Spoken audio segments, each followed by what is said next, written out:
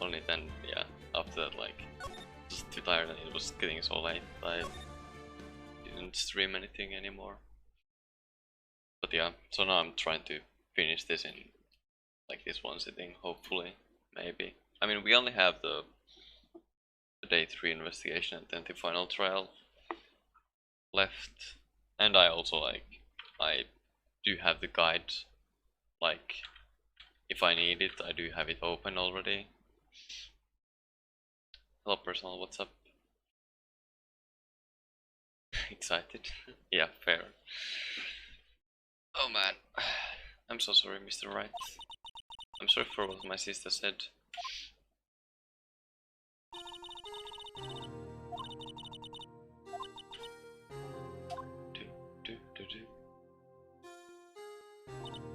I didn't know. Probably not. I didn't stream yesterday because I was doing the revamping of the speedrun document for Control.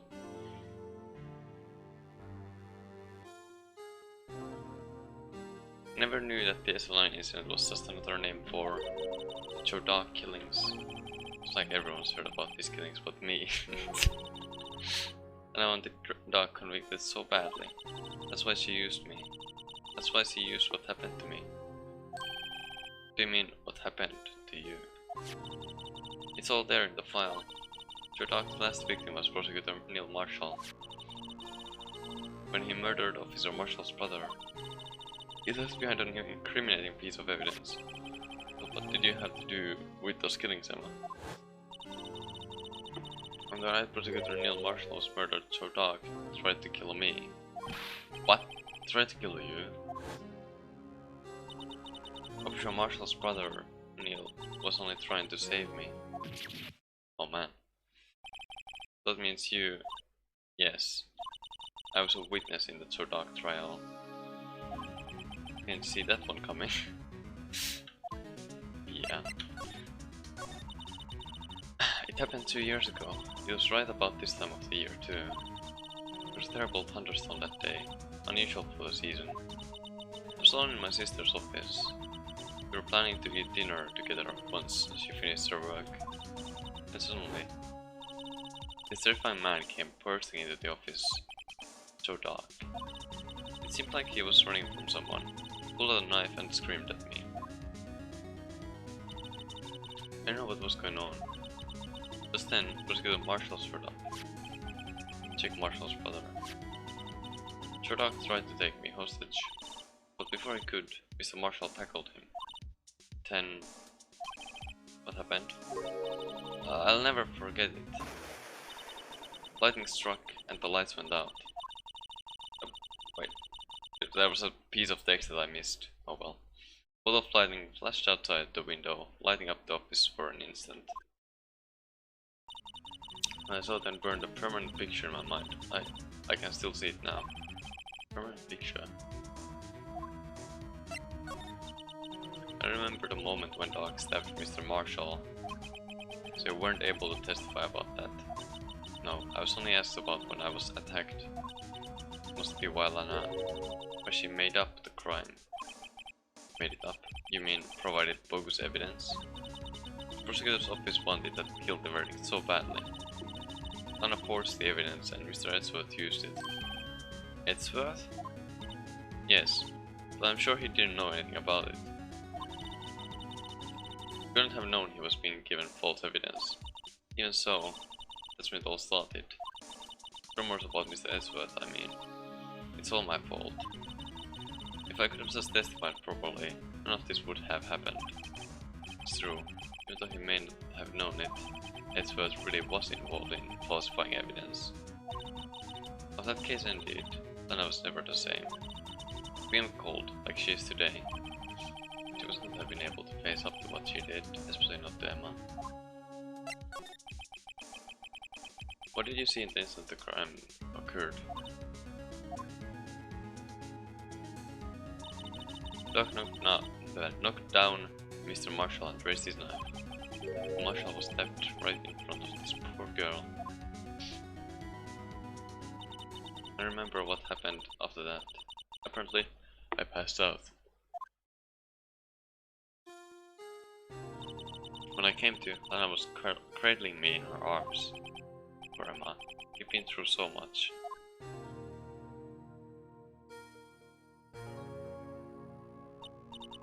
I couldn't bring myself to testify about that incident. I tried, but the words just wouldn't come out. I drew a picture, but it wasn't any good. 2 years ago, I must have been 14. It's understandable. Goddamn.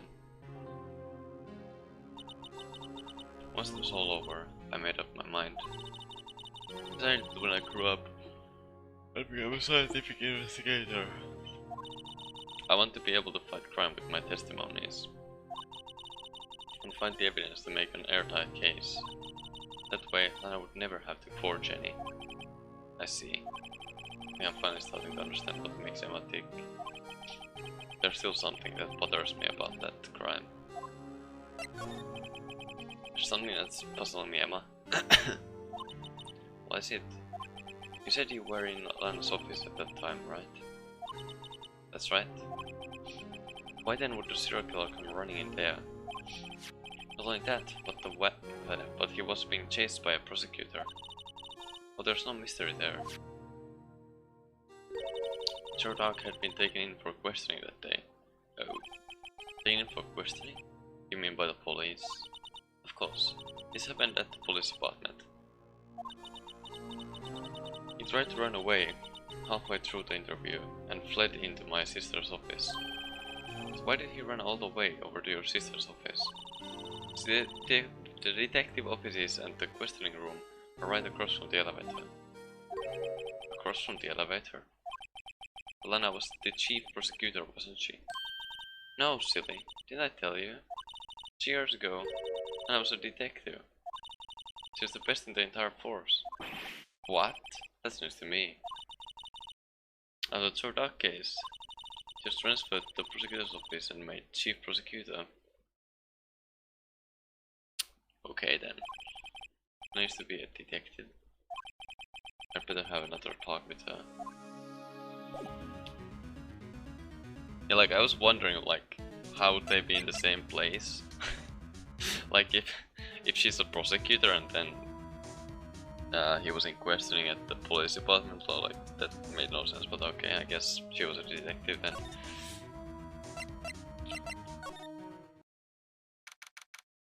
For this, the business room. Lana, it's right.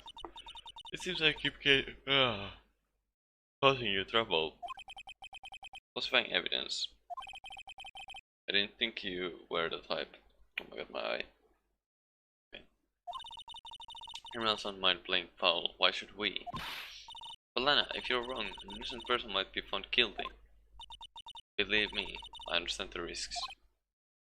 Lana, Emma told me about you. Oh, about how you were a detective 2 years ago. And how the SL9 incident was the reason for your transfer to the prosecutor's office. That's right. Could you fill me in on the details? Especially about that unusual change of jobs. I suppose you have a right to know, Mr. Wright. A lot of revelations were uncovered at the trial today, not the least of which was the fact that this case is largely connected to another one 2 years ago. Evidence from that case was stolen as well. I expected as much. I know how obsessive Officer Marshall can be. The trial, it really wasn't fair, was it? I believed in you, Lana. I believed that no matter what happened, you'd always stick to the truth. It couldn't be helped, Emma. At that trial 2 years ago, I sold my soul. Well, all drama aside, the fact of the matter is, at 5:15, there was no murder at the police department. I mean, it's not true, Lana. What the witness, Miss Starr, said. I mean, she already said that she did it, but, like, of course he probably didn't, but, like, I don't know. This is just... we'll see. They're stabbing me so good one with a knife. Lana, I don't understand. Why won't you tell us? Emma, this doesn't involve just me. I don't think I've ever seen Lana look so faced before. It's true, I was a member of the police force 2 years ago. She was amazing. Still talk about all the cases she and the Chief Kent cracked together. Chief Kent was the deputy chief of police back then, but he still worked the crime scenes. Damon Kent, he was everything I aspired to be. They were the best team ever. They solved crimes before the reports could even be filed. Oh man. Emma really idolizes her big sister. But now you're a chief prosecutor. What happened? I always planned on becoming a prosecutor. The reason I became a detective was you can experience investigating crime scenes, so you could use that experience in court, right? Kent's help in this online case was crucial to its resolution. After that, he became chief of police and arranged my transfer to the prosecutor's office. I wish there's more about this investigation of theirs 2 years ago. 2 years ago, I was second in command of the detectives investigating Doc. Second in command? That means the investigation lead was Damon Kent, right? Yes, Deputy Chief Kent. And I shared the same office. And the same investigations. They even had the same office. We led a team of the best detectives on the force. Detective Goodman, whose case it was, Jake Marshall and Angel Starr. It was the first time Marshall worked with his brother. He was quite gung-ho. Without a doubt, Joe Dog was the serial killer. We asked him to come in for questioning. We were desperate for evidence. That was when his final murder took place. When he tried to murder Emma. Prosecutor Marshall was trying to save me from Dog. You see, the first person who happened upon the scene of the crime was me. Now you tell us. Oh, man. Damon Kent and Neil Marshall were the ones questioning Dog that day. The investigation was in its final stages and Dog must have suddenly panicked. So he waited until Kent and Marshall let their guards down, then fled the room. From there, he went straight to the office shared by Deputy Chief Kent and myself. That's where he found me. So you were the first person to run to the scene, Lana. It appears so. I was finding some papers while Kent and Marshall were questioning Doc.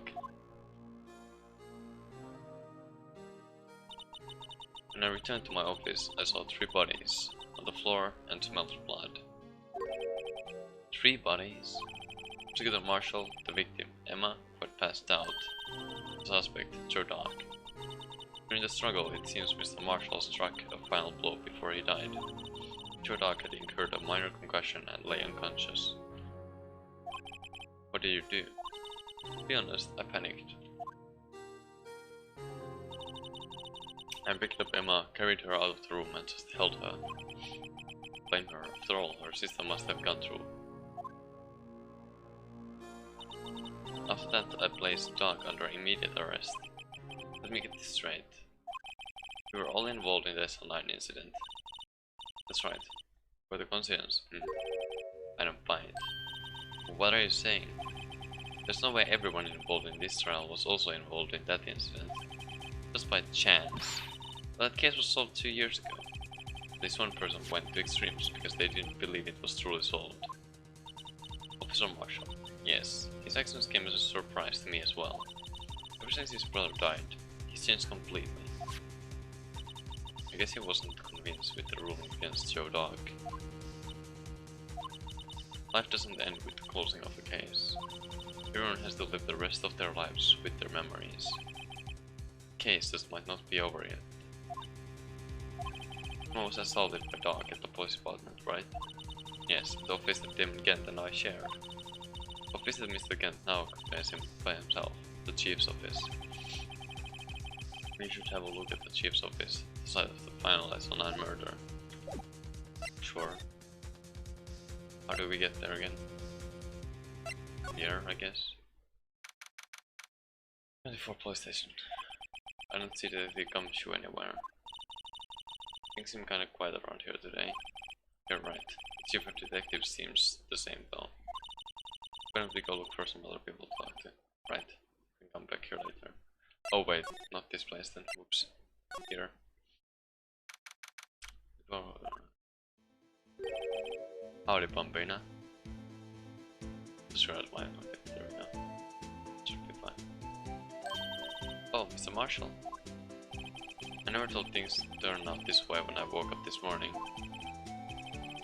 Where's Sarah? You never know where I will lead you, eh, Bambina? I should have known my luck had run out when old Billy tried up this morning. Billy? A space pet cactus. Hey, where are you headed? Just over to the prosecutor's office for a little interrogation.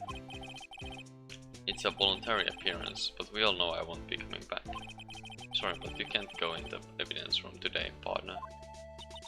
Mr. Marshall, why do you do it? Why do prospectors hit west?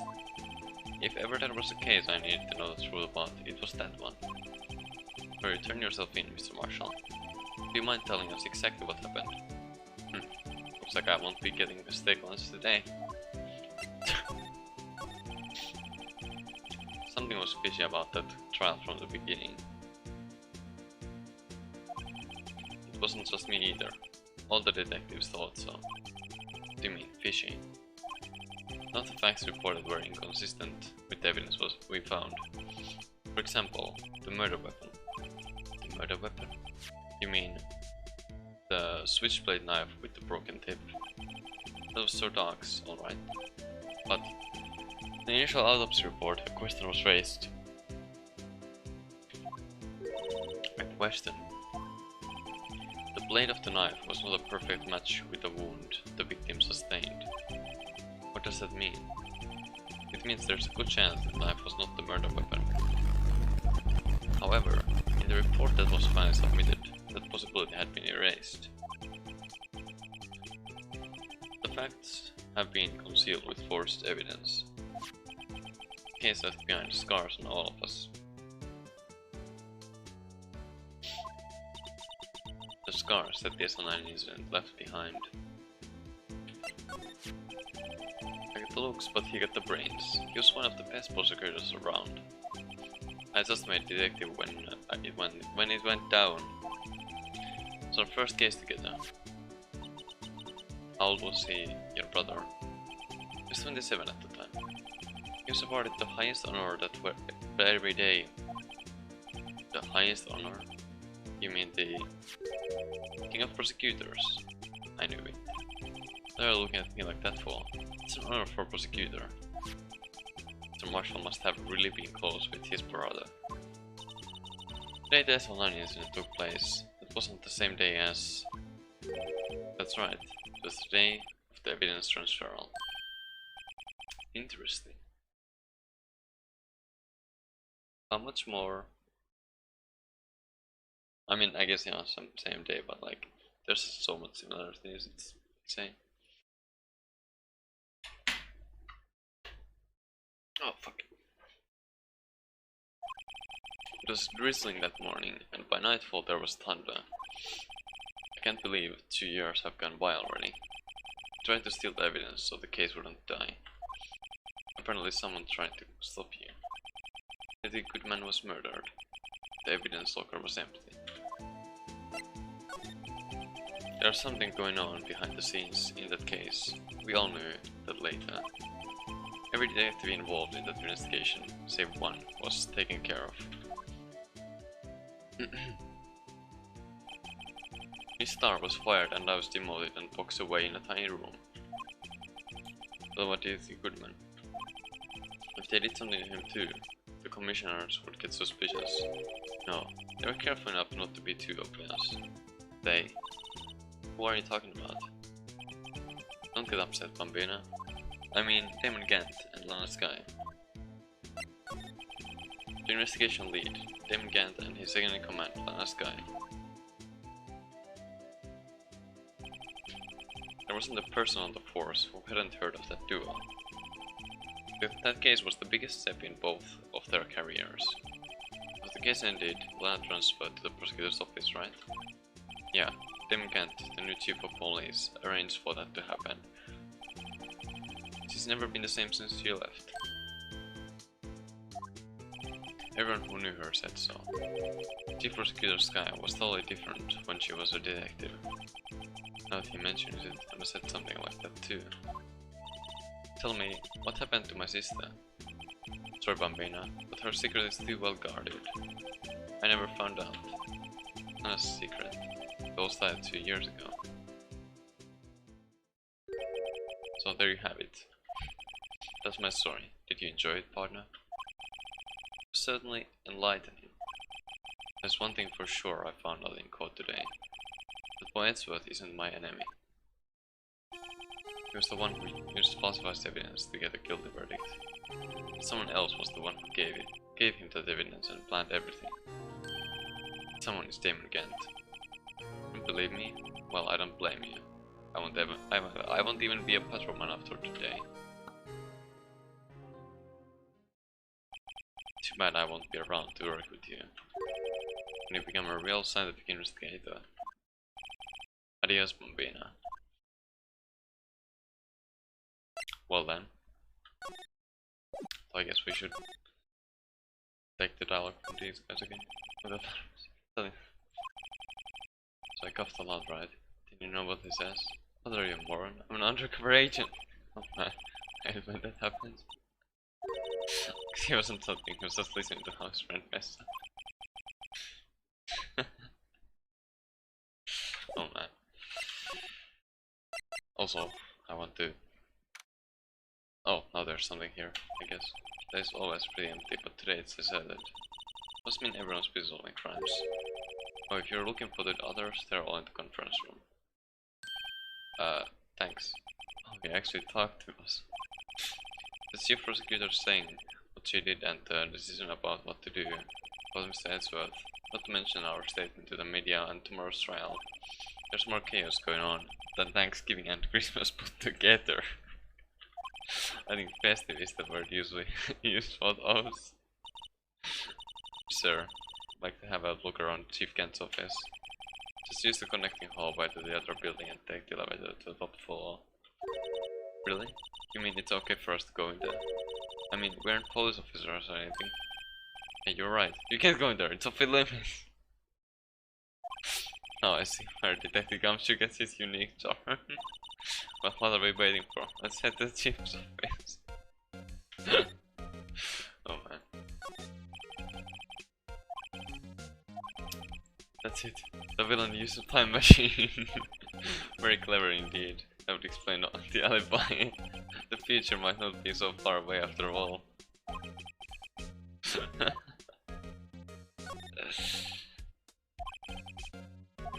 What? That case may have been fabricated. I thought all along. I just never bothered to tell anyone. Now there's a guy who cares about his work. Oh man.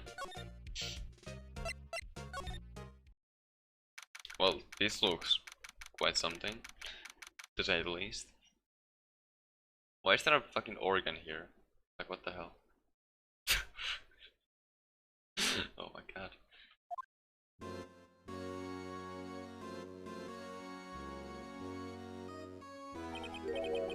Whoa, where am I? In the chief's office, at least that's what it said on the door. Check out the pipe organ. That's real, isn't it? Yeah, I used to take organ lessons in kindergarten. They used to call me Little Miss Bach. I was a genius until they tried teaching me notes.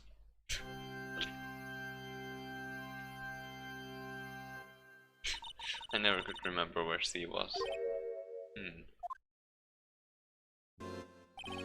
Oh, it's you two. Chief Kent. He put that paper he was reading in his desk. So, righto, have you been swimming lately? No, I haven't. I've been kind of busy lately. I can appreciate that. I've had my hands full too, with Mr. Marshall's misconduct. And Anna's provocative statement. Provocative statement? Oh, you mean about the forged evidence? Years have passed since that incident. My, how time flies. See that big picture on the wall over there? It's a picture of Lena, Neil and me. So this is Mr. Marshall's brother, Prosecutor Neil Marshall. We took it to commemorate our work together. Something is not right with this picture.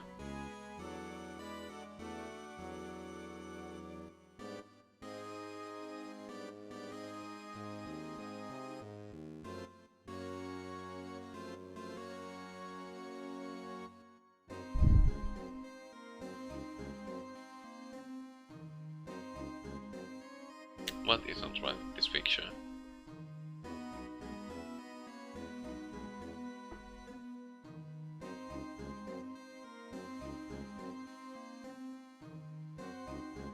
Oh well, can't quite seem to put my finger on it though.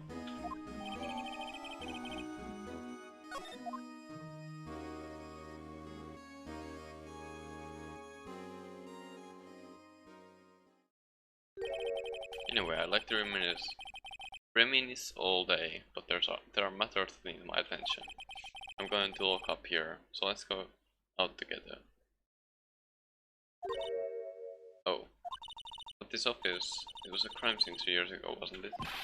That case has long since been over, there's no need to investigate anymore. All the same, we'd still like to have a look around. Perhaps you didn't hear me. I said there's no need to investigate anymore. Oh my god. Now hurry up and get out, I have a meeting to attend. Bloody hell, dude. Looks like we aren't welcome. Seems that case isn't over with yet, after all. What do you mean? This can't deny our request to search the crime scene. That means there must be a reason he doesn't want us looking around in there. You mean like a clue? There's got to be a way we can get inside the chief's office.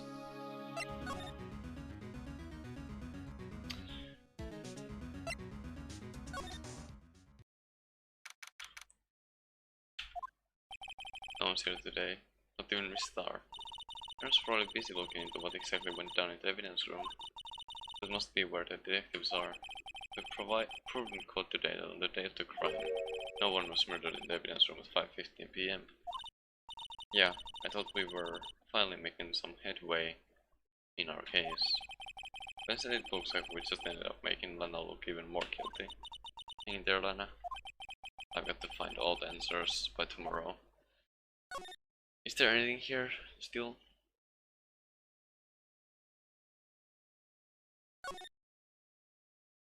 I think we'll like look through everything though, I don't know.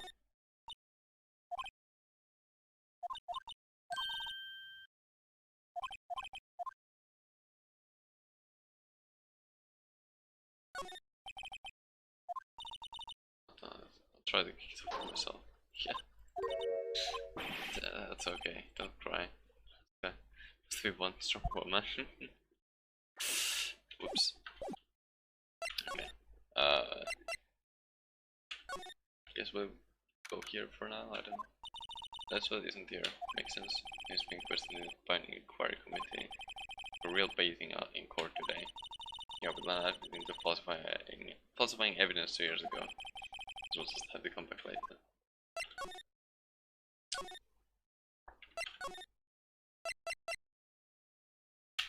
Can we do something here?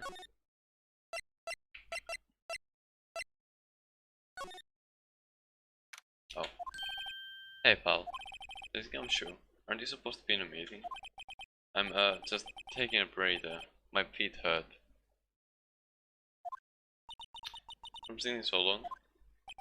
Actually, I'm serving everyone coffee. Oh man. Oh man.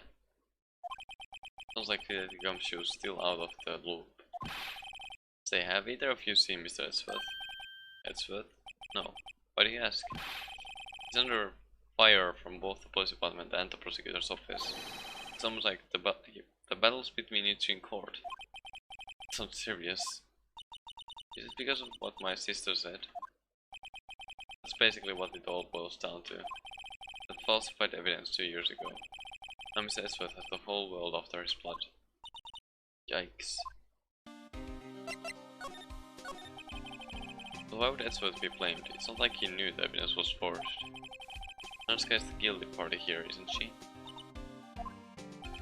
Regardless, a prosecutor is responsible for the evidence they present in court.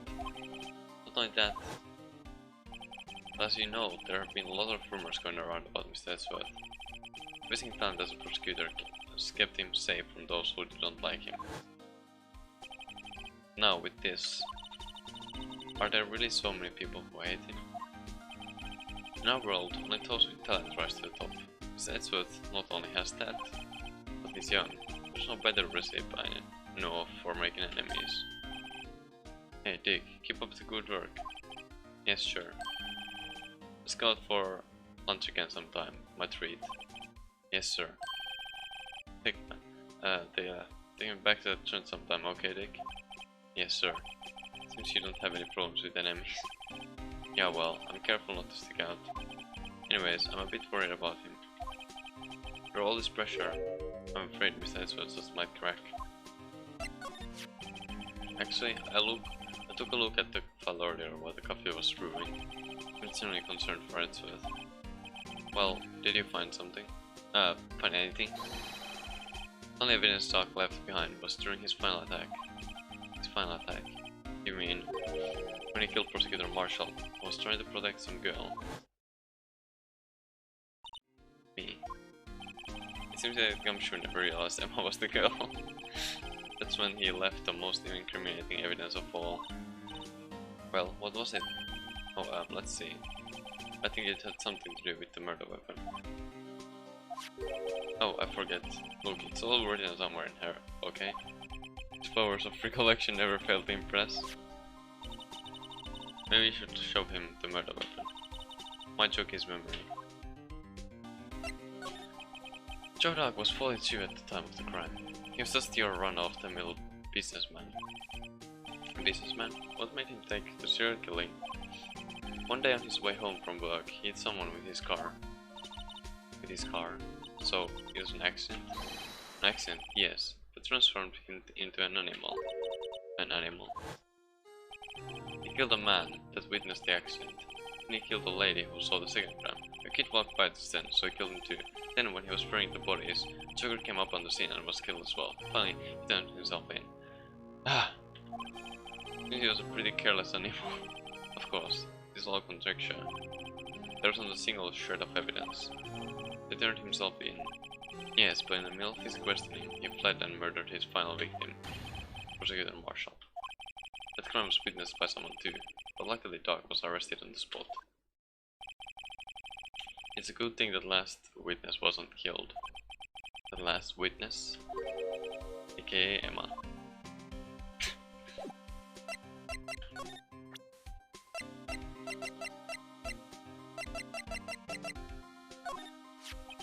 About this.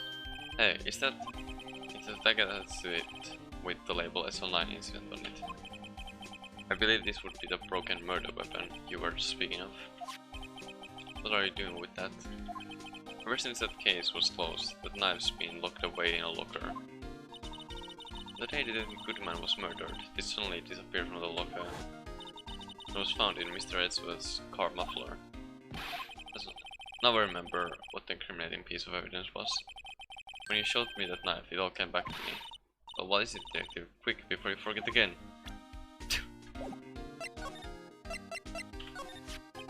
This knife, it was Sir Dog's, wasn't it? That's right. We tracked it back to the store he bought it at, plus it had his fingerprints on it too. But no one actually witnessed him using it to murder anyone, right? That's where his luck ran out. When you take a good look at the knife, you'll see it's broken. You don't have to take a good look to notice that. Yeah, well, anyway. I guess where the broken off tip of the knife was found. That's what did him in. Where was it? The victim, Neil Marshall, was carrying it inside his own body. It was found deep inside the stab wound. Did it match Stray Dog's knife? You bet, down to the last fiber. That's pretty conclusion. Okay. Okay. Well, there you have it in a nutshell. That's all I know. Can I ask you one more thing? What is it? If it's money you need, you should ask Chief can't. It's not money, but it does concern the Chief. His office is a crime scene, right? It's where Prosecutor Neil Marshall was murdered. Chief's out now, and his office is locked. But we'd like to have a look around if that's okay. Well, any detective's ID card can unlock the door. What? Really? But if I let a civilian in there, I'll be charged with breach of trust. Breach of trust? Simply what I think and... Oh. Sorry pal. I don't plan on getting fired because of you. How about this ID card? It was Detective Goodman's. It's not, that was okay, the day that was the day he died. Oh. So in other words, Gumshoe is our only chance of getting in that office.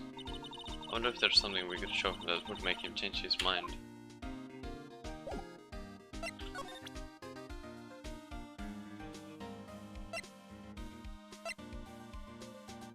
Maybe this one.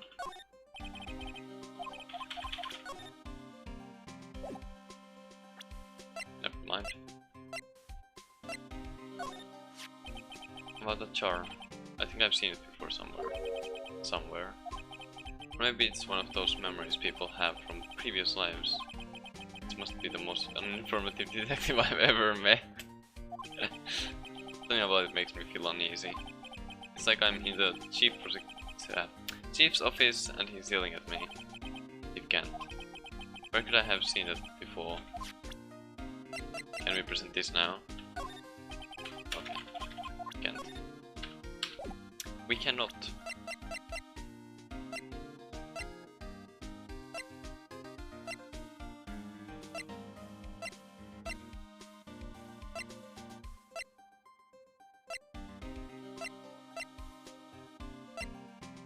Do you have something new to say? No? Okay. What do we present you then?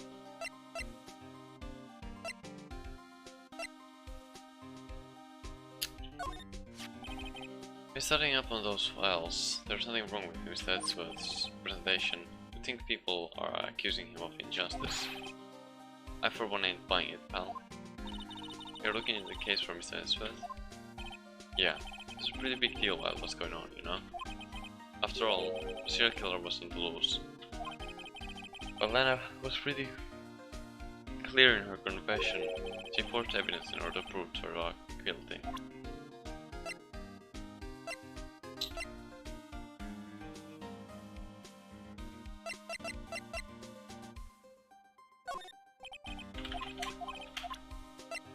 I'll just...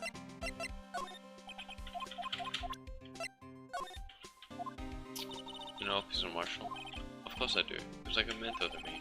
When I first started out, he even gave me a small cactus. Really? He said, Dick, she'll listen to all your troubles. Not to self, I think I should talk to a cactus. Hard to believe he is just a puzzleman now. Someone to trade places with him. What? Why are you looking at me like that? That there was the first again, that was Marshall.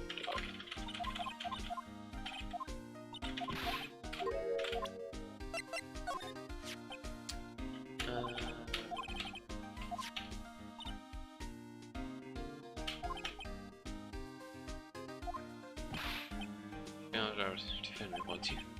I think you'll do better hitting it as well. Oops.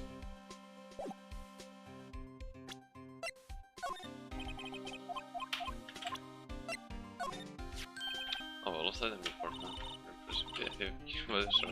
Well, I'm a master of misplacement, you know. Master, that's such a cool ring to it. The way I see it, if things are meant to be lost, then they're meant to be lost. There's a higher power at work here. Oh, higher power. I shouldn't let them hold any evidence.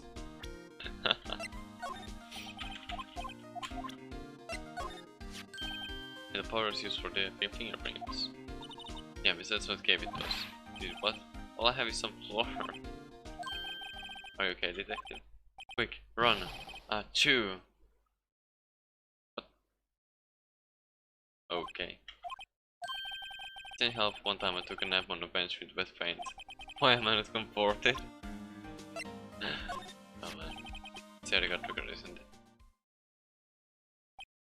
Yes, there's only one number left to investigate at 4:20 PM. Victim, Deputy Goodman, must have entered the evidence room along with someone else. Someone with an executive officer number. 7 sevens. That's 1 7 too many. Why can't they just say 7 sevens? God damn it, it would be so much easier. Executive officer. I just might have a hunch. Yep. Yeah, just blood some of that stuff. Now I can go around detecting blood traces too. Wow, is that a new type? I've never seen that bubble before.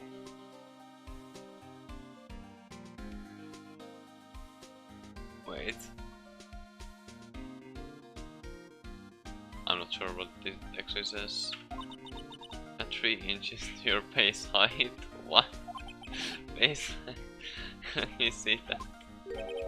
Blooming tall. An improved growth from. This can't detect any blood traces. Well, it's not quite the same thing as Lumina. So that's why the lady at the counter had some smirk on her face. God. Okay.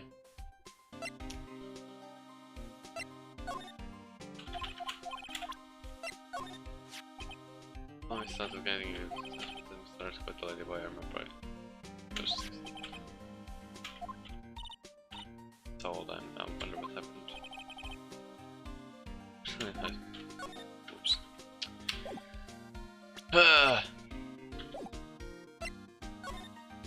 I'm confused.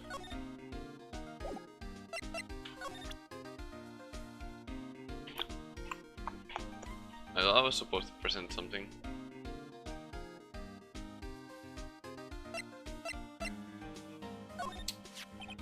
Captain's the victim of the first American, it's just about any secret number scary. The scary secret number. Well, too, I'm scared of myself. But let me after all, what could be wrong with that? I'll stay out of this conversation. That's it. Let's get up together about that besides what I got the other day. Right towards from ready to come shoot. Of course, pal. I'm gonna abort for the test myself. I'm gonna say. Why is the water shield? And why is it broken? There's a reason. Tell you what did I say? Okay.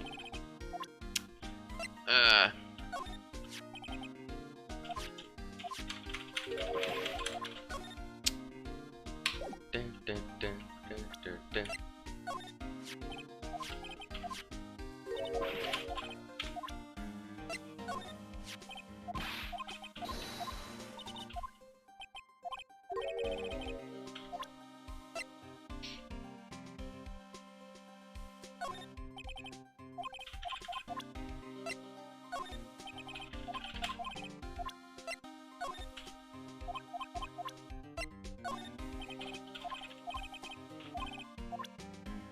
Confused. Okay.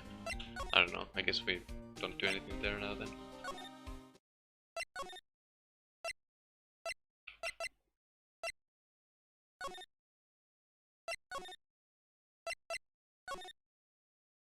Something new there.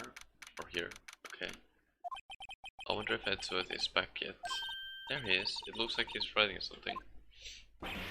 What are you doing here? Sure was quick to throw that paper on the floor. So tough day in court, huh? I've had something the past 2 years with rumors flying around. What's another allegation to me? Cheer up, Mr. Edgeworth, I'm rooting for you. That's Edgeworth for you. Always trying to hide his real feelings. What do you want? Like some people, I don't have all day. There's no excuse for what I've done. 2 years ago, I used false evidence to obtain a guilty verdict. That's what it all breaks down to, and nothing I can do. And nothing I do can erase that fact. You didn't know, did you? I mean, that the evidence was falsified. The police department and the prosecutor's office share a bond of trust.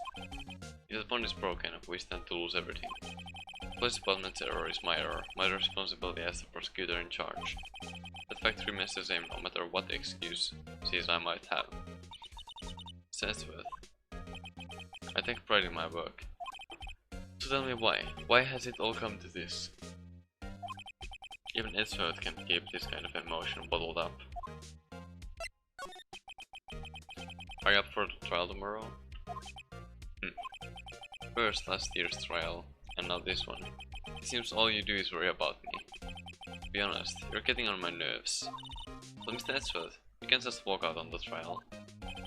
Tomorrow is the last day. It's too late to change prosecutors. I'll bet that's why my superiors I'll bet that's what my superiors are banking on. I never thought that case would come back to haunt me like this. What do you mean? List of evidence. It seems too short. Most of its lists run twice as long. It's only half as long as most lists. That is odd. After Neil Marshall was murdered, I became prosecutor for that case. I may not have been part of the investigation, but I knew what I had to do. Use the evidence I was given to prove the suspect guilty. That was really the only thing on my mind at the time. Say, we just saw a picture taken around the time. The picture, something seemed strange about it. Could you tell us again about what happened that day? The day Detective Goodman was murdered. You're participating in a ceremony at the station, right? I've never cared for ceremonies, but I had to attend that one. Guess you were a part of this. Those receiving awards can't exactly skip out the ceremony. I finished up at the office in the morning, then drove over to the police department. Finished up at the office? Yes, just odds and ends, yes.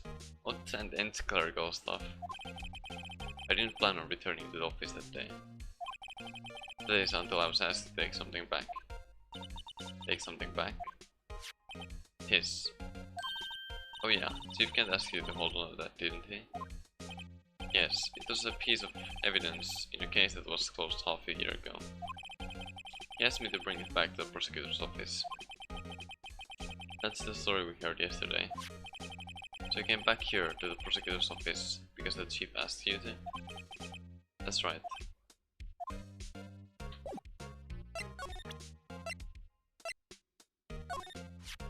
This picture was hanging on the wall in Chief Kent's office. Prosecutor Neil Marshall. He had just started making a name for himself. Looks like this was taken when he received the King of Prosecutors trophy. Speaking of that, there's something that bothers me. Yes? The trophy Mr. Marshall is holding. It's a little different than yours. Yes, you're right. Ah, I remember now. Remember what? That was what the official prosecutor's trophy looked like until 2 years ago. There's a story behind its design. Story? That's interesting. Would you mind telling it to us? Simple, really. Contradiction. That's what the award's based on.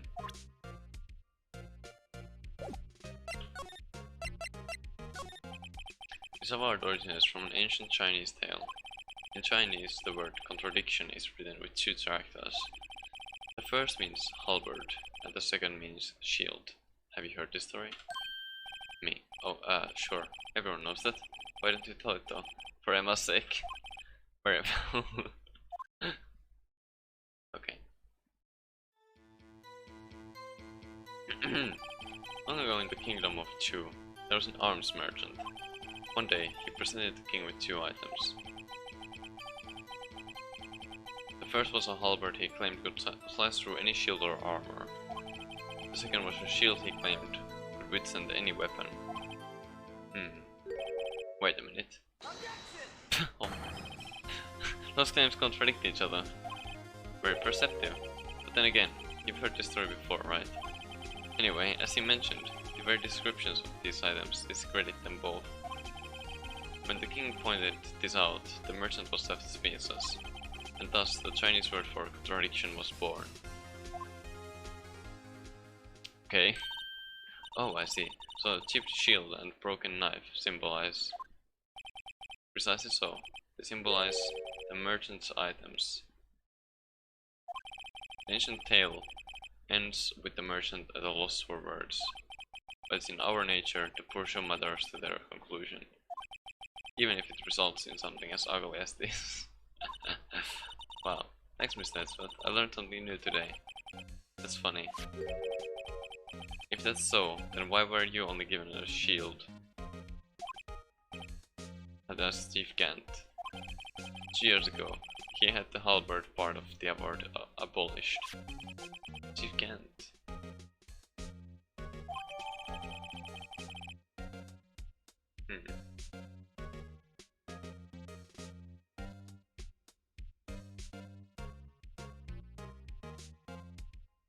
Okay. Is that it?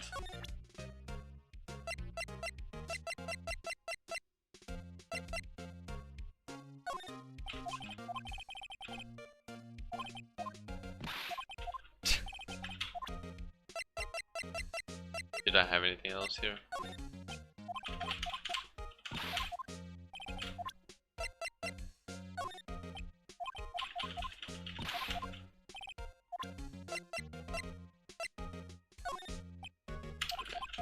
Guess not.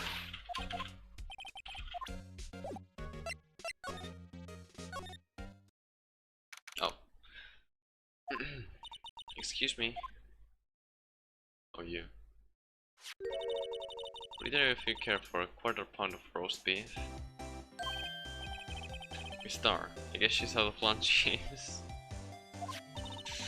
You certainly are the curious sort, aren't you?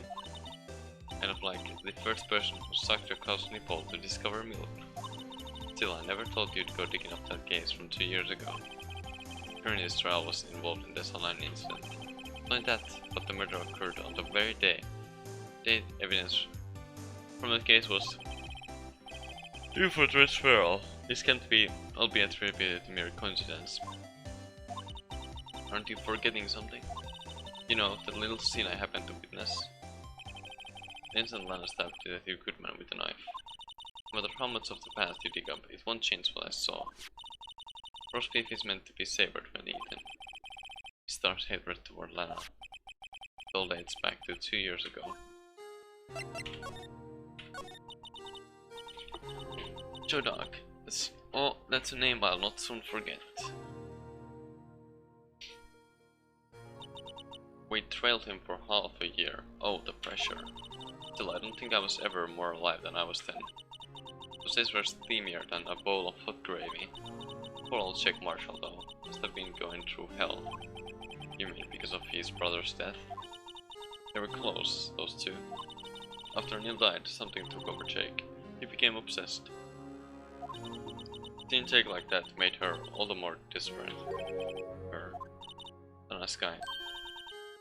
My sister. The best of the best were put on the SL9 case. Of course they were led by the legendary duo. Lana and Chief Gant. The legendary pair was the reason we were able to keep up our investigation. That's why we were so shocked over how it turned out. You mean, with the forging of the evidence? Don't get me wrong, Chordak got what he deserved. Still, it was obvious the evidence produced in court was being manipulated. Items our team were never found would suddenly appear, while other items were kept secret. But didn't have proof anything illegal was done. I'm proof enough of what happened. After that case, all of us save Goodman were relieved of our duties, most without even so much as an explanation. The Lance got transferred to the prosecutor's office and became chief prosecutor. And I always wanted to be a prosecutor. And it's quite as simple as it appears. This guy was merely being used as a pawn. That's my take on the matter. Just being used. Demagan and Lana Sky. Gant led the investigation, with Lana second in command. They were the best. They solved all kinds of cases together, didn't they? Demagant's magnetism in particular was almost unreal. His magnetism? By that I mean his ability to attract evidence. He produced the most incredible evidence in the cases he handled. Incredible evidence, you mean? Oh yes, there were rumors about him even back then. No one dared confront him though. I take it she's talking about forged evidence. Back then, everyone looked up to Lana. All the detectives wanted to be like her. Really? Oh yes, myself included. I was a fool, really. She hated anything crooked, and always watched out for the other detectives. That's why she was so concerned for Jake. Mr. Marshall. When Jake's brother was murdered, she felt as if she had lost her own brother. If it wasn't for her, I don't think Jake would ever have recovered from his shock. That's what makes it all the more infuriating. Star. That's why I'll never be able to forgive her. Why did she have to turn so cold after that? Oh man. I transferred to the prosecutor's office 2 years ago, didn't she? Yes, thanks to Chief Gant's powerful influence. Chief. That's right. Having solved the S9 case, his position as chief was secured. There's only one thing left for him to control. And then no one could stand in his way. The prosecutor's office. What, you mean that's why Lana was transferred? If he could control the chief prosecutor, he could control the prosecutor's office. That must have been his goal all along. Oh man. But how could he control Lana? I don't know, but one thing's for sure. Ever since that case ended, she's never been the same. It's only logical to conclude there must have been a reason for her change. Last, I'm finally getting close to the bottom of this ugly mess. Thank you, Star. You listen to me, rookie. It takes more than just ingredients to create fine cuisine. I hope you turn out to be a better chef than I've been. Do we need to present something to you? I wonder. I'll just present this, I don't know. Anything else to tell you? Star. Only one thing I'll tell you. This, and maybe you'll be able to get back from the white collar.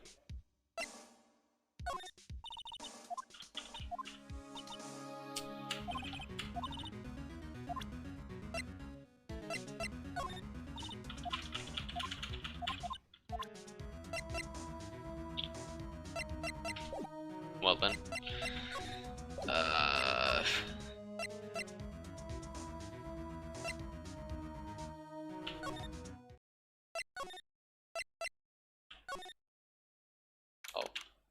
Close this one. Oh, you're back. You're still here. I'm gonna make 150 copies of these files. Bring coffee, copying files. I'm turning into a regular DJ. You're a DJ as well. If I'm not mistaken, I think he means desk jockey. Oh, that DJ. I could admire your persistency, but my answer is still no. I'm not letting you in the chief's office, period. Be my neck on the line. The office is the last crimes in the S9 incident. I have to take a look in there. There's got to be something we can do to make the detective change his mind. God damn it.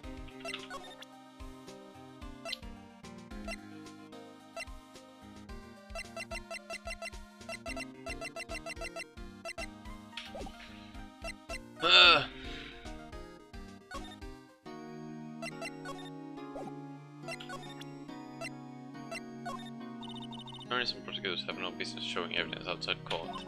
It's taboo, especially when the interests of both parties are involved. Surely means it. Fucking what? Yeah.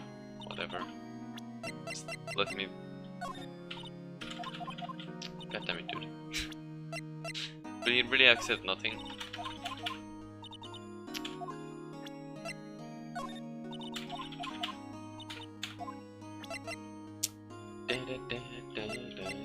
I guess he won't.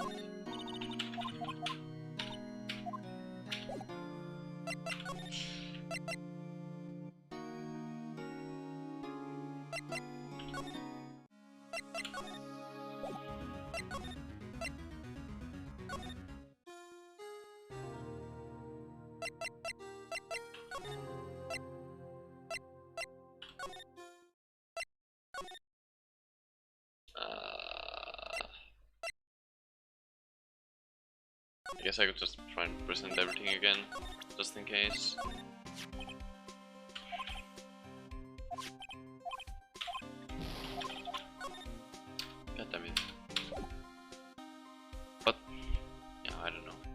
maybe that's it. That's the game for skills apart from the other day. Or ceremony to come true. As well. Oh wait, yeah. Say, this is science based on an old Chinese parable, right? Yeah, everyone knows that. There was this dragon, yeah, that's it, dragon. Yeah, the thing for shields, see? That's not exactly the version we heard. No, but this one sounds more exciting. Anyway, it gets kind of gory after that. I'll spare you the details. Wow.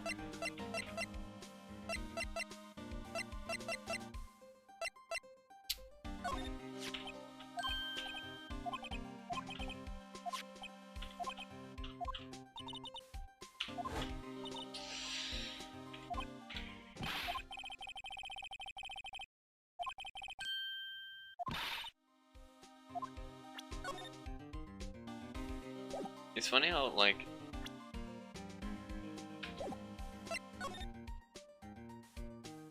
Do I just go to this again?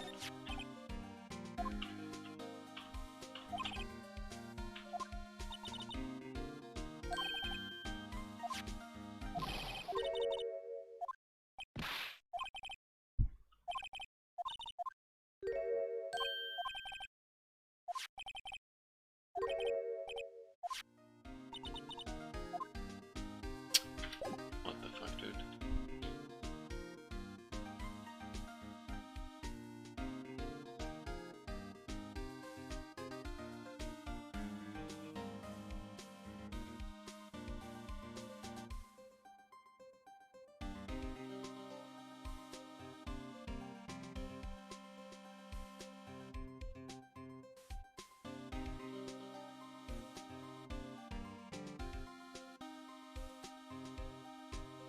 Oh, okay.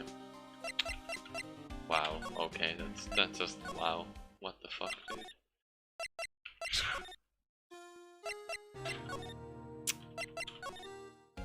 Makes sense, but okay. I don't know what he was writing before. Come on, Mr. Wright. Let's take a look. Oh god. Are you crazy? Eswell is sitting right there. Sit down, I'll check it out. Hey Eswell. Is there anything come short the window there? Oh no, he's falling out the ground. Hold on. First let me see what this girl's doing, crawling around my feet. He didn't even look. What? Letter of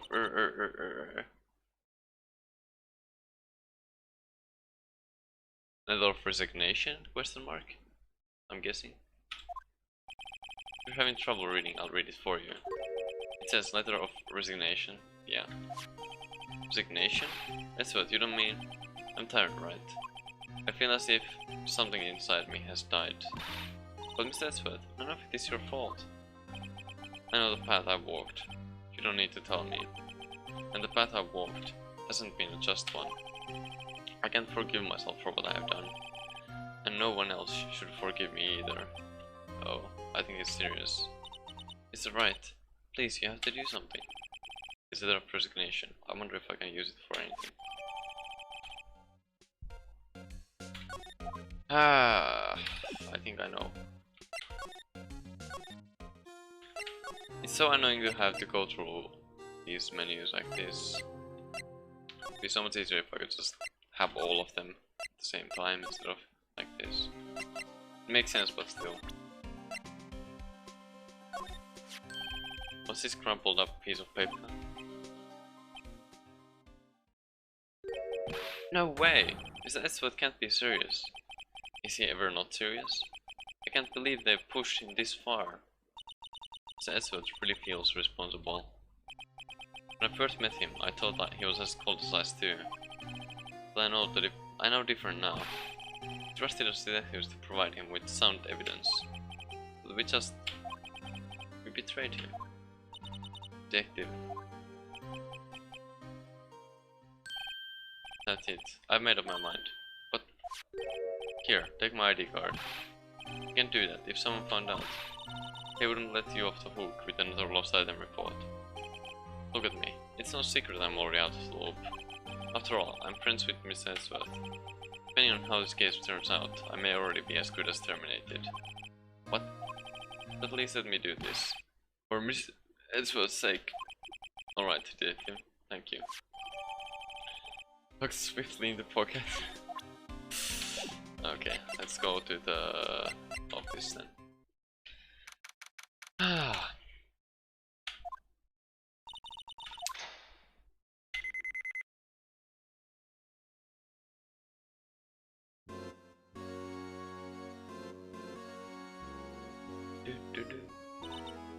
We are in. If anyone finds us now, here comes a gunner. If that happens, I'm counting on you to bail me out. Hey, God.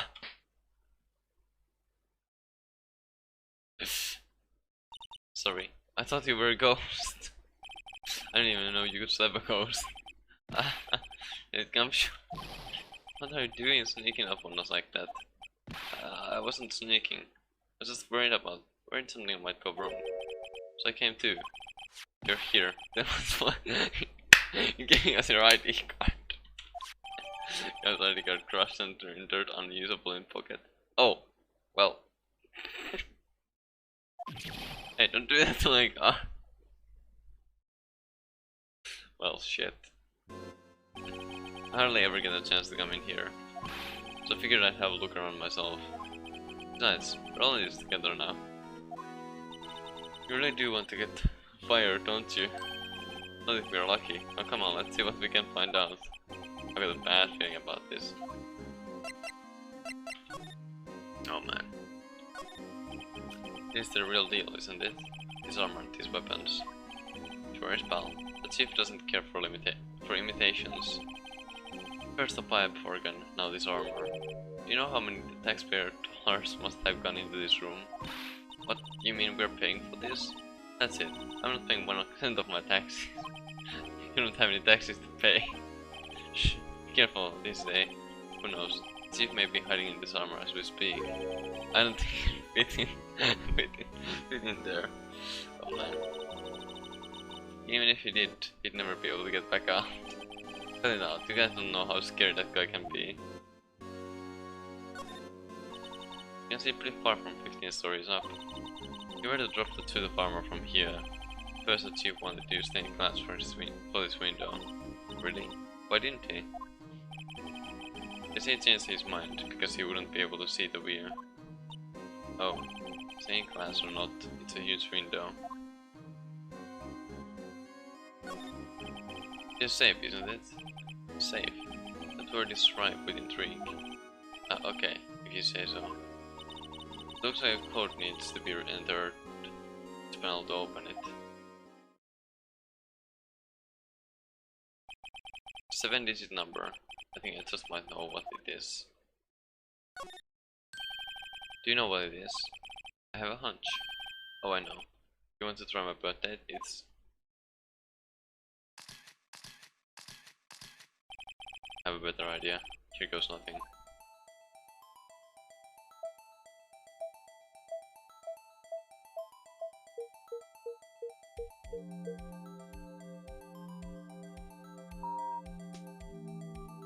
Well then.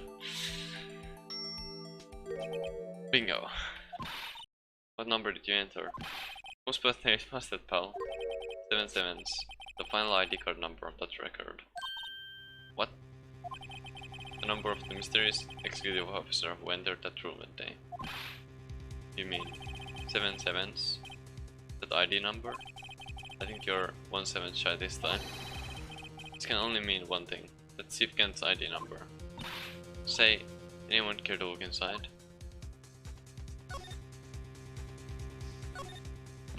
Is there any money in there? How much does he have stashed away? Look, it's a shard from a broken cup. This somehow looks familiar. Where have I seen this before? There's something else in here too. What's this? It looks like a piece of leather cloth.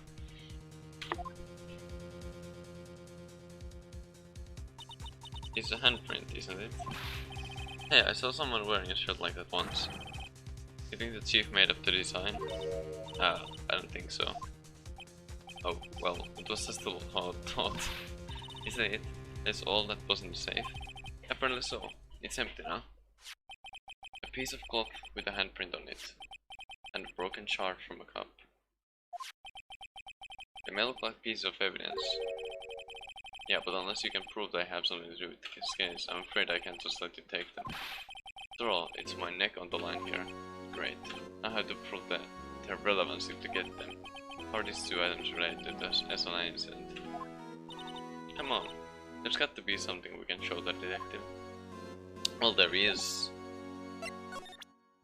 At least for that that piece. Where the fuck is the vase? There.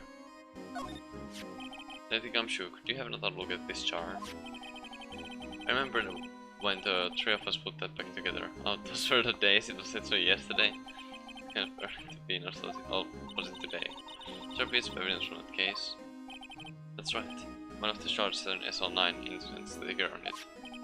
Doesn't that ring any bells? You know, that fragment we just found. You mean this one? That was in the safe?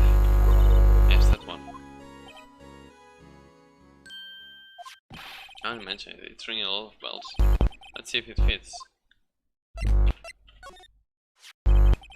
Here, let me see the chart. I'll take a crack at this. Go ahead, pal. Show off what the rookie can do. That's right, here's some glue. If I can piece this together again, it'll prove Chief Kent was knowingly hiding evidence. Here goes.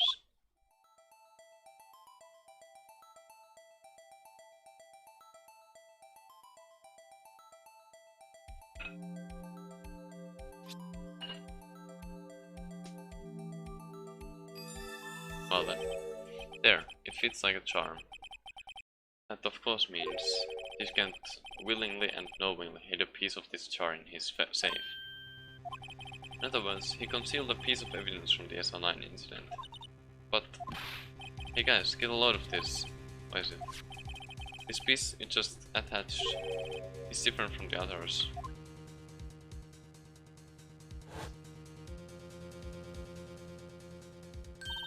There's a reddish line on it. Reddish line. That's blood. I don't get it. Why would Chief Kent hide this in his safe? The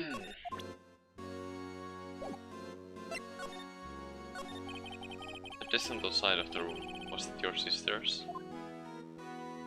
Yes, that's where I was waiting for Lana. On that day 2 years ago. Is anyone using it now?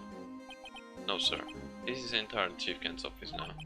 We practice a strict policy of preserving the crime scene. It's a strange reason to leave it there. He leaves it as a warning to everyone else. He wants us to always be alert. He told us so himself at our New Year's party. Of course, he was pretty intoxicated at the time. I see. So ever since Lana left, no one ever touches the desk. No one except Chief Kent and the cleaning lady who's in here each morning. Still, 2 years have passed since that incident. There can't possibly be any clues remaining. Who knows? Can I ask you something? Sure. I only came here to look around, right? Because it's one of the SL9 crime scenes. I mean, that's your only reason for coming here, isn't it? Why do you ask? You don't think... Nah. It wouldn't be. No. No, there's no way. Never mind. Don't worry about it. Okay, now then, let's look around a bit more. Hey, hold on. Not so fast, buddy. Huh? What is it? When someone tells you don't worry about it, it's supposed to start bothering you, pal. You're not just let go at that. Sorry, this guy's starting to get on my nerves. Okay, so what's bothering you? Means you don't think Chief Kent might be a suspect, do you? What? He's right, Mr. Wright. What do you think of him? Chief Kent. Let's finally come to this. What do I think of him? Perhaps it's best I don't divulge my feelings yet. Here you go, ignoring me again.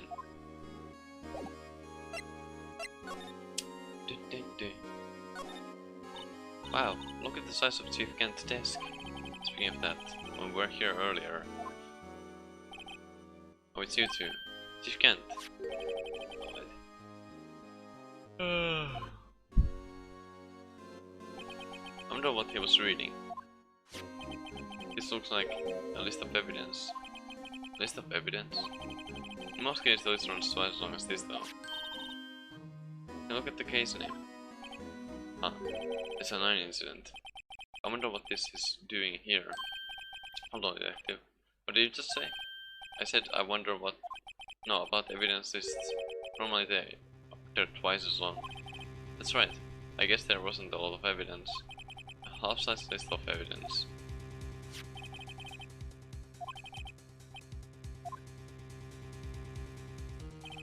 What would the other half of the list be doing here? I knew it. The chief must be... It would appear so.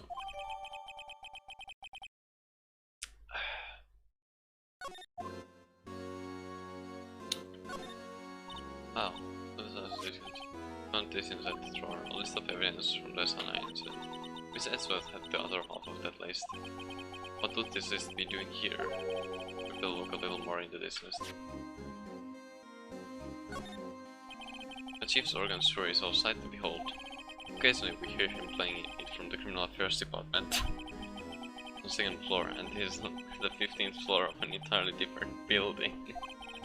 When the detective screws up, the chief calls them to his office and makes them listen to the organ for hours. What? What's so bad about that? Music soothes the soul. After that, they can't hear anything for days except for the ring in their ears. So it's an instrument of punishment, literally. Aren't the chief's ears affected? He never listens to anyone anyway. That's beside the point.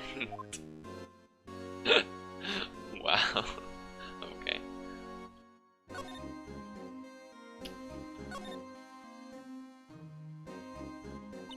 This was taken on that day 2 years ago. Today Chodak ran out of the questioning room and tried to kill Emma. After receiving his award trophy, Mr. Marshall took a picture here. Then went along with Chief and didn't question Doc. I bet he never knew he'd be dead just a few hours later. Do you think? The shelves are mostly empty. Anna must have cleaned them out when she transferred over to the prosecutor's office. There's a small picture frame on the left shelf. Hey, this one Lana and I went to the theme park.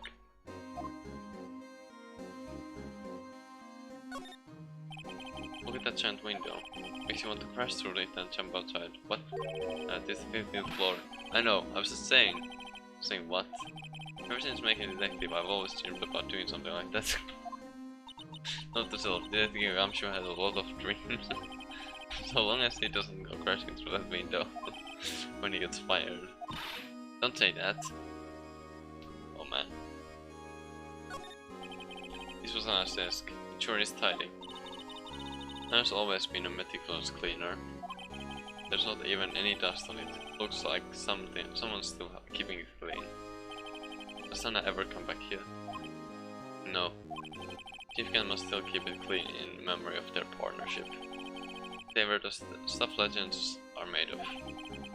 Does he keep it in memory of her or in memory of the crime?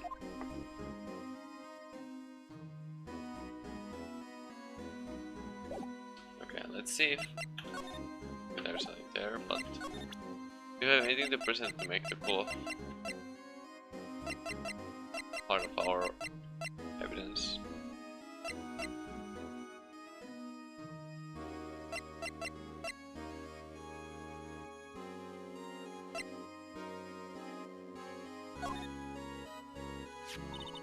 That's what the chief was reading before, isn't it? You know, when we first came in here. Yeah, looks like the right side of the form's been torn off. Besides that, this really was only half of the whole thing. Something else is bugging me more than that. Take a look at the back of the form, pal. The back.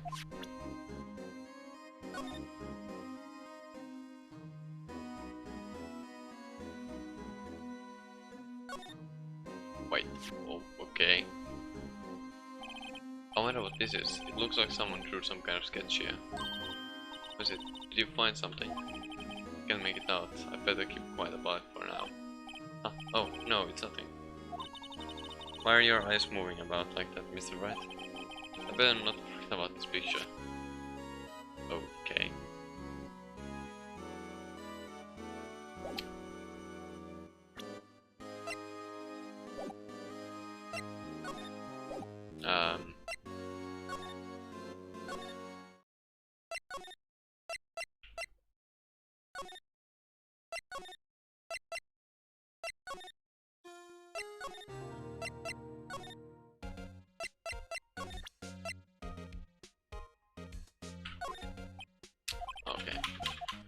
Never mind then.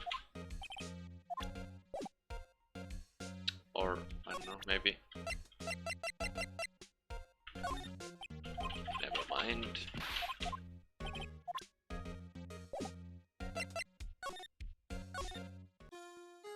Can we go back to the...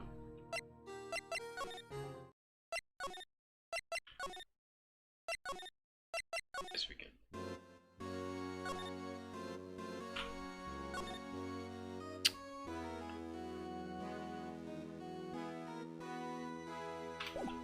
Ah, what? Oh my god, can I press right? There we go.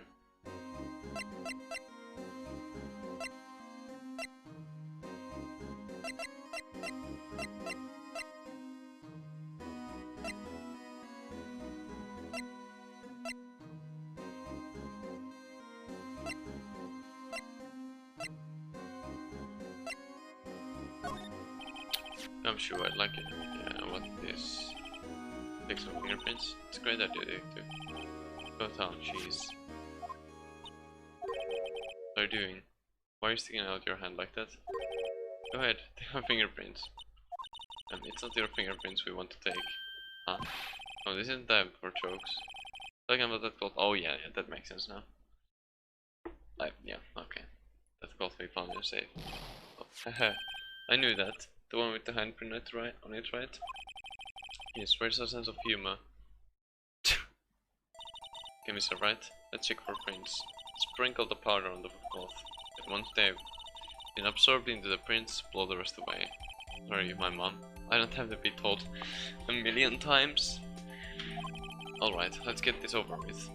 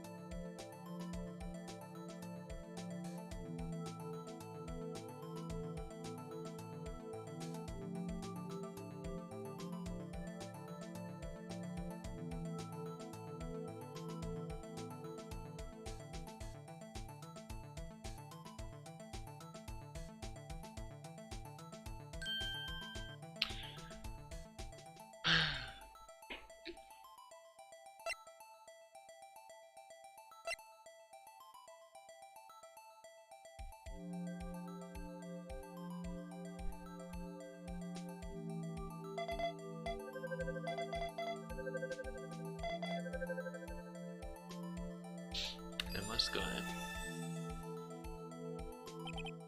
No, how can this be? What are Emma's fingerprints doing here? Hey, we found a match. Whose fingerprints were they? Huh? Oh, it seems the prints are too old. No, they aren't. They're clear enough to get a match. Why aren't you saying anything? God damn it. Oh, that's too bad. Thought they'd be Doc's prints. Psst. Hey, you. Over here. What's going on here? What are that kid's print doing inside the chief's safe? Don't ask me. Let's just keep this information from Emma for now. Here, maybe you should hold on to this. Okay then. Well, was I of any help? Of course. Next to your ID card, we were able to get some hard evidence. Oh, that's not very kind, is it? In other words, if it wasn't for his ID card, it would have been useless. That's right, you're in the cult. Chief Kent. We didn't think you'd be back so soon. Fortunately, I'm a man who believes in science. As I was walking to my meeting, I happened to look out the window and saw a stray dog running right into a pole. Just then I thought of a certain detective.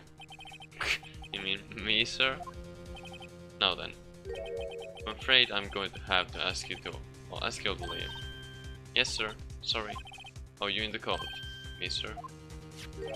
Drop off your ID on the way out. You won't be needing it anymore. But, sir... Goddamn.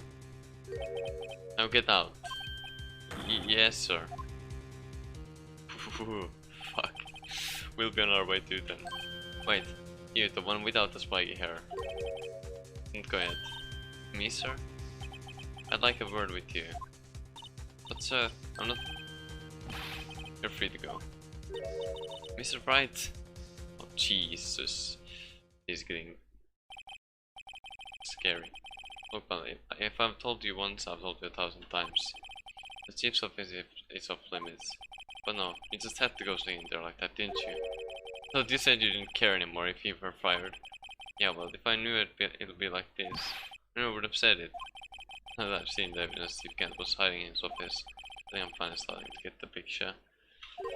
But why has she kept eerily silent about it all this time?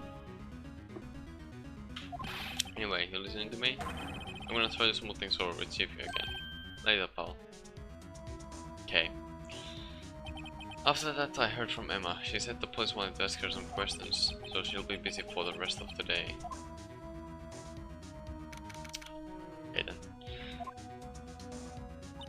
I see. So the chief asked Emma to come in for questioning. It's no use thinking about it. Tomorrow's the final day in court. I'm committed to doing everything I can to defend you, which is why I'm here. I've already told you all I can. What you've told me over these past couple of days, it's absolutely nothing. Not a single useful thing. Really? I believe I did mention something quite important. And I told you right at the beginning. I said that I was the one who stepped in to save Goodman. You know, I think I've finally figured it out. I know who it is that's lurking behind her words. You did a good job of mentoring you. I'm rather jealous. It seems Edgeworth was right. Edgeworth? Once you're convinced you know something, no one can persuade you otherwise. Thick-headed is the term he used, I believe. At lunch? What did you have for lunch?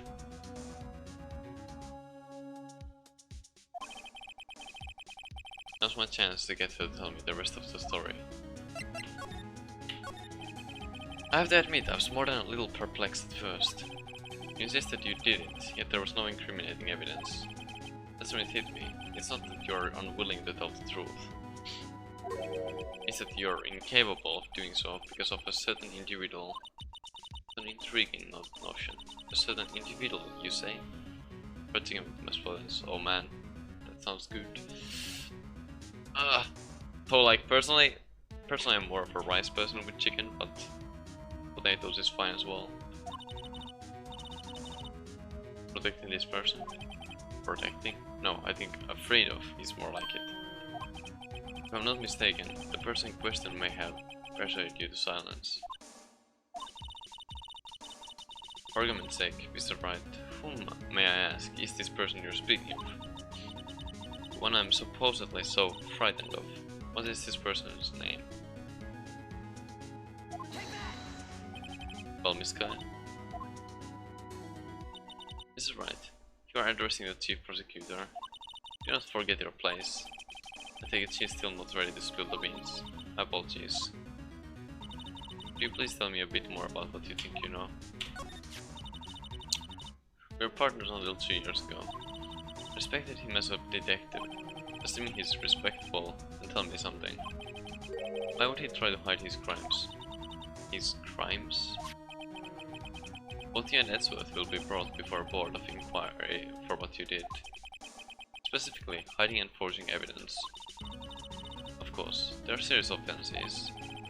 Why is it though that Chief Kent's name was never mentioned?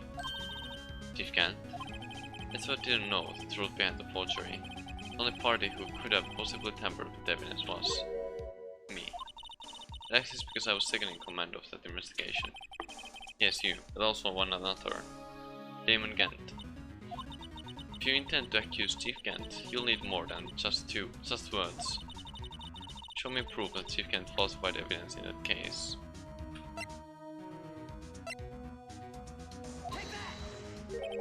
I just found this in a safe in the chief's office. This jar of piece and this piece of cloth.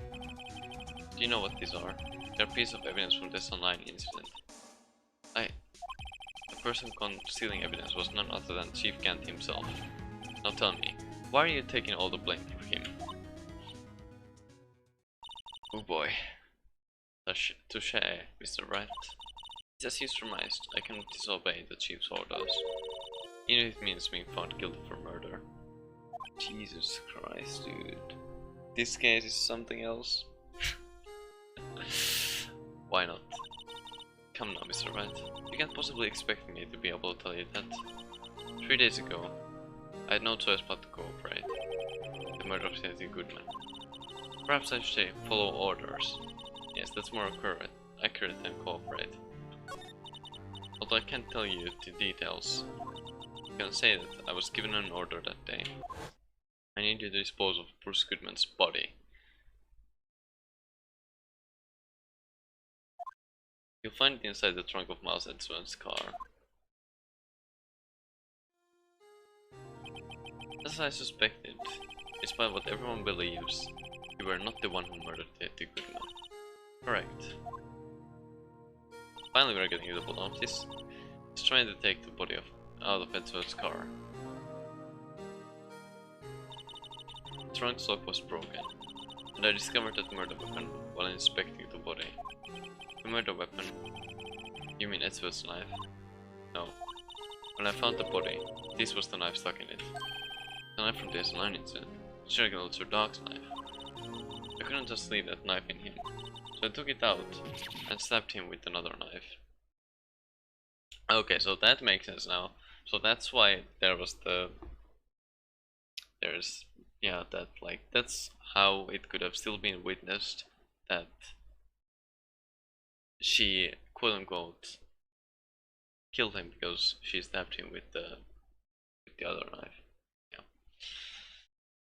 But he was already dead at that point, so it wasn't anything. It was just changing the knife. That's all.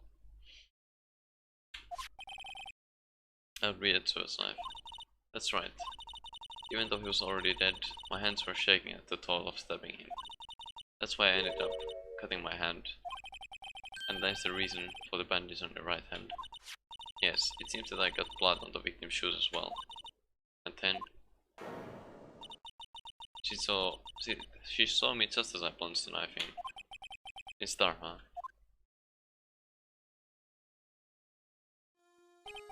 Why did you need to hide Dog's knife so badly?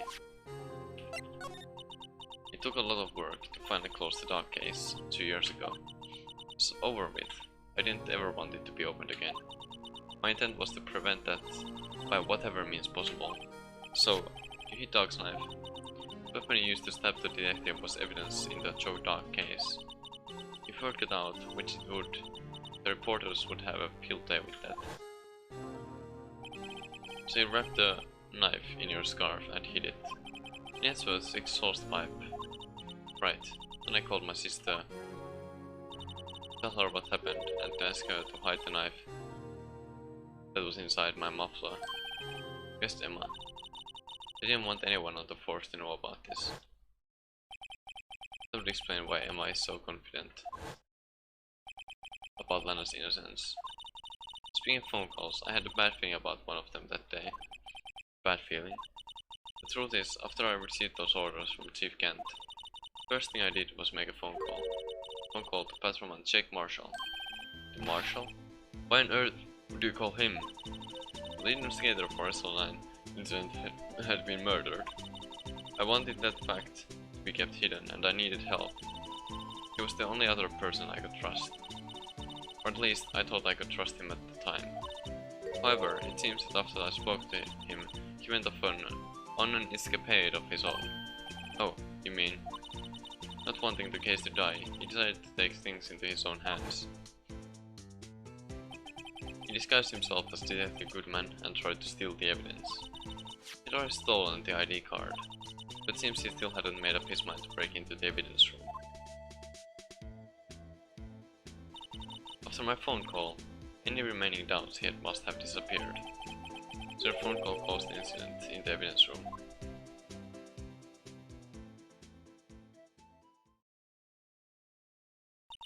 I'm afraid that's all I can tell you. But Lana, you've earned my respect, Mr. Wright, both as a defense attorney and an investigator. Now please, don't pursue this any further in court tomorrow. No, fuck that. I will get the correct culprit and you'll be free. God damn it, dude. Tomorrow's trial. There's only one way to drive off Lana's demons. I've got to get to the bottom of everything. Detective Goodman's real murderer. And what went down in the chief's office 2 years ago. Oh man. Oh man. Okay. Investigation done, I guess.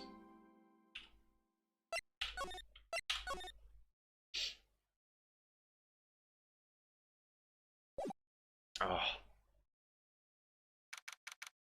Let me just do a quick little comparison, hold on. To get a rough idea of some things.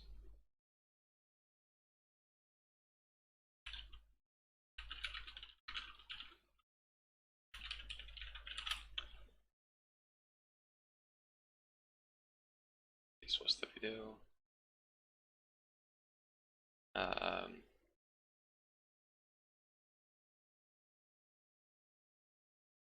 Okay, so on a video that I found, the investigation took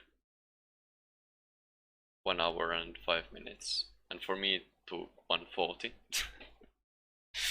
And yeah, okay, so it'll probably take me longer than average for the trial as well, but I will. We'll see, we'll see. This is a defendant lobby, alright, but there's no defendant. I've been trying to reach Sona all morning. Where could she be? And where's Emma for that matter? It almost seems as if something's been happening behind the scenes. Esworth, knowing you, you've already figured it out. What the owner of the 77's ID number is, that is, of course. Well, I have a pretty strong hunch. Looks like I'm not the only one who's figured it out. You know, the only reason this trial didn't reach a verdict yesterday is because there was still room for doubt regarding his ID record. If that number belongs to whom you suspect, then no doubt will remain. After all, he hasn't been officially charged with anything. True, not yet. In any event, once all doubt has been removed from that list, I can call for a ruling. 5 minutes, right? And see if Prosecutor Sky will be found guilty. But she won't. Don't worry about it. She didn't do it. I figured you'd say as much. That's why I came here, to hear what you have to say. It's the first time he's ever done something like this. Yeah, now he's hiding something, and the only way we will ever know the truth is to throw it out of her. Truth? Everything goes back to the SLI incident. Don't be stupid. Today's the last day of the trial. You don't have time to reminisce about the past. It depends on you. If she's found guilty, you'll lose your only chance to find out what really happened. I'll think about it. See you in court, right? Is it? If I'm ever going to find out what Chief Gant has on her, it is now.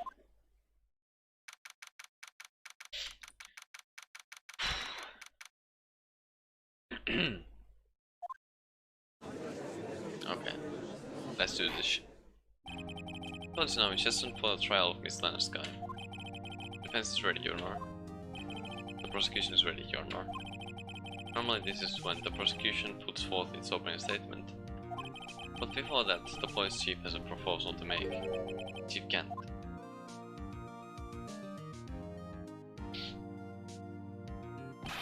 Morning, folks. How's everyone doing? Hey, Edgy, been back to the pool yet? No, I've been drowning enough as it is in my work. Oh, that's a good one. Don't think I can top that. If you don't mind me asking, Chief, exactly what is this proposal of yours? Lana, that is to say, the defendant, has asked me if she could speak directly to the court. She wants to do what? Having heard what she intends to say, I feel she should be granted her request. In the end, it should save everyone a lot of time and trouble. Oh man. Oh man. What's this all about, defendant? I'd just like to make one simple request and I'll be finished. Well then, what's your request? Honor, I'd like you to put an immediate end to this trial. Huh? I confess to all charges against me. No you don't. No you don't. Oh, no, fucking hell. February 21st of this year, I murdered Detective Bruce Goodman, but you didn't, in the underground parking lot of the prosecutor's office. No, Lena. Oh my god, this is gonna be a tough one to do. You can't. Your Honor, the defendant's claim does not change the defense's plea. In that case, Mr. Wright, I no longer require your services. Oh my god, Jesus Christ, what the fuck? But Lena, Your Honor, I hereby forfeit my right to an attorney. Prosecution may lack direct evidence against me, but it has sufficiently proven its case through testimony and circumstantial evidence. Fuck. I would like you to render your verdict now, if you please. Well, the defendant certainly has the right to self-representation. My request is legally valid, although this is an unprecedented situation. Indeed, it appears there's no further need to continue this trial, even if Mr. Wright may feel otherwise.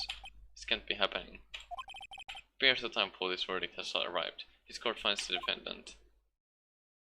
Objection! One moment, Your Honor. Lights at sport. Thank you. Mr. Edgeworth, the prosecution has not yet proven the defendant guilty beyond reasonable doubt. Any ruling by this stage would certainly be premature. Come now, Worthy. I just don't understand how this works, like, how is the courtroom actually made? Because, like, isn't this the same stand where Lena is supposed to be standing right now? Question mark? Or is there two stands? I understand it's a difficult time for you. But why don't you just be a good little boy and keep your mouth shut?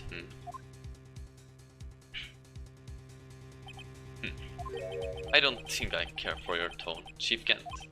What?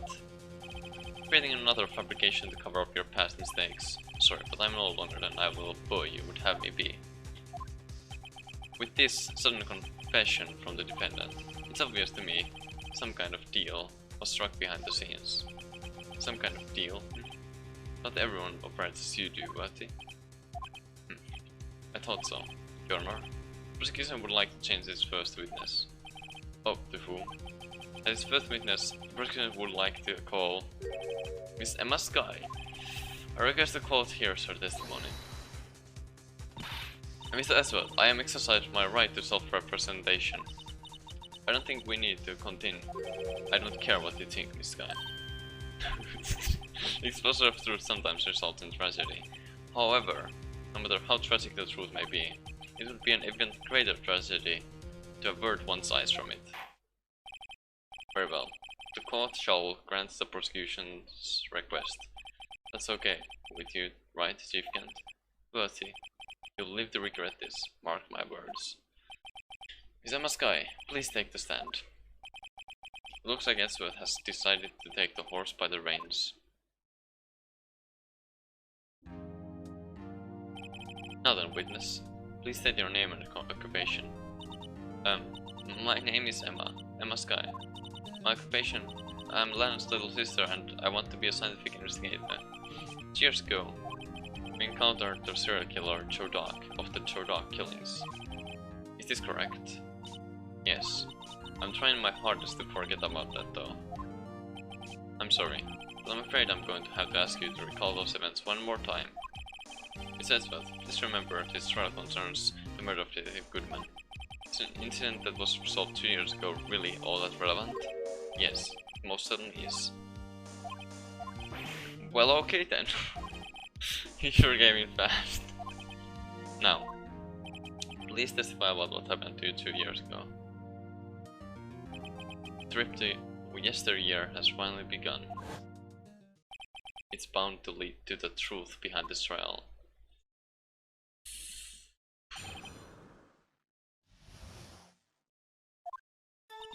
I was waiting in my sister's office that day. A man came running in and took me hostage. Hill marshals rescued me, but I'll never forget what I saw in that instant. The man raised up his knife and stabbed Mr. Marshall in the chest. It's a good thing you weren't harmed. Passed out. I don't remember much. It's understandable, however. Please tell me, Mr. Edgeworth, what does this statement have to do with Detective Goodman's murder? That will soon become apparent, Your Honor. Got to admire him for his courage, considering he has no evidence. Very well. Defense may against cross-examination. Oh! Fuck. Okay. Let's do this. Save's coming, because why not? Pressing everything first. As always. 2 years ago, the defendant was a detective at the police department, correct? Yes. Still second in command under the deputy chief of police Kent. My sister, she was the best detective ever. Yes, I remember.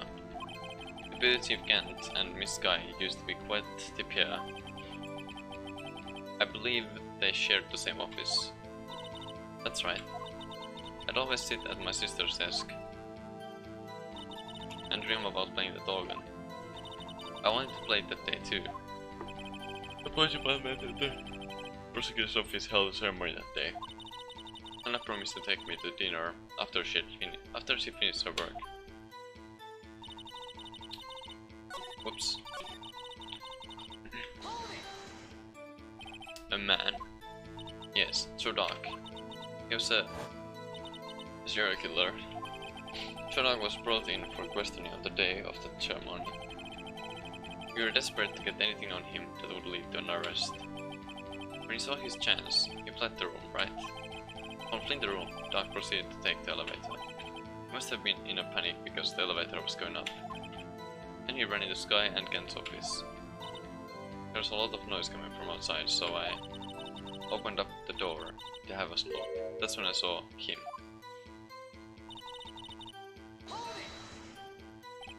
What was the prosecutor doing there? That day, there were 2 people present during Doc's questioning. Deputy Chief Damon Gant and Prosecutor Neil Marshall. Almost forgot about Gant. Neil Marshall had just received the King of Prosecutors award. Young and dedicated, he went straight to the questioning room after the ceremony. I assumed that would also be why he was the first to run after dark.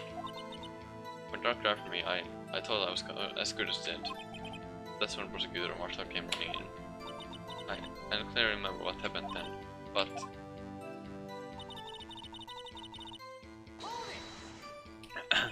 can you tell us about that? Mr. Marshall jumped on the dock. Just then, the lights went out. The lights? It's just about this time of year. There's a teleport storm going on, and lightning struck nearby. But the electricity went out. Wait a minute. It was pitch dark in that room.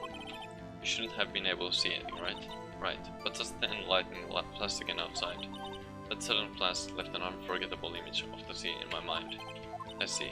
Tell the detective about what I saw then. The detective? Yes, Detective Goodman. He was in charge of the case. Detective Bruce Goodman, the victim. I spoke to Detective Goodman about this 2 years ago.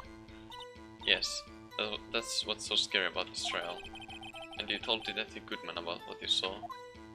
Yes, but at the time, the words just wouldn't come out. That's why I drew a picture. Picture? Yes, I think she mentioned it before. Well, Mr. Wright, have you heard enough? This picture the witness drew, I believe it has a very important meaning. But the list of evidence I was given 2 years ago didn't contain a picture. Witness, would you mind if we added the statement to your testimony? Yes, Your Honor. Picture of the scene, but it seems to have been lost. Well, we have the picture already, but you drew a picture of the scene you witnessed, right? Yes, I wanted to do everything I could to help the investigation. I can still see it now, whenever I close my eyes. That's strange. I took over the case after Prosecutor Marshall died, yet I never received any picture. Perhaps the witness is mistaken. She's not. But I did draw it, I swear. I'm not just imagining it. This picture that Emma drew, it reminds me. I guess I have to check the evidence again. Well, anyway, let's continue. See that they imprinted an image in your mind. Can you please describe it to us? The man.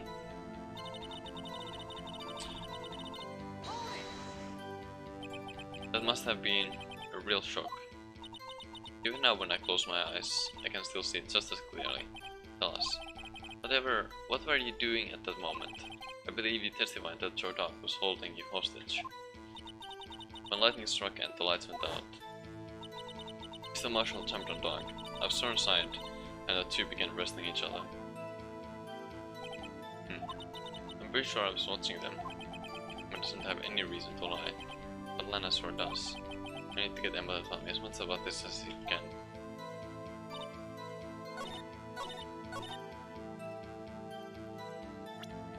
Don't worry, it's not lost.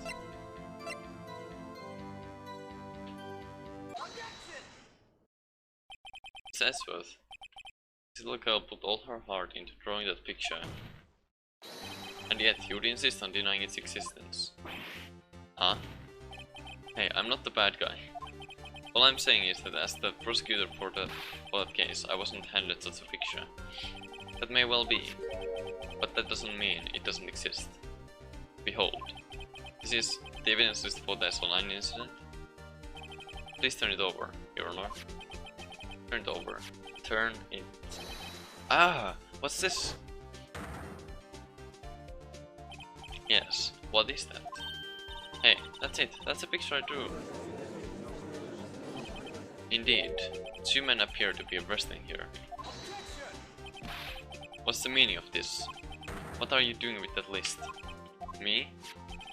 Only the prosecutor in charge should have access to that list. Huh. This is... They're different from each other. What? It would appear, Mr. Edgeworth. The evidence list you were handed 2 years ago was incomplete. It's two lists fit together to form one. You can see the marks here, where they were torn apart from each other. So you see, Mr. Edgeworth, it's quite obvious what happened. 2 years ago, when half of the evidence in that case was ever reached to you. What? What? Order. But Miss Sky, why did you draw your picture on the back of such an important list? Guess that's what Detective Goodman handed me in the questioning room, Your Honor. Wait a minute. If this list was torn in half, then that means... Your Honor, are you alright, Mr. Wright? Your eyes are bulging from your head. If the evidence list was torn in half, there might be more of the drawings on...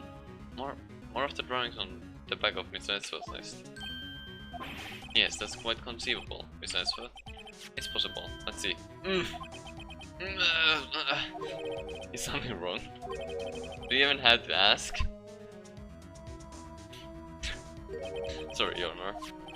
There's indeed something drawn on the back of my list. It's that thing. Oh! Wow! What? How it? Okay. That's that thing. The thing that was dancing in the evidence room. Clearly, this act of vandalism is the work of a certain chief of detectives. I guess he was out of scrap paper. Evidence is restored and updated in the court record. Very well. Witness, will you please testify about this picture you drew 2 years ago? Huh? Oh, yes sir, Your Honor. What's wrong with Emma? She seemed to be thinking about something when she was looking at the picture.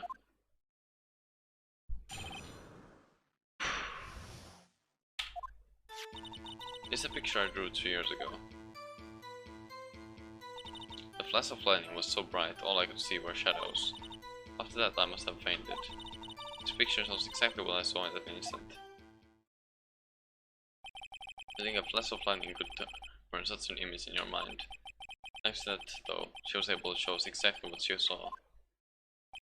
Well, I don't see any contradictions here. This clearly shows so dark about the murder of Prosecutor Neil Marshall. The defense may now begin its cross-examination.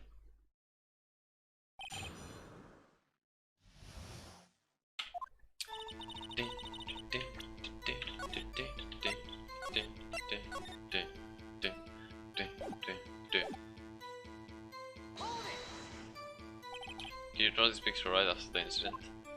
I think I drew it 2 or 3 days later. At first I was in such a state of shock that I couldn't do anything. During that time, the investigation team was reorganized. Detective Goodman was placed in charge. under the direction. What? Under the direction of Damon Gant and Lana Sky. 2 or 3 days later. Memory should still have been fresh in her mind. Excuse me, witness. But can you please tell us why this picture is painted all black? That's what I was So at the time you didn't even know it was Mr. Marshall who had come to your rescue? No, I couldn't see him clearly. The lightning was so bright, and I was knocked out to the floor. Knocked to the floor. We were knocked to the floor. Rock had a tight grip on me, but when Mr. Marshall jumped on him, I was knocked away. I turned around, and that's when the lightning flashed. For Emma, I'm just glad she wasn't hurt. What happened after the lightning flashed? You mean you didn't see the actual murder take place? No. I'm sorry. Flash of lightning only drove off the darkness for a split second, not only that. The trauma of the situation understandably caused the witness to faint. You really need to torture this girl any further? What? Hey, I'm not the bad guy here. Anyway, this picture.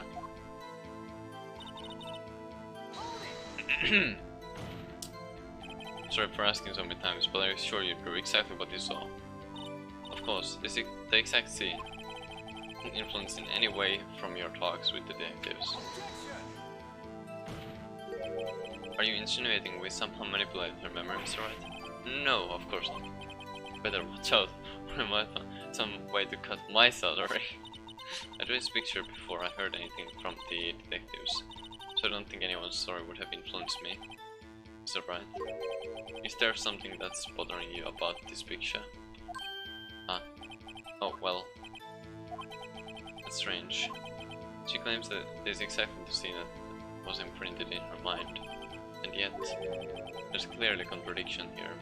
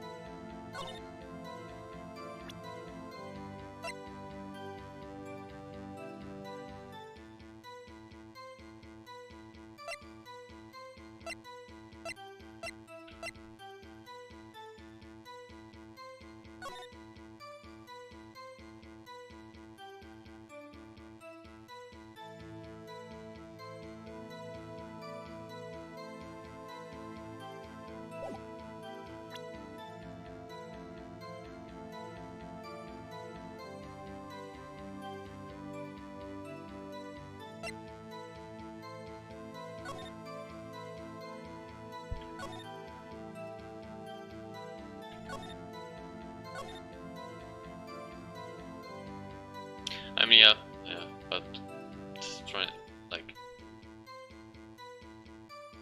yeah. I figured it would be that, but like, it's still, yeah. I'll just try that, I guess. Yeah, okay, it was that. It to be the bearer of bad news, but this picture the witness drew contains a blatant contradiction. What? But I still remember it just like it was yesterday. Mr. Wright, perhaps it would be faster if you simply pointed out this contradiction for us. What part of this picture contradicts the autopsy report? How do I... Which part do I even point out? I'm confused. How do I... What? Do I point out the knife or do I point out teeth, or I guess I'll just do that, I don't know. I think it's... so it's not that. Oh my god. Like, damn it, dude. I'll just do this.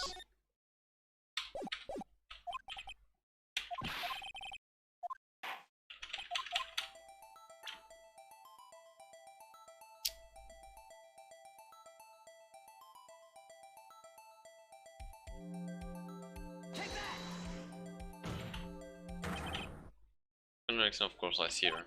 Take a look at the knife, the man said. Okay, so it was the knife. If you look closely, you can see that its tip is broken.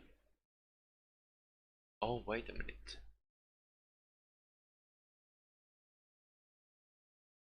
Oh, yeah. The tip can't be broken yet. I think. Yeah. I don't have to look closer to see that, Mr. Wright. Mr. Wright, look at the evidence. See the murder weapon? Its tip is broken too. The problem is that it wasn't broken until after the stabbing. Because the pieces inside Neil. Recall, the tip of the knife was found broken off in the victim's body. The conclusive piece of evidence that proved Joe Dark was the murderer. I'm afraid it's not so simple, Emma. And where, pray tell, could you possibly see a problem? It's obvious, really. The victim suffered a single stab wound to the back. The victim was only stabbed once, and the murder weapon should not yet be broken. Exactly. To me of this. Perhaps the knife was broken beforehand. No, it wasn't. Sorry, but I'm afraid that's not possible. The tip of the knife was found inside the victim's body. If it was broken beforehand, it couldn't possibly wind up there. That's right, but what? The tip of the knife was undeniably discovered within the victim's body. The possible explanation is the witness's memory is mistaken. That's why I asked her so many times if he was sure she remembered correctly. I believe you were annoyed at the time. She was sure she remembered correctly. But there's no other way to explain this inconsistency. Not so fast, Mr. Edgeworth. There's another explanation. Have you forgotten already? About a little something called falsified evidence. You're treading on thin ice, right? All I'm saying is that this broken knife tip might be the piece of evidence that was forged. You can't deny the possibility. No. Oh man. Order, order, order. Are you saying the investigation really was corrupted? Governor, please allow me to once again go over the events that took place the day of the murder. The police department and the prosecutor's office were holding a ceremony that day. After receiving the King of Prosecutors award at the ceremony, Neil Marshall questioned Joe Dark along with Damon Gant. During his questioning, Joe Dark fled the room. Prosecutor Marshall chased after him and was killed by Dark. It is my belief that somewhere in this story there is a lie. I'm not lying. The man really was holding up the broken knife. If that's true, then there's no other way around it. This could not have been the actual murder weapon. There must have been another broken knife. What are the chances of there being two broken knives? Another broken knife besides Joe Dark's? There have been one.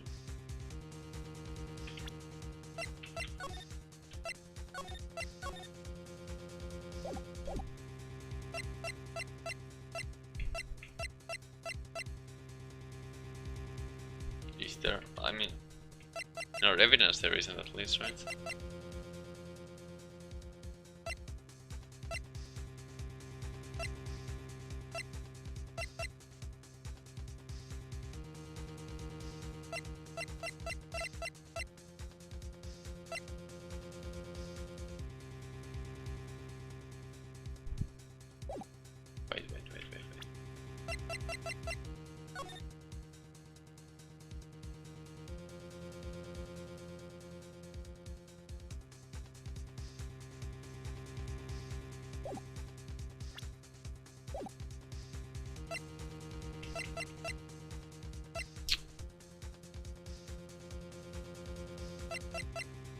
Let's just go with this for now.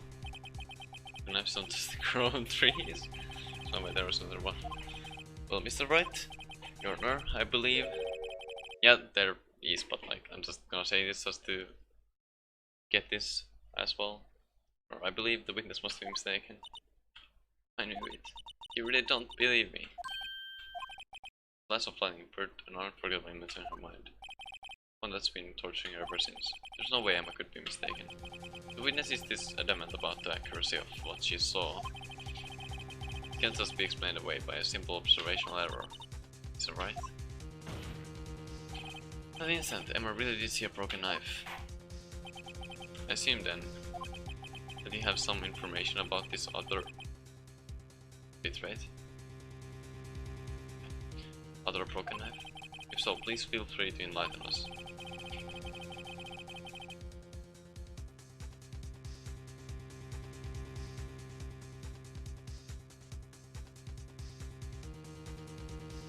Concerning bitrate fluctuations, the murder weapon was already broken prior to the murder. There's only one way. Take a look at this. Here's the real murder weapon.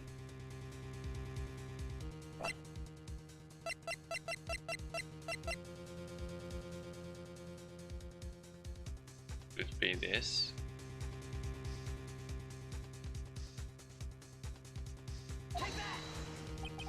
It's broken here. It's you. Huh? So this was Emma's name's right. Well, oh my god.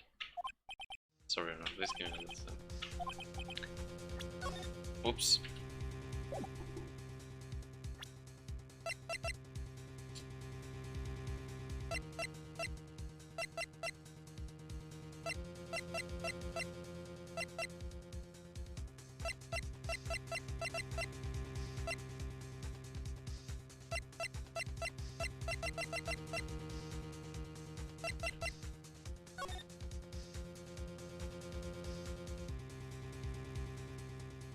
I mean, that could be, but still it doesn't really. I mean, maybe. Paintings from. It's here. Okay, that wasn't it. I'll just go with anything that's sharp.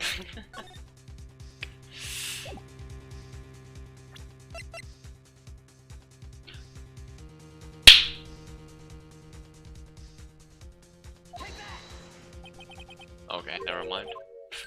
Huh? So this. Yeah. Okay, so it wasn't. Yeah. The reason I thought that was because, like, the sword was. Not. The sword is not in the new one, but it's in the old one. Or it was in the one that Neil Marshall received 2 years ago. So I figured, like, maybe the sword would be the murder weapon.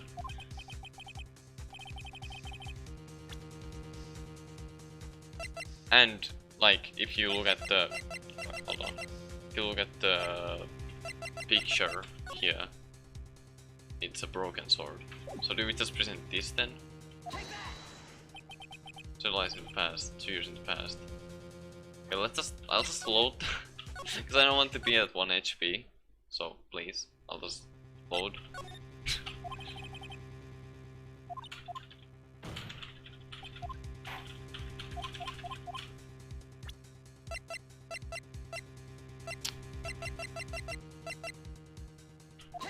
There we go. This should be it. The answer lies in the past. 2 years in the past. Right here inside this picture. Yeah, okay. It's a picture of the award ceremony. Why is it Mr. Spot? It's the broken murder weapon. Notice the award prosecutor Marshall is holding. That's a broken knife.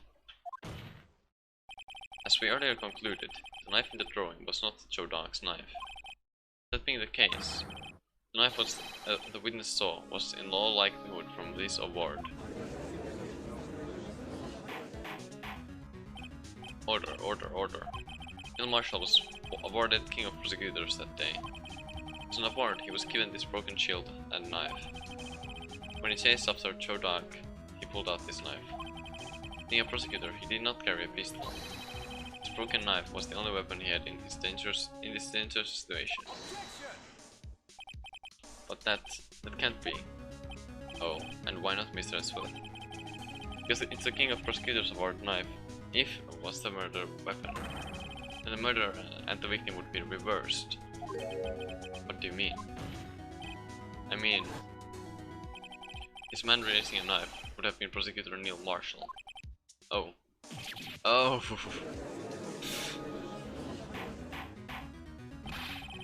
But the prosecutor was the one who actually died.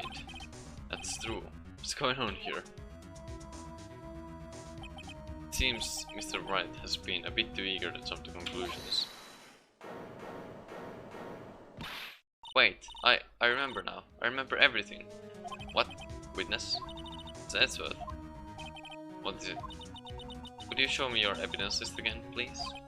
His list. The one with that picture scribbled on the back.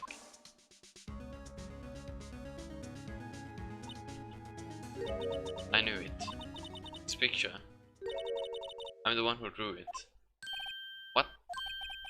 You drew that? That's right. The list wasn't torn in half at the time I drew this picture.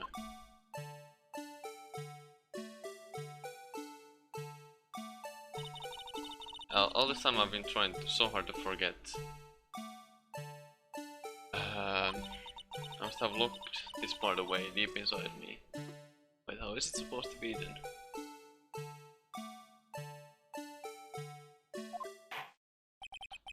Perhaps it would be best if we added this to the witness's testimony. Could you please tell us what you recall, Miss Sky? Yes, Your Honor. First the knife mix-up and now the blue badger. This should be interesting.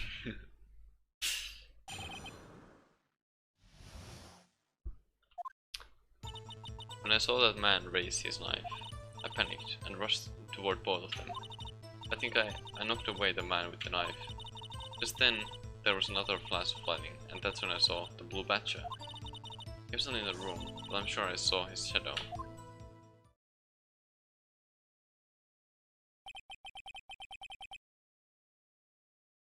That shadow wasn't the blue badger, was it? It's not the most unusual. Very impossible. The chief detective hadn't even designed him until this year. Exactly. Which is why I think the shadow she saw was the King of Prosecutors award without the knife. Just a shield part.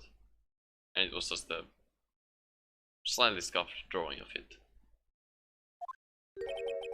That would mean he didn't even exist 2 years ago. Yes, well, the defense may now be in its cross-examination.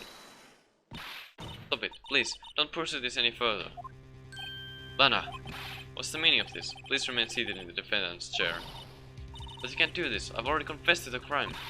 Why can't you just leave it at that? Chief Prosecutor Sky. We've already come this far. It's too late to turn back. Silence. The defense will now begin its cross-examination. Bailiff, please detain the defendant. Since we're finally getting to the core of the matter. I won't even do the pressing, because I know already which one I want to refute. So there's no point. I mean, we could go to our dialogues, I guess, but... It's not the blue badger, it's this one right here. Or not, I guess. I guess I'm mistaken then. Never mind. Let's go through the pressings, I guess. Feels bad, man. Thought I had an idea, but never mind. I'm just a small brain after all. When you say that man, I assume you refer to Jordan. Yes, at least I think it was him. You think? All I could really see were shadows. The power outage that immediately preceded the incident is also documented in the prosecutor's office reports. But then I panicked and rushed toward both of them. I think I knocked away the man with the knife. Just then there was another flash of lightning. Oh wait. Fuck. I was supposed to be... But I'm dumb. Why would you do something so dangerous? What else could I have done? He was about to stab Mr. Marshall. He seems convinced that Doc was the one holding the knife. As we just theorized, Mr. Marshall was the one holding the knife. Well, I didn't know that at the time. When the dark guy knocked me down, all I could think was, I've gotta help that one other person.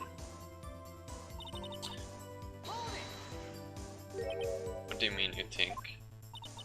It all happened so fast, and I was in shock. I don't remember everything clearly. What I did, it's all kind of a blur. This guy was almost killed before she was witness to a murder about to take place. It's almost happening in a matter of seconds. A little or disorientation is only natural. I saw the man about to stab the other person, who I thought was Mr. Marshall. I knew I had to stop the man with the knife. What you did was very brave, young girl. So then what happened next?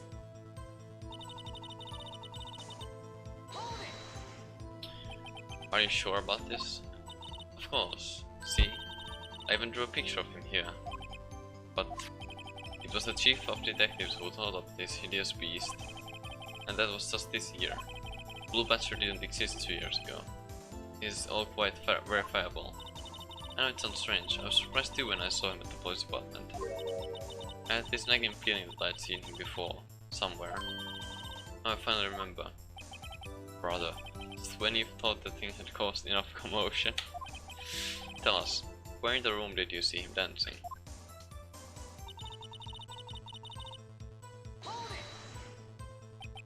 His shadow.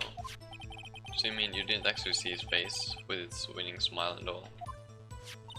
That's right, but I still remember it. He had 3 creepy horns. This is pointless. That thing couldn't have possibly existed 2 years ago. Witness must be mistaken.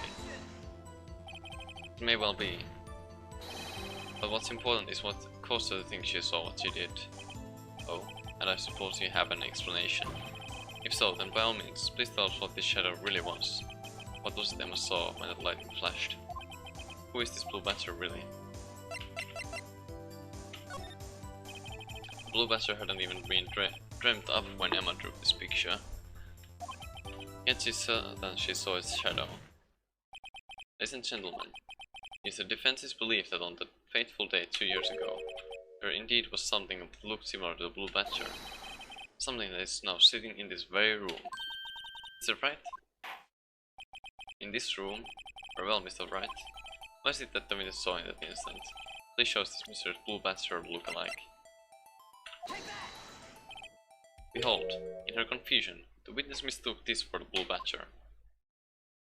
The only person mistaking anything around here is you. Huh. This doesn't look anything like the Blue Badger. Well, it doesn't need to! The fuck, dude? Oh, give me a second here. Take another look. What? I thought... How is that not... What? Okay, maybe there's something else then. Sorry, I guess.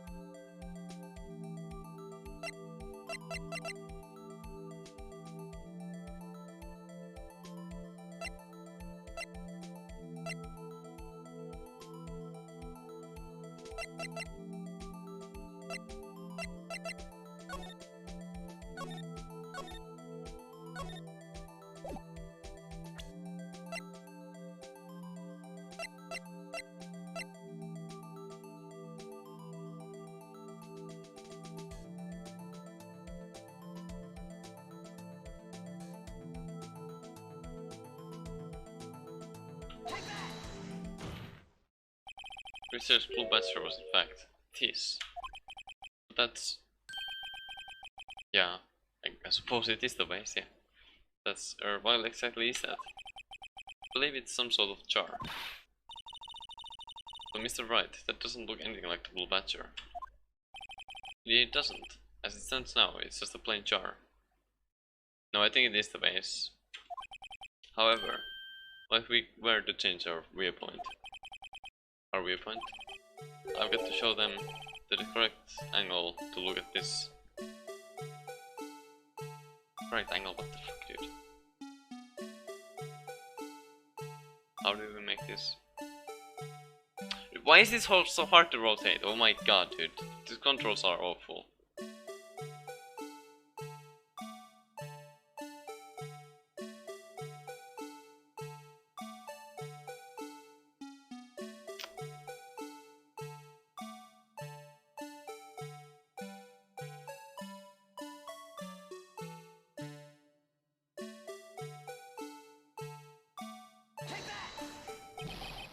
Oh. Fuck. Wait, what? We destroy. Yes, I know. Shut up. Just, yes. Yes, I accidentally pressed E instead of R. Sorry.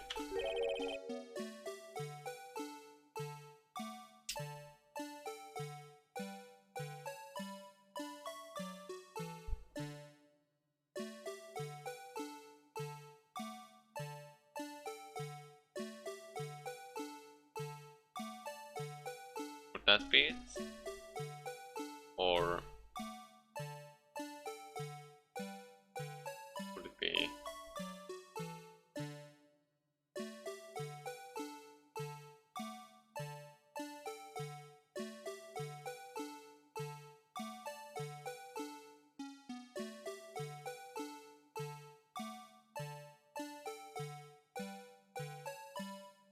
This?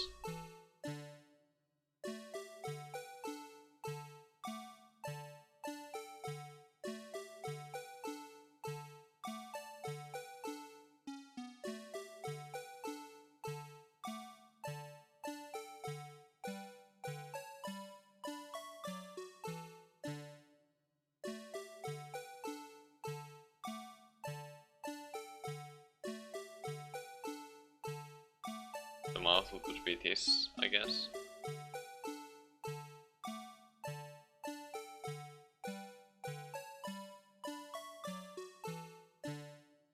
I just wonder how precise the angle has to actually be. It's a problem.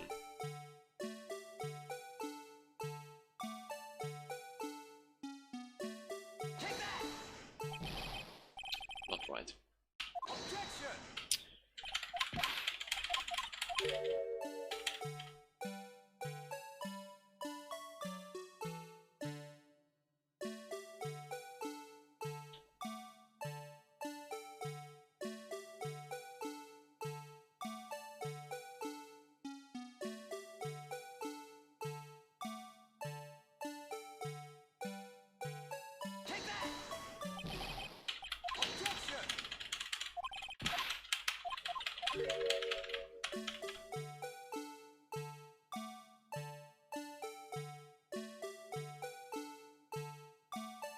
What the fuck is the angle supposed to be then?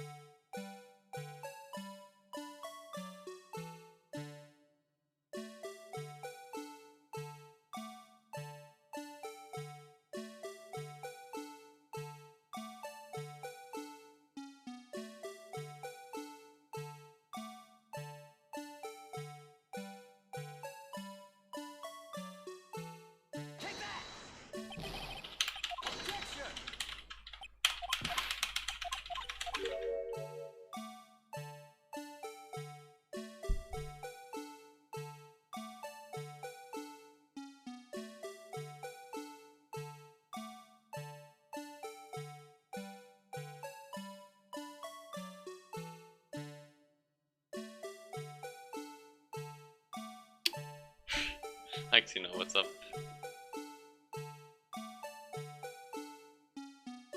And know you.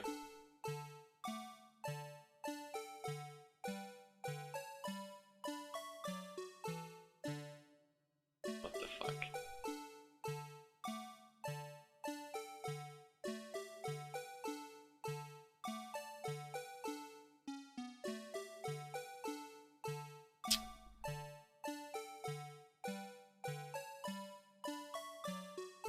This makes no sense.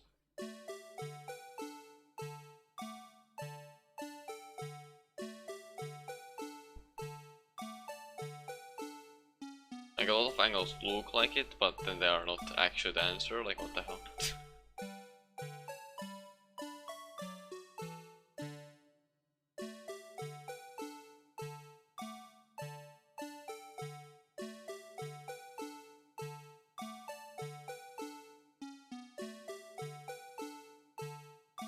Yeah.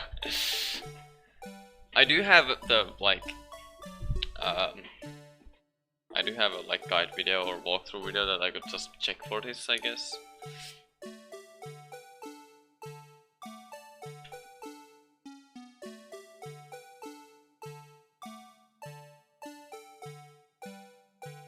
Like this is the thing that would make the most sense, right? But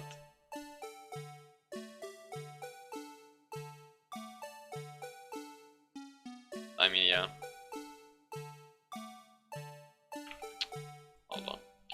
I think there was even a timestamp for that, maybe.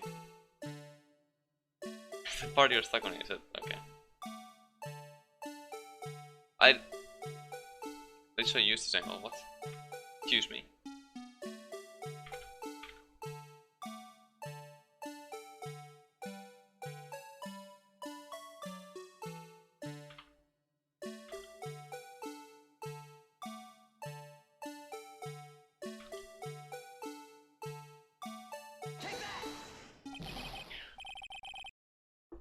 I literally that.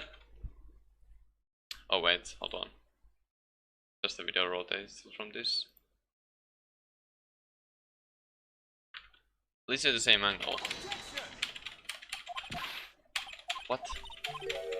Can you work, game, please? Please and thank you very much.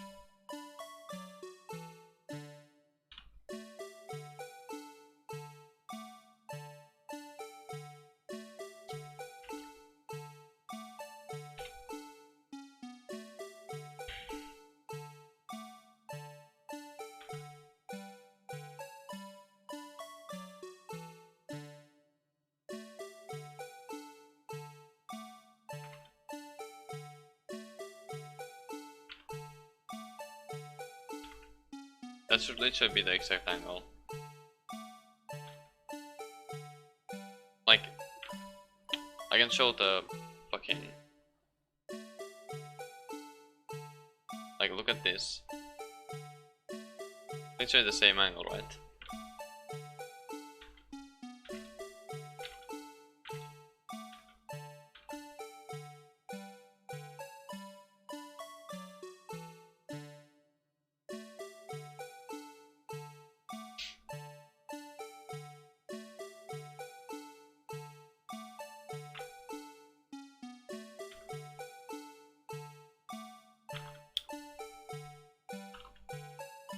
So why is it not working? Okay, now... What?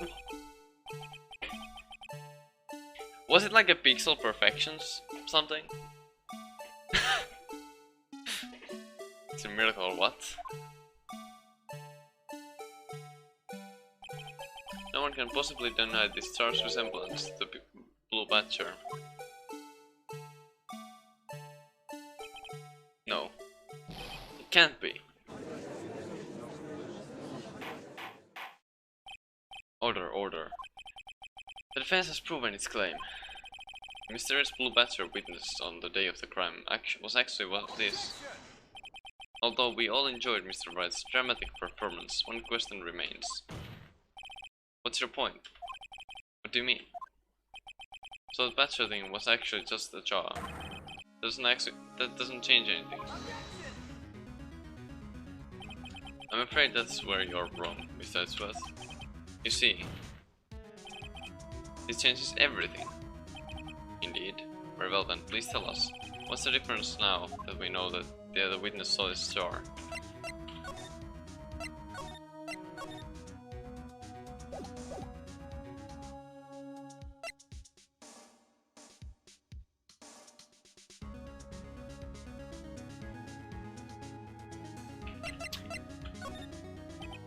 Allow me to take these in turn.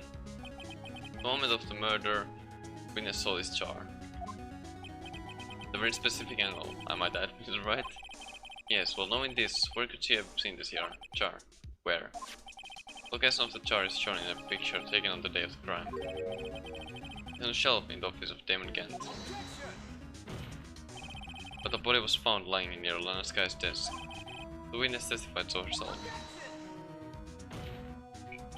Yes, and it is these two facts that revealed what actually transpired. You see, the struggle between Dark and Marshall did not take place in Lana Sky's office, but on the other side of the room, in Chief Kent's office. Are you implying the murderer moved the victim's body from Damon Kent's office to Lana Sky's office? Yes. Why would he do that? There's no reason. Exactly. If there wasn't a reason, he wouldn't have gone through the trouble. One logical conclusion is that there was a reason. Do you know what that reason was, Mr. Wright? Finally figured it out, so it's well Lana tried to stop the trial. It's too late to quit now though. Please recall the witness's testimony. She said she knocked away the man who was holding up the knife. The next instant, the jar was hit and flew through the air. Now tell me, what could have sent the jar flying? That would have to have been the impact of the man made when he was knocked into the wall. Ladies and gentlemen, I may draw your attention to this picture once more. If the man was knocked in the direction of the shelf the jar was sitting on, what would he have hit? A suit of armor, holding a very sharp and dangerous looking sword. Yes. And since the man who was knocked into the armor was carrying a broken knife, he would have had to have been Neil Marshall, wielding the King of Prosecutors trophy. No, Mr. Wright, you can't be thinking. Yes, there's another possibility of what actually transpired in the room. Another possibility? Of course, the perpetrator would have had no idea, but nevertheless, I don't know if I can go through with this. Oh man, fuck. Mr. Wright, what's the matter? The event took place as the defense theorizes, and the outcome is obvious. That moment, assuming the man Emma Sky knocked away was actually prosecutor Neil Marshall. Fuck, man.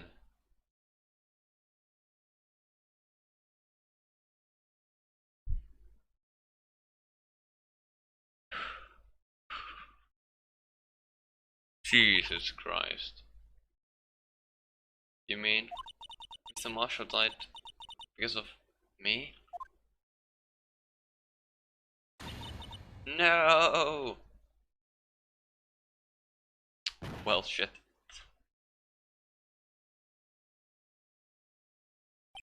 I never imagined her testimony would lead to this. Here's the percentage. For that case. Not necessarily for this case though. Different things, but yeah, for that case. But yeah, there's still a difference between a killer and a murderer, I would say. Like every murderer is a killer, but every killer isn't a murderer, I would say. If that makes any sense. Like, yeah. I don't even say what did this. So it was the witness who took the victim's life, and then proved so with her own testimony. It is unprecedented. Objection. Wait. What are you saying? I'm sorry, Miss Sky, but given the circumstances, Joe Dark murdered Prosecutor Marshall. Can you think it was Emma? How dare you try to pin the crime on her? Yeah, it was an accident, yeah, exactly. Imagine that coming from you. If you recall, it was you who admitted to forging evidence 2 years ago. The reason you moved Prosecutor Marshall's body was to keep anyone else from finding out what Emma did, wasn't it? I assure you, Miss Edgeworth, I have no idea what you're talking about. If you hope to have anyone believe your insane allegations, I'm afraid you're going to have proof. Tell me, do you have any conclusive evidence that proves my sister killed Neil Marshall? Evidence? I'm willing to bet you don't. Yes, Certainly would be difficult to prove this was evidence. If we don't have evidence, then we'll have to rely on testimony. I'm afraid that won't work in this case. Both parties involved in the incident are dead. We certainly can't get dead people who testify. This has all been a wild goose chase from the beginning. Touché, Miss Sky. Of course. That only leaves us with one possibility. I mean, there's still another possibility. What do you mean, Mr. Edsworth? I mean, the possibility that the victim has left us a message. For better or for worse, Mr. Marshall did not die instantly. He may have left behind the name of the person who took his life, in one manner or another. That's impossible. Well, Mr. Wright, it's the only possibility left to you. A message from the deceased. Does such a message exist? I've got to think back to the court record. To remember his name that the victim may have left behind.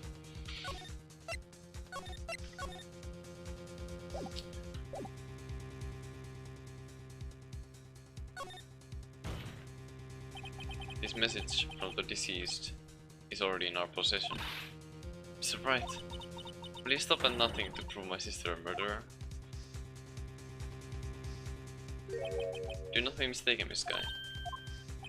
Our purpose is not to accuse Emma of any crime. There's only one thing we seek, the truth. No matter how painful it may be. Now then, Mr. Wright, please show us the piece of evidence that conveys a message from the deceased.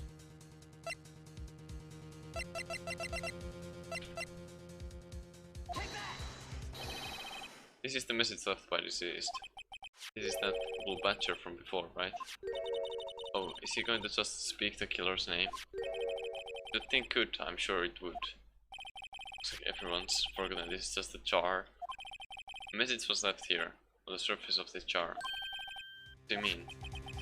If we look closely, you can see a faint trail of blood on this jar. Looks like someone wiped the blood away. Yes, but notice, for some reason, the blood on some of the fragments was not wiped away. Yes, there's a line here, drawn in blood.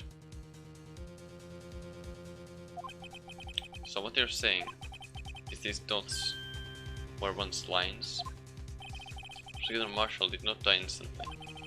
He used the few precious moments left to him to leave behind a message. One that someone apparently wiped away.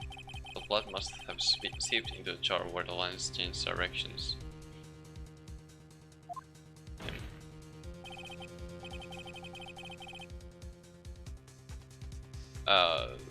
But there's also other dots. Oh yeah, it could, yeah, Emma, I guess, yeah. E and then the middle M and then A, probably. Just so, all we need to do is connect these points. The victim's message will become apparent.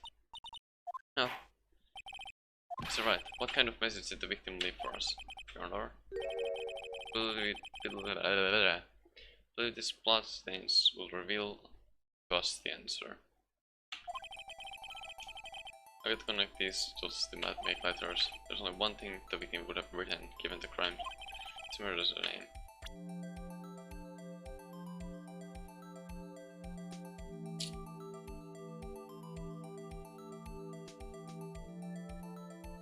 Yeah, it's actually like, now that yeah.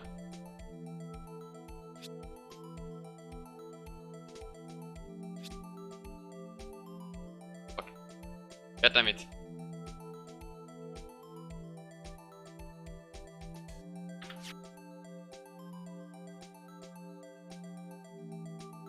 How do I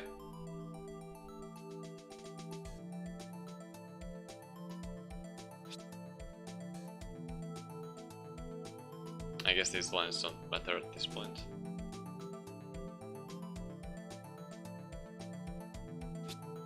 Okay.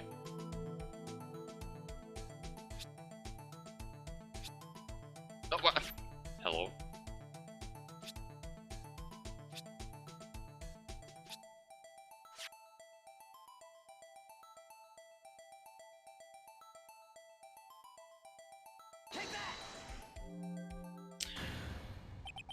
It's a defense attorney's duty to prove their client's innocence. That's why all I've been thinking about is saving Lana. After all my efforts, I never thought it would turn out like this. Emma.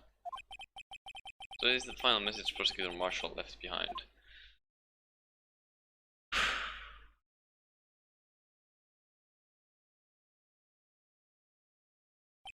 Of all people, she may not have meant it, but in the end, the one who took the victim's life was Emma's guy. Bloody hell, dude. Oh. See, buddy? Can't say I didn't warn you.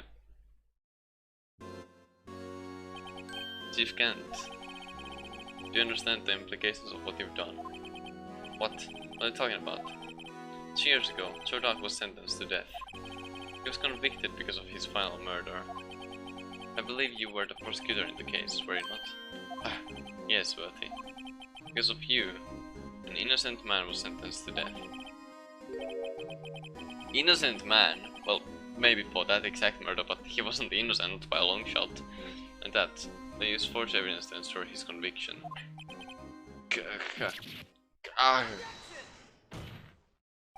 But Joe Dark really was a serial murderer, that's undeniable.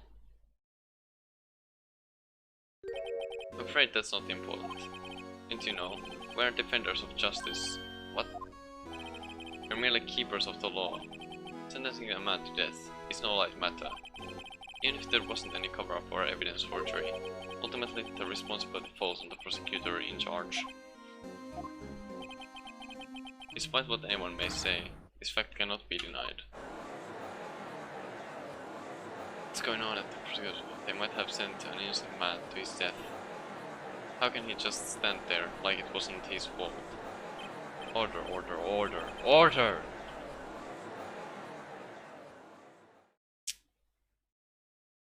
Gavel's funding fell on deaf ears. Unable to settle the crowd, the judge declared a recess. Where the trial is headed, no one knows. Fuck.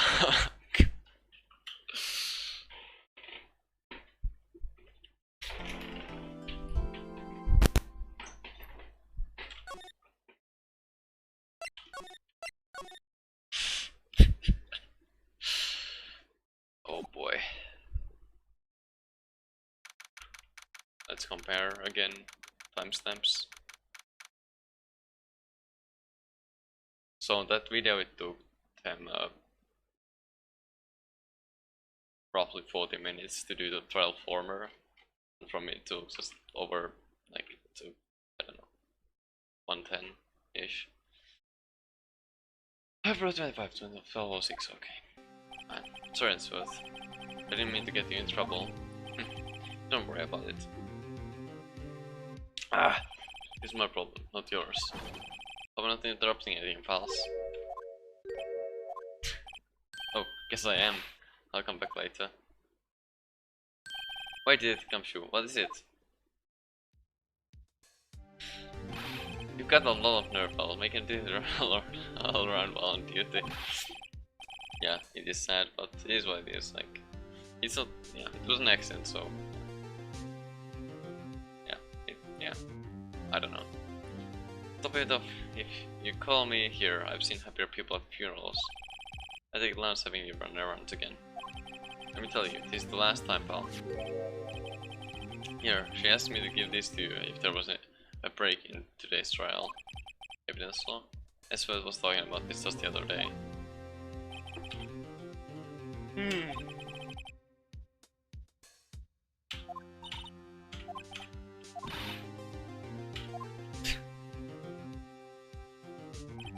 The chief prosecutor also wanted me to give you a message.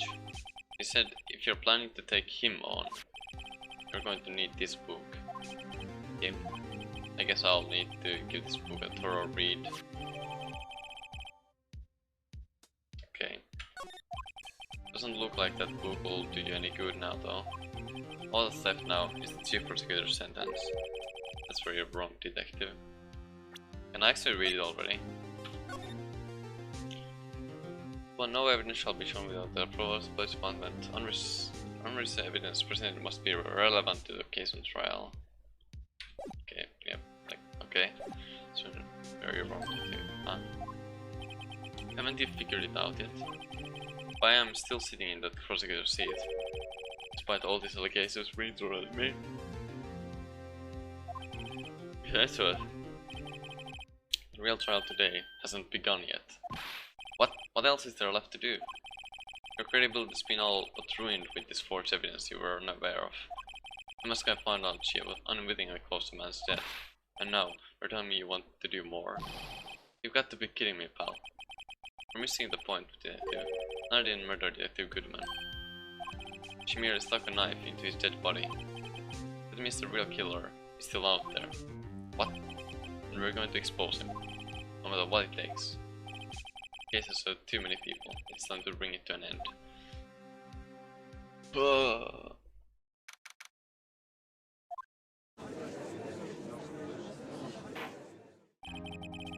Court will now reconvene for the trial of Miss Sky. Mr. Edsworth. Yes, Your Honor. The inquiry committee is planning to impose harsh penalties for your actions. Thank you for the news, Your Honor. Yes, well, normally this is where the prosecution calls for the witness. But, it isn't easy to say. You see, there's some concern that you, Mr. Edsworth, may have a struck a bargain. You think I may have manipulated the witness, please? I didn't say that.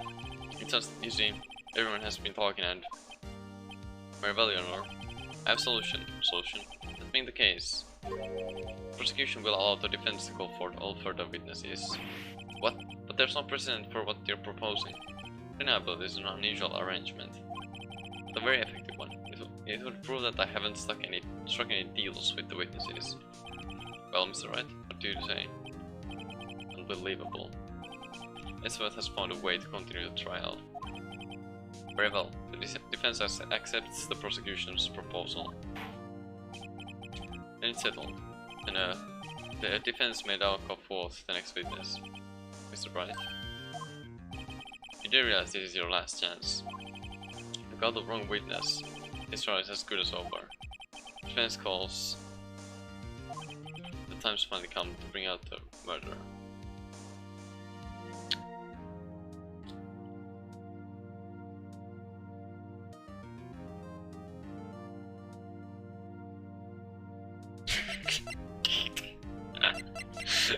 Let's call out Goodman Cake W. Oh my god. I guess Gant. Damon Gant. The defense calls Damon Gant to the stand. Damon Gant? What does he have to do with anything?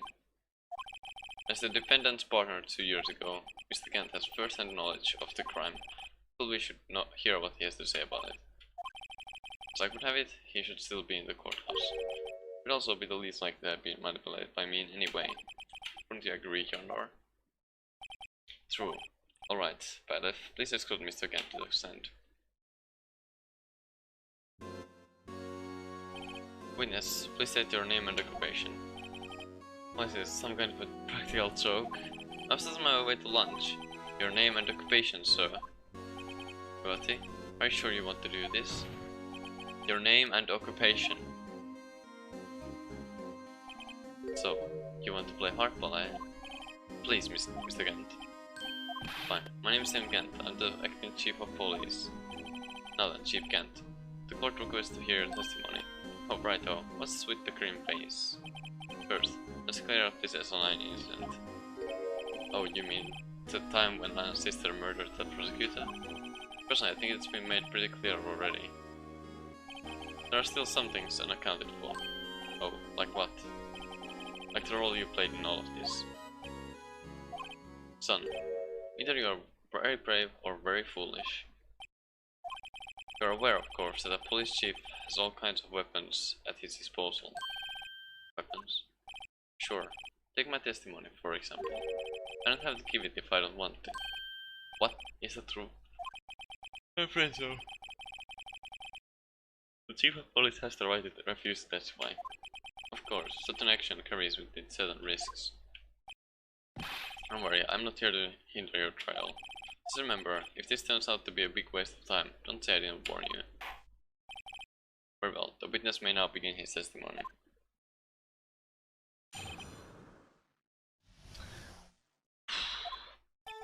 As I recall, Neil and I were questioning him that day. To make a long story short, we slipped up. That power outage didn't help either. When I went to my office, I found Lana there. Apparently she had already arranged the crime scene. As you can see, I had nothing to do with the forgery. Is that when Doc was arrested? He was lying on the floor unconscious.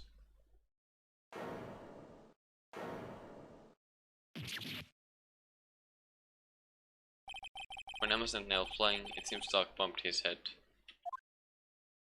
I see. Everything seems pretty clear-cut. The police chief has the right to refuse to testify, and I'd better hit him hard and fast.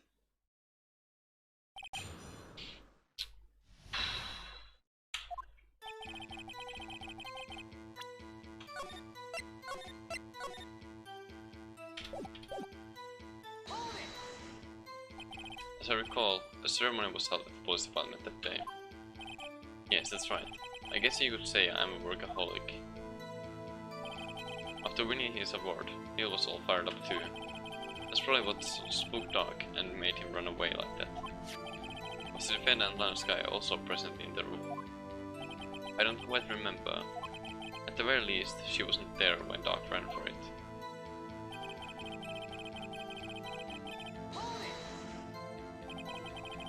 So it's if you ran immediately after him, right? That's right, but Doc made it to the elevator first. Neil and I split up. He went upstairs and I went downstairs. I guess you would say we got lucky. What's this about the power outage? Oh, that. The elevator stopped all of a sudden and I got the shock of my life. Well, funny as shocked as Neil was when the knife went into his heart though. You are fucking... just... awful. That's not funny.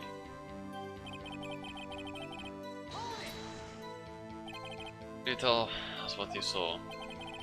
It was a shocking sight. Neil and that serial killer were lying in a heap on the floor, all tangled together. Wright was also lying collapsed on the floor. Yes, apparently he hit his head and was knocked out. Next to them were those two poor girls, Anna and Emma, and I was cradling Emma in her arms. Looking back at it now, she must have already known what her sister had done.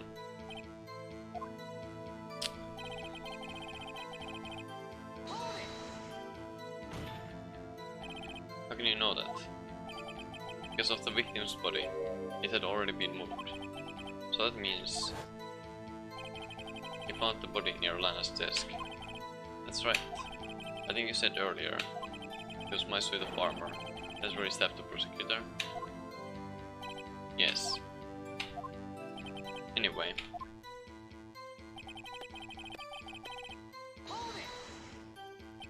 So you're saying the forgery had already taken place by the time you arrived at your office. Exactly what I'm saying. I can understand how Lana must have felt. A woman's body and hiding evidence are inexcusable no matter what the circumstances. Is that how it really went down? Staring at the witness won't do you any good, Mr. Wright. If you're going to stare at anything, you'd be better off staring at the court record. Pretty worthy. Always the small talker. But which piece of evidence ties Kent to the forgery? Nana did admit to forging evidence, but that can't be the whole truth. Somehow I got to link Kent to the incident.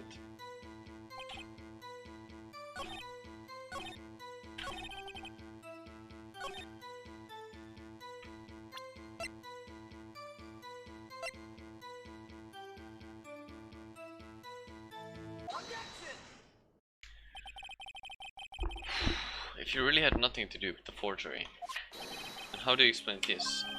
What's that? And what's that on it? A handprint? Chief Kent, your explanation, please.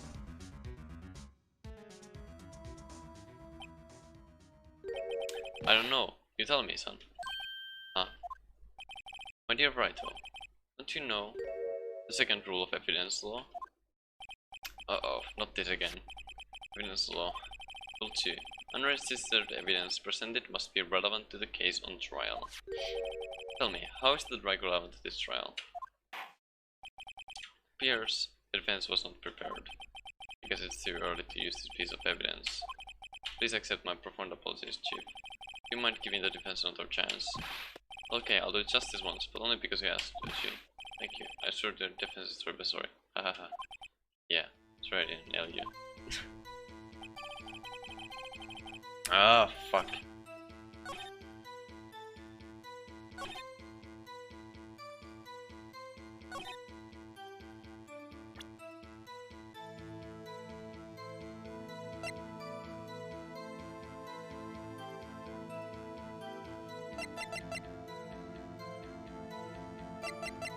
Oh wait, I'm dumb.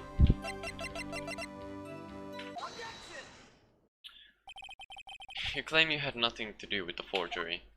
But I'm afraid that is a claim you cannot back up. Explain yourself. Several pieces of evidence were found in your office. Take this list for example. Let's say the mascot drew her picture. This was discovered in your desk. Not only that, the piece of this jar that was sitting in your office was found inside your safe. It's found where? You see, Chief Kent. These articles of evidence uncovered in your office are both concrete proof that you also played a part in the illegal investigation. Chief Kent, what's the meaning of this? Oh, here's a defense attorney who may even rival Bertie. So you admit to it then, that you were involved in the forgery? Who, me? What do you mean, you? Me? Why would I have anything to do with that? Well, you're the one who snuck into my office when you found this evidence. Prosecutors aren't the only ones capable of forging evidence, you know. Defense attorneys cannot do so too. That's right, right? However, Detective Gumshoe was present during the investigation. Bertie, my boy. But even detectives are exempt from the law. Rest assured, Dick will receive his due punishment. What? If Gumshoe's salary drops any further, he'll end up paying to work.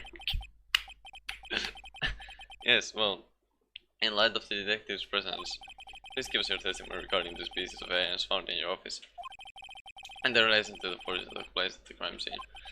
My. Kids these days no longer know how to put two and two together.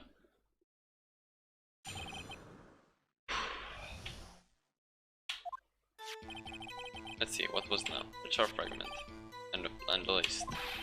For all I know, you could have planted them in my office. Anyway, you can't prove when those pieces of evidence were discovered. If they were found after Dark was convicted, then they're worthless. There's no reason I'd participate in a forgery. Rearranging the crime scene wouldn't help me out in any way. You're right, yes, Honor.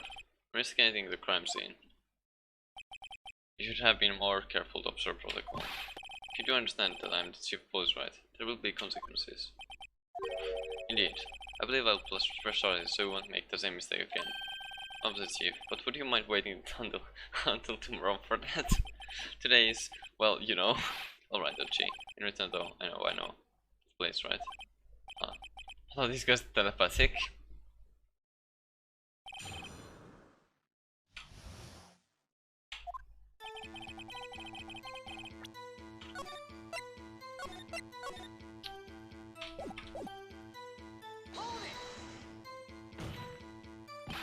I'd appreciate it if you stop making these ridiculous allegations.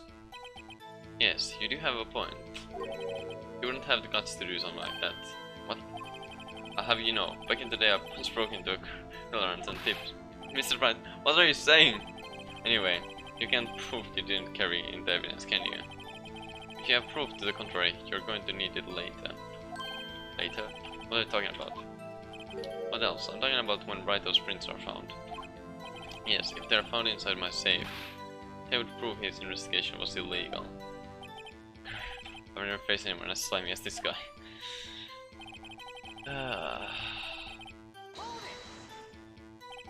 What do you mean by that? This is all purely hypothetical, of course. But suppose I did place those items in my safe. It's an act that necessarily constitutes forgery. He's considering evidence found at the crime scene isn't forgery. I'm not through speaking yet, right? It all depends on when the evidence was discovered.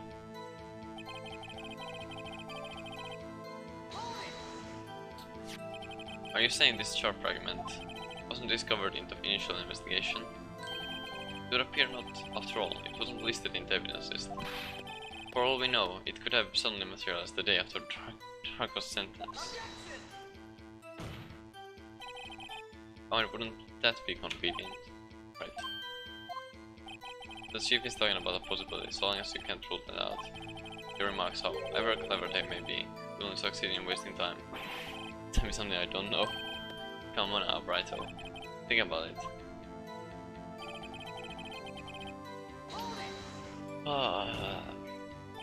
How can you look me in the eye and say that? Because I'm innocent. Remember? Who was it that murdered Neil? I'm sure I care for the word murder here. But in the end, the person responsible for Mr. Marshall's unfortunate demise was Emma's guy. Well, now do you see?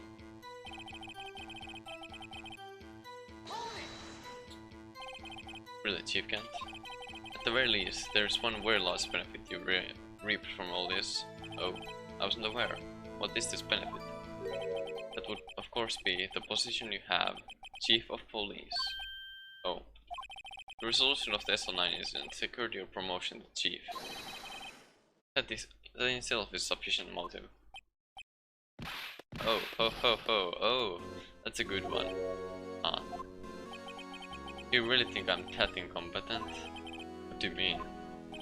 Even without that case, I was already in line to become the next chief. The resolution of SL9 merely sped up the inevitable little fuck. Is it true, Edgeworth? Yes. He was going to be made chief anyway. Gah! Be careful when pointing that finger, or you might wind up being the one pointed at. So that means there's only one possible motivation for you to commit forgery. If you didn't do it for yourself, you did it for someone else. Don't be silly, buddy. You know me better than that. There are only 3 people I look out for. Me, myself, and I. There, it's out in the open now. Would you mind if I change my testimony a little? By all means, please do.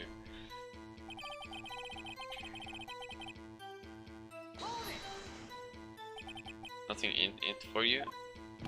Sorry, but the only person I care about is yours truly. That girl, Lana's little sister, was it? If you think I felt sorry for her, you'd better think again. You're right. I don't feel sorry for anyone. Be tough on crime and tough on people. That's how I was raised. You seem to be lax enough on yourself, though. Ho ho ho. Oh, that's a good one, Bertie. Could there have been something in it for him? Given his selfishness, would he have helped someone out?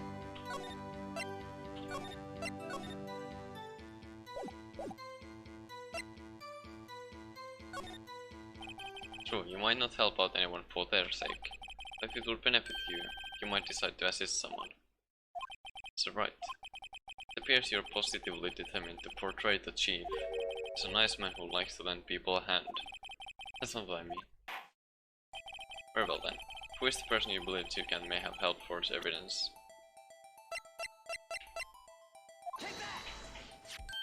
Chief Prosecutor Lana Sky? The defendant? I believe it's quite obvious in light of the circumstances. Emma Sky fell victim to an unfortunate series of events. Who would want to help her more than her own sister Lana?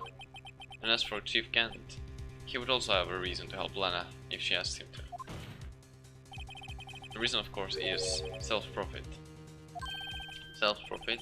What do you mean? After the SL9 incident was resolved, Sky was appointed Chief Prosecutor at the Prosecutor's Office. The person who arranged this job change was you, Chief Kent. But how would he profit from all of this? He would be able to use the Chief Prosecutor as his puppet. Essentially, he would acquire unchecked authority over all investigations. Do you mean to tell me that despite the Chief's formidable appearance, he plays with puppets? Are you fucking dumb? Oh wait, You must mean puppet, as in someone forced to do his bidding. Never mind.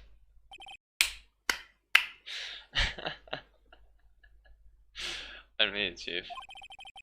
You assisted Lana Sky in forging evidence. Your motive, to appoint her as chief prosecutor so you could control her. Righto, my boy. You have quite an imagination. Let me ask you something. What? Do you have any proof of this? That I controlled Lana? Do I? I think I do. Maybe. The handprinting. For example, it's not testifying that I've done such a thing. Lana? Just keeping quiet to protect Emma. There's no way she'd testify against Kent. I'm afraid without any proof, this all amounts to nothing more than mere conjecture. Unless there's also what happened in this incident. This incident? Or which one would that be? Of course I'm talking about the murder of Detective Bruce Goodman. The chief prosecutor has been acting strange throughout this entire trial. Almost as if someone has been controlling her.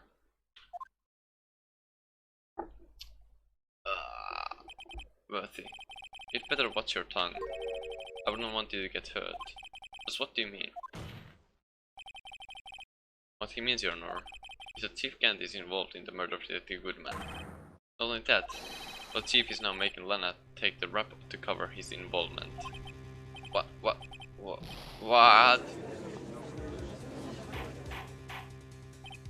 Order. I said order. Mr. Wright, you can't be serious, huh? This is an affront to the highest ranking officer in our law enforcement agency. To accuse the chief of police of blackmail and murder. That is, impossible. Oh, that was impossible, not I anymore. Impossible. Whoops. No, I was merely reiterating what Mr. Edwards said in easier to understand language.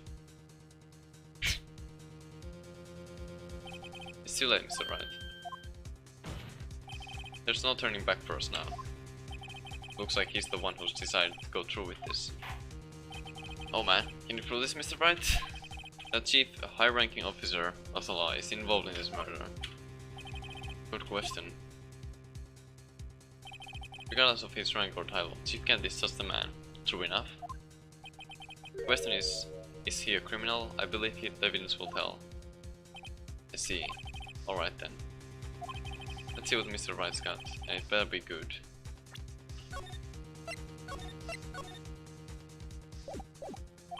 Just evidence that... That's the word of the... Murder of Detective Goodman. Which evidence lies to that? Wait, shit, what? Which one? Oh my god.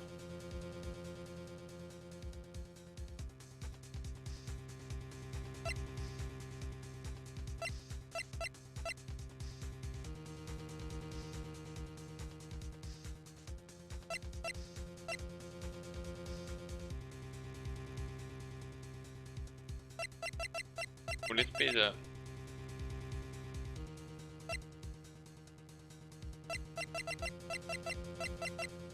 Oh my god.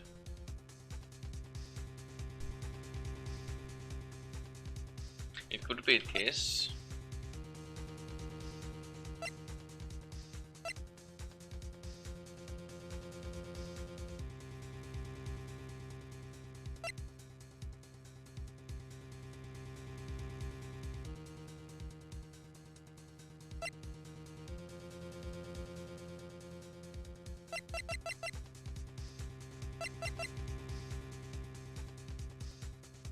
There's also evidence, but I don't think it ties to the Goodman murder.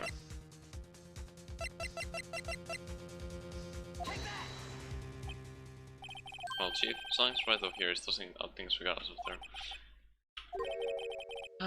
should do nice. I took it right at you. You always were quite the joker, weren't you? Oops. So I got it. Okay. Yeah. Let's try on. Rising back to what happened in the evidence room 4 days ago. Mentioned that we did find something during yesterday's investigation, and that proves Kent entered that room. Oh yeah, I'm fucking dumb, dude.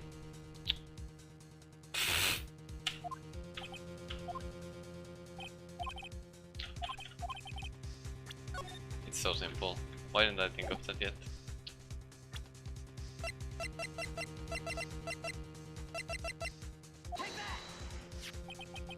ID card list.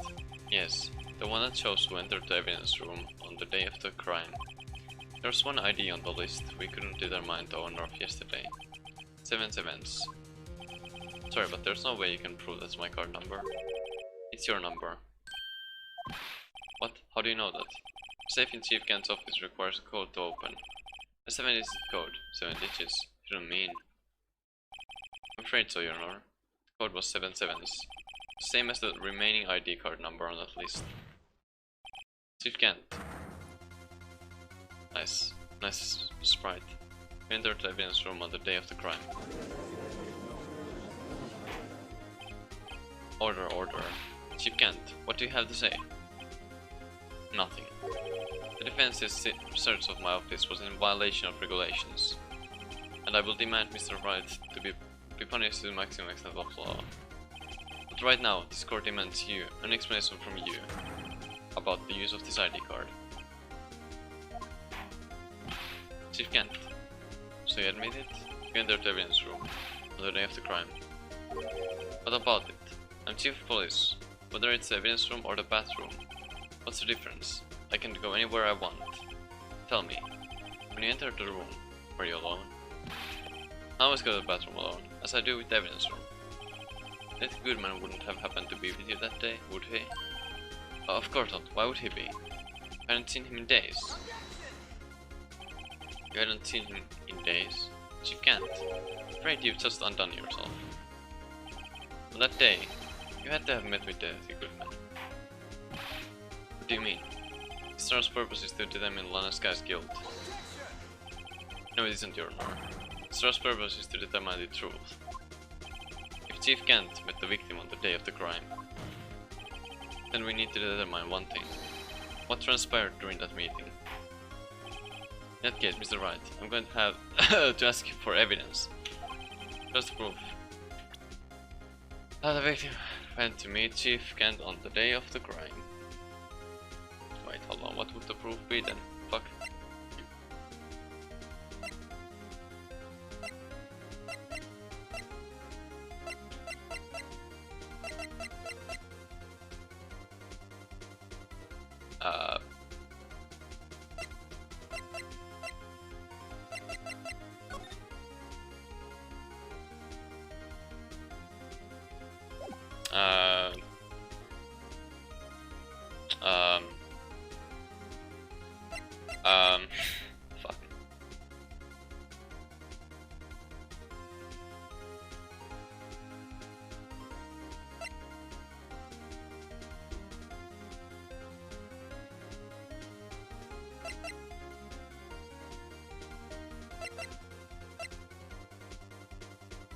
Wait. It should be obvious, right? I'm just thinking way too difficult now. It's because of the transferal stuff, right? Or is it? Wait, fuck. It's something about the event of that day overall. I just... hold on.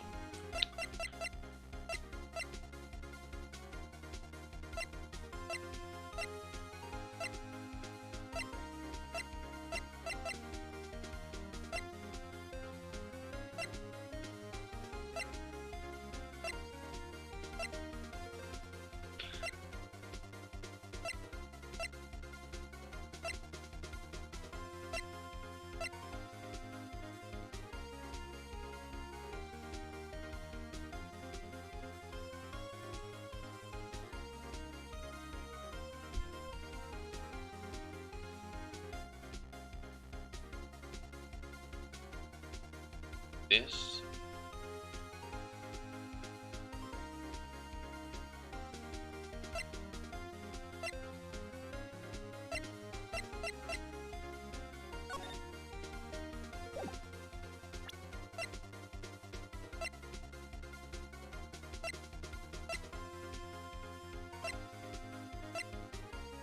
These are just so dark case.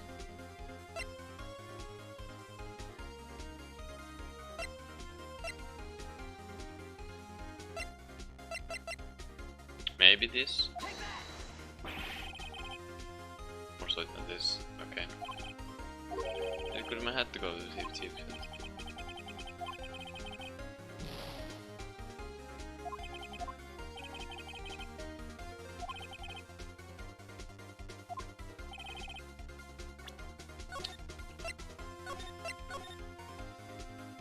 Which fucking evidence proves it?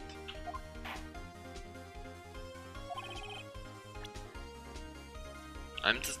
hold on.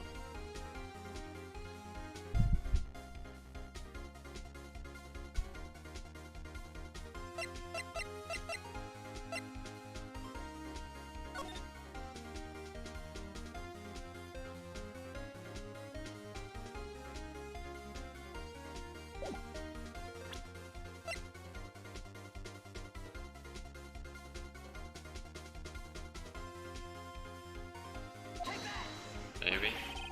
Yeah, never mind. Not that one.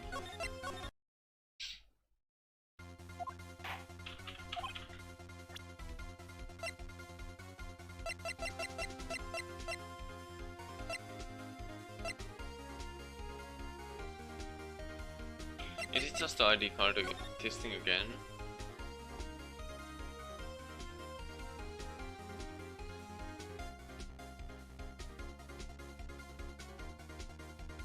I think it is. Never mind. Fuck, man.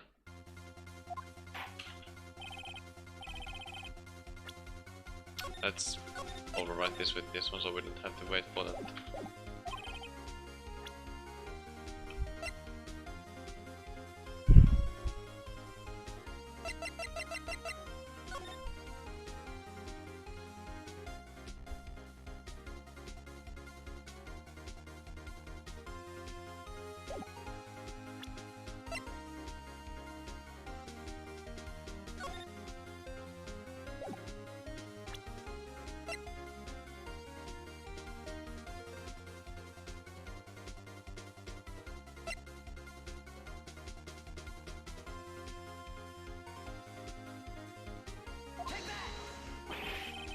I don't know why I tried with that. God damn it. Fuck! Which one would it be then?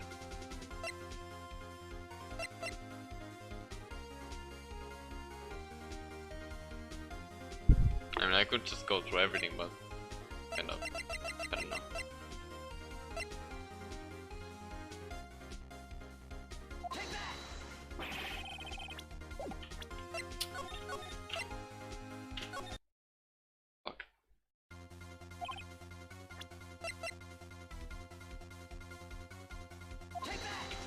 Let's go traveling, I guess, then.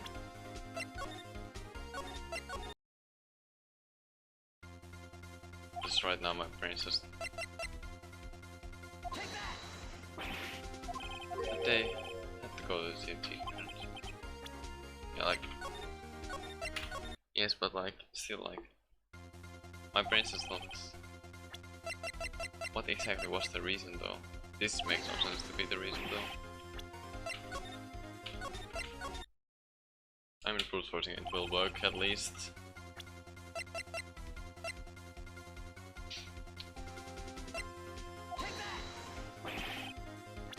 Oops.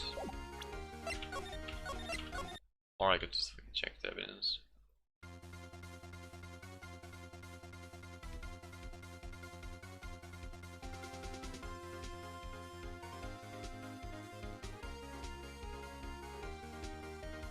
Oh, so it is... Oh, okay. I thought that was for a different thing. Okay, never mind then.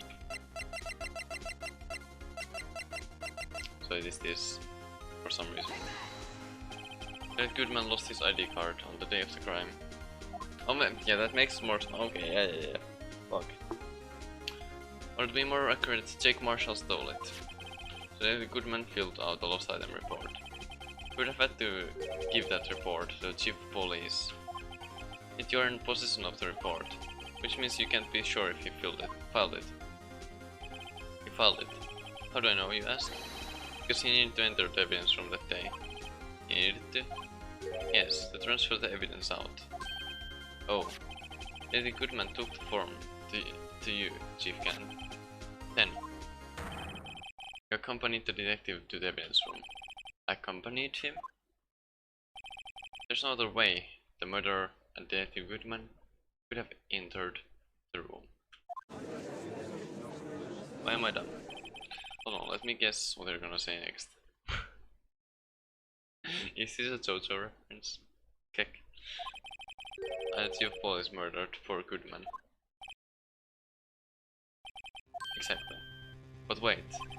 The Chief didn't necessarily need to accompany him to the evidence room. He could have just lent him his ID card. Yes. Now that you mention it, I believe I might have done something of the sort.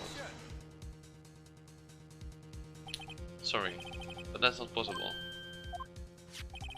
According to the record, your card was only used once.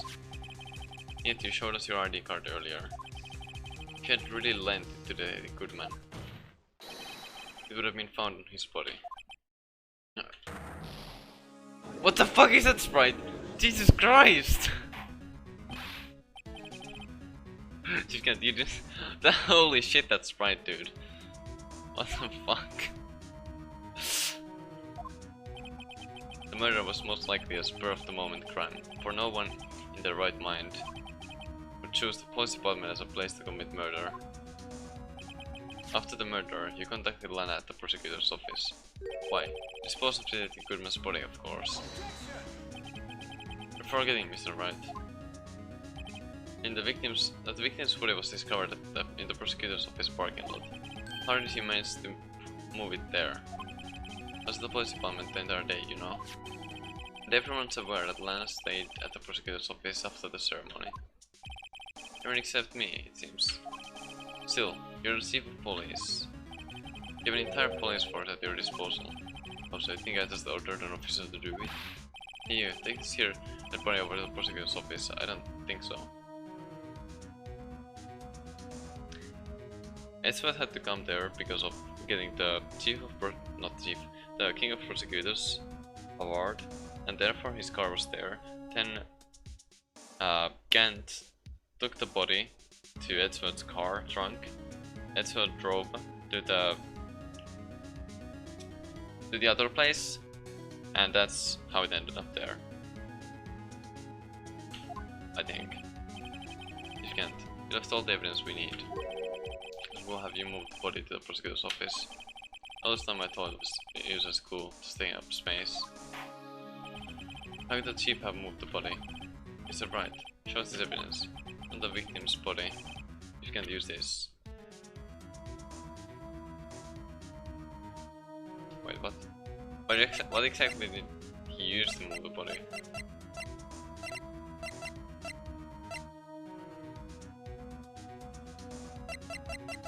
I mean the car, yes, but like how do I point out the car?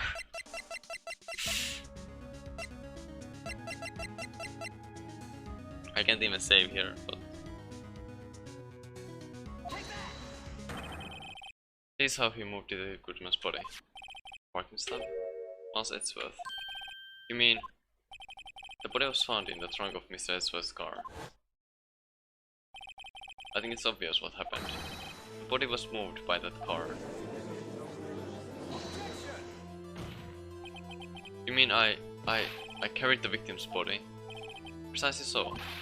But wait, even you know, I didn't plan on returning to my office after the ceremony finished that day. But you did return. Tell me, why? I was asked to go by Chief Kent, no less. He told me he wanted to keep it here in the prosecutor's office.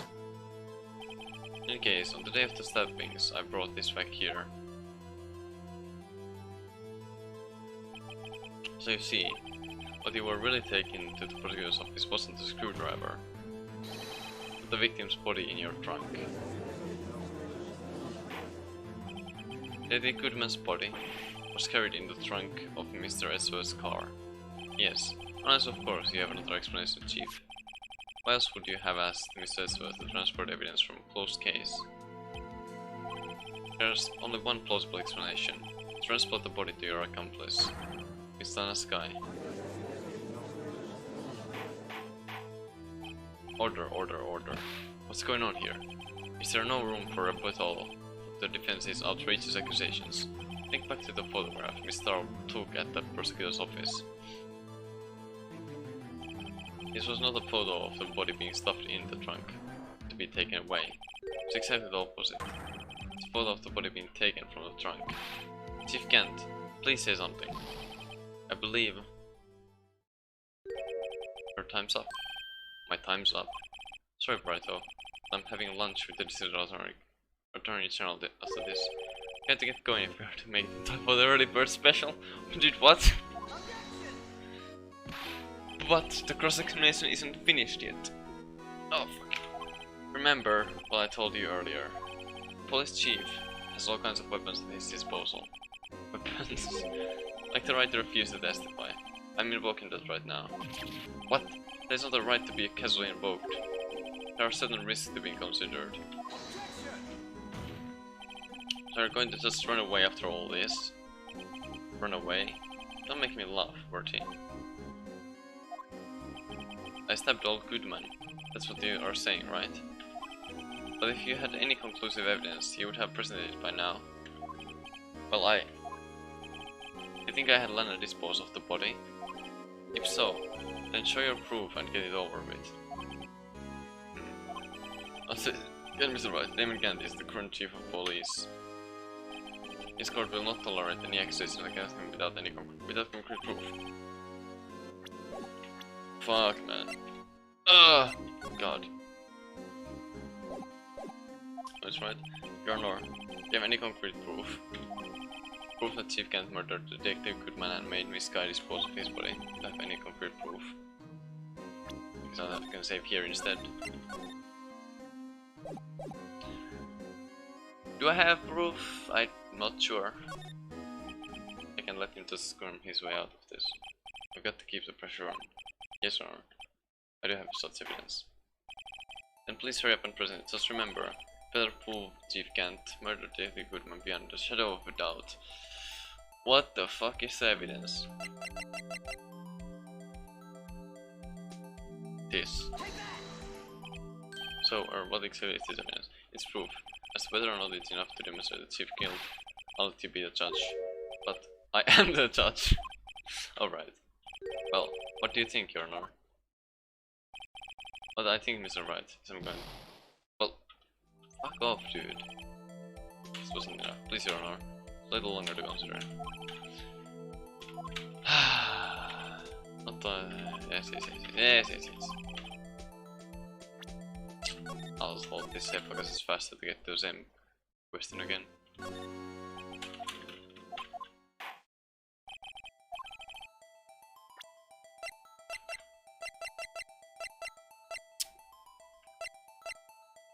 Unless let's say I don't have the proof.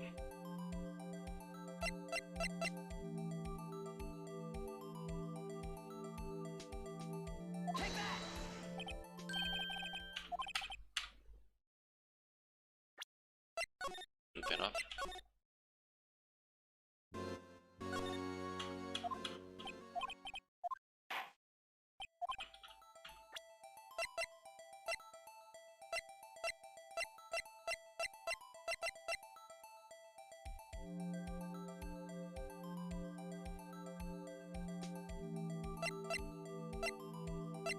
Safe. I mean, those things are related to the SL9 though. Like this piece of cloth is related to SL9.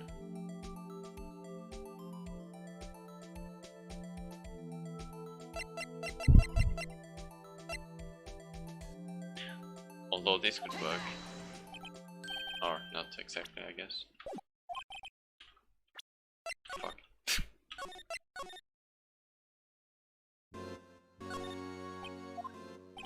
Is there even evidence then? I guess there isn't then. Fuck.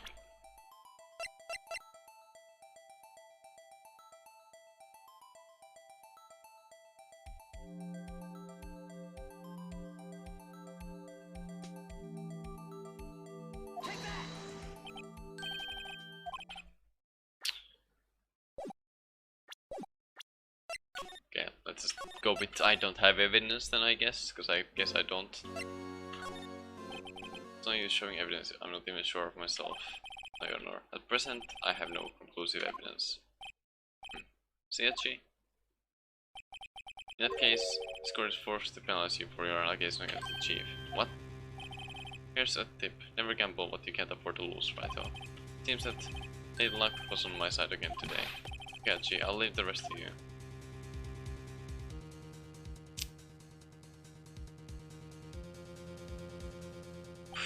I warned you earlier, Mr. Wright. This is an affront to a senior officer in our nation's law enforcement agency. Wow. Okay. Lady Luck, maybe we should have a word with her.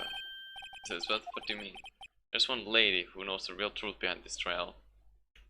Angel Star. We haven't yet had the honor of hearing her testimony. She knows the truth, another witness. In the absence of conclusive evidence, the only other method of proof is testimony. If can't, there's still someone else, one more witness who can answer all the questions raised in this trial, someone right in this very room. That's what. Oh, yeah, Lana Sky, I guess. This person. Why are you asking me, Your Honor? Have you forgotten, the defense is the one calling witnesses today. Is it right? Does such a witness exist? I guess it does. Oops. Because Lana Sky, probably. She may not be willing to tell the truth, but we can just stop now. Yes or no? Defense calls forth. The defendant is Lana Sky. She was in the underground parking lot at 5:15 PM on February 21st. Her task to dispose of the victim's body. Oh fuck. In accordance with a certain someone's orders. Besides what? Prosecution has no objections, Your Honor. Very well. The court will now take its final recess for the day. 15 minutes we will reconvene to hear the defendant's testimony. This court is now Hold on. Huh? Chief Kent, I thought you were going to eat. Isn't good, Lana. He's talking to Lana. I don't think you need me to tell you this, but if you accept Mr. Wright's claims... Hey Taro, what's up? There will be terrible consequences. That's right. Your sister will be found guilty for Neil Marshall's murder. Isn't good. Of course, you'd never support such outrageous claims anyway, right? Something to think about. Alright then, I will on state to meet. You are fucking despicable. I spoke yesterday. Oh man, feels. If there aren't any further objections, this court is now in recess. Bruh, fuck man.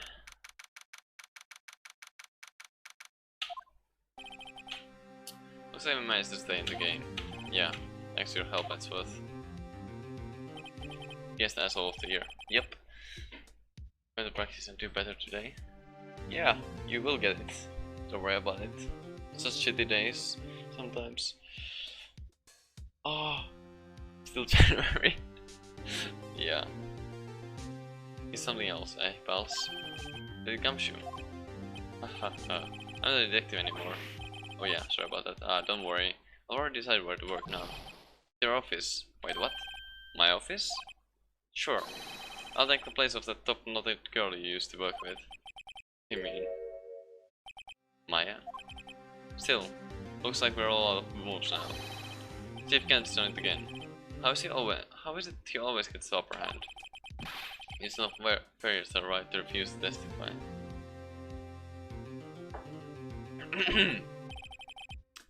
Settle down, right?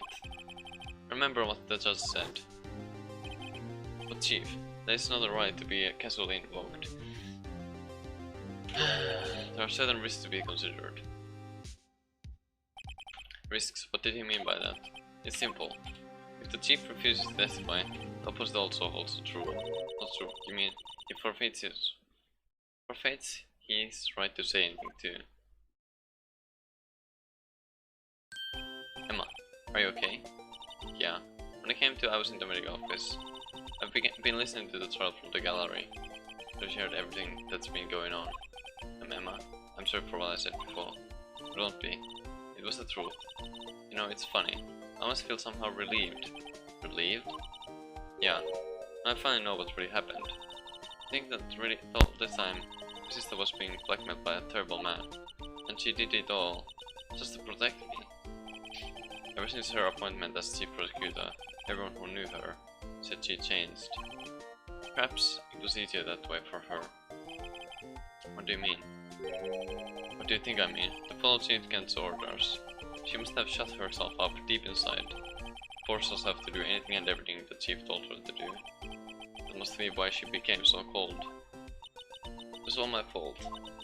It's all because I murdered Mr. Marshall. Hey, don't blame yourself now. If you want to blame anyone, blame society, pal. Chief Kent may be able to fool everyone else with his forgery, but he can't fool my memory. I remember now. I knocked Mr. Marshall into the armor. I see. Well, we'd better get back. It's time for the final act. Emma, why don't you wait? No, I'm going with you. I want to be there when Lana tells the truth. Let's go, Brent. It's time to end this. Ah, this case, this trial, this everything. Oh my god. Fucking hell, dude.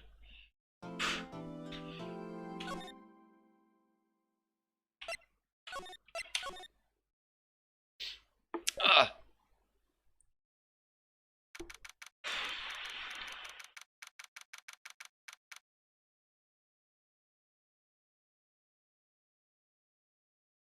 How long did that take me? An hour. And it took... okay, whatever. I shouldn't compare the times, but whatever. Let's finish this shit. In hopefully... less than an hour. I don't know, probably not possible. Hour is what it took the video, so I guess it's gonna take an hour and a half for me. Now then. Will the defendant, Miss Lana Sky, please take the stand?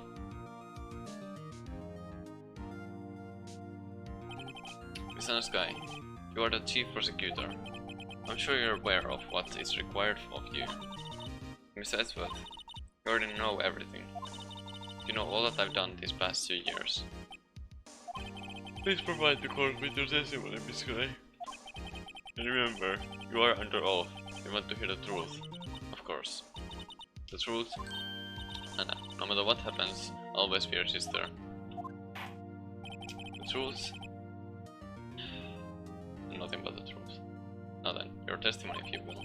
First tell us about your relationship with Chief Kent. Everything hinges on your testimony. You're the only chance we have to get Kent.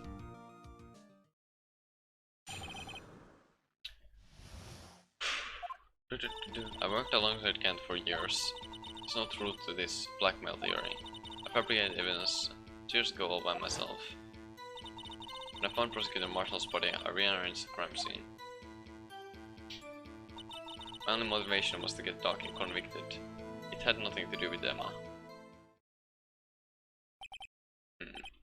Are you sure about this testimony, Bernard? I'm confessing to a capital offense, of course I'm sure. But Lana, if this is true, then that means Chief Kent has nothing to do with this. That's what I've been telling you from the beginning. Please, Mr. Wright, you got to help her. She's sacrificing us because of me. She's saying the truth. She's not. I know my own sister. Whenever she speaks stiffly like that, she's hiding something inside. Deep down, she's really screaming in agony. Yeah, this is no time to start second guessing myself. Chance may not be in its first explanation. I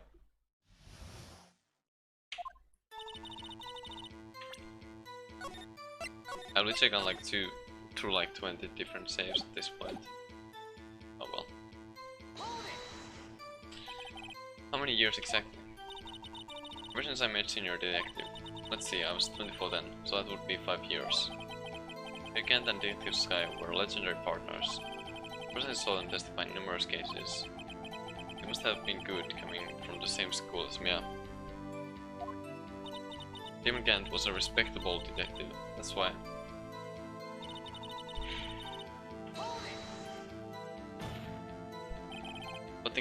guy. You didn't murder Detective Goodman. You told me as much yesterday in jail. You still don't get it, do you, Mr. Wright? Any testimony you cannot present in court is as useless as idle gossip. I stabbed Detective Goodman with a knife. And...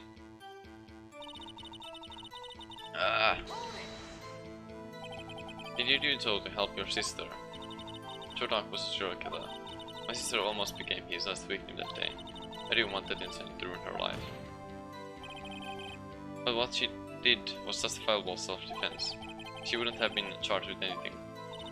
That's not the point. She was tremulous that day, all because of that creep. That's why I couldn't forgive him. So that's why you fabricated evidence 2 years ago.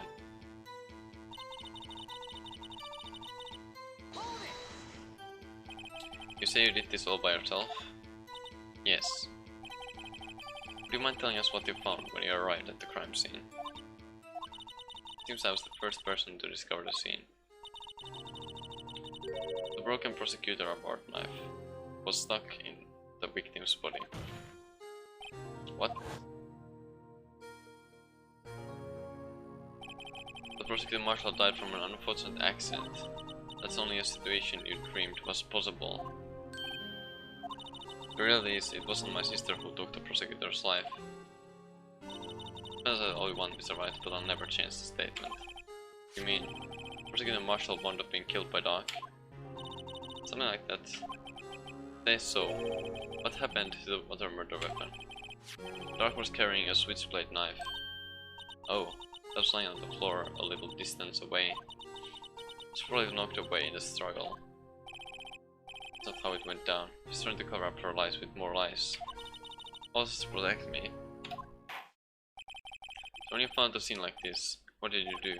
After all, it's what everything boils down to. Yes.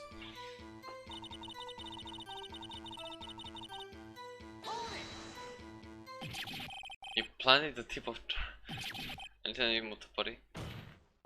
But why? Why would you do that? Your fellow people should know its worth. You always had a good head on your shoulders. My head isn't that bad, but maybe I ought to ask for the sake of the others.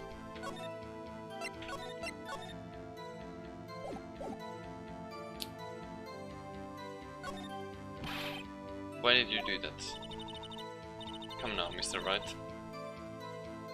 Even you should be able to figure it out. Very well, let's add this to the witness testimony.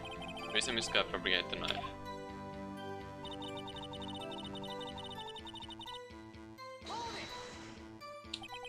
According to your testimony, Prosecutor Marshall's broken knife was the murder weapon, right? Yes, and leaving it at that might point the blame away from Dark. I felt the most effective way to get him convicted would be by having the tip of his knife found inside the victim's body. So you buried it inside the victim's stab wound? Yes. Because I hated Doc for what he did. No reason was to get Doc convicted, and nothing to do with Emma. So you rearranged the crime scene. Are you sure you didn't do this to keep the back from looking like the murderer? How many times do I have to tell you, Mr. Wright? Emma didn't do it, period. You're so desperate to hide the fact. You're willing to risk the death sentence. She's lying. She did so I wouldn't be blamed for what happened. In case, as a prosecutor, what I've done is unpardonable. There's nothing I can do to make up for my actions. Mr. Wright, my sister's lying. Looks like she's determined to protect you to the end. She insists she fabricated the evidence by herself. There's no way she could have done it alone. We had landed to talk more. If she's lying, then she's bound to slip up and make a contradiction.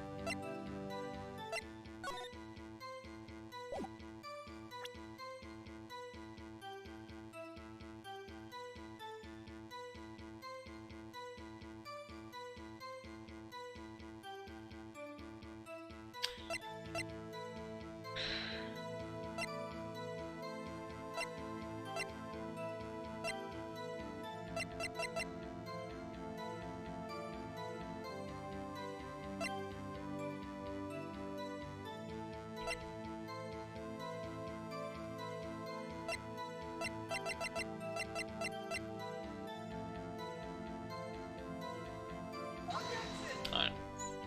Might even try with that.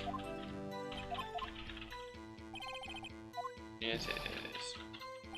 Whatever. Ah, fuck.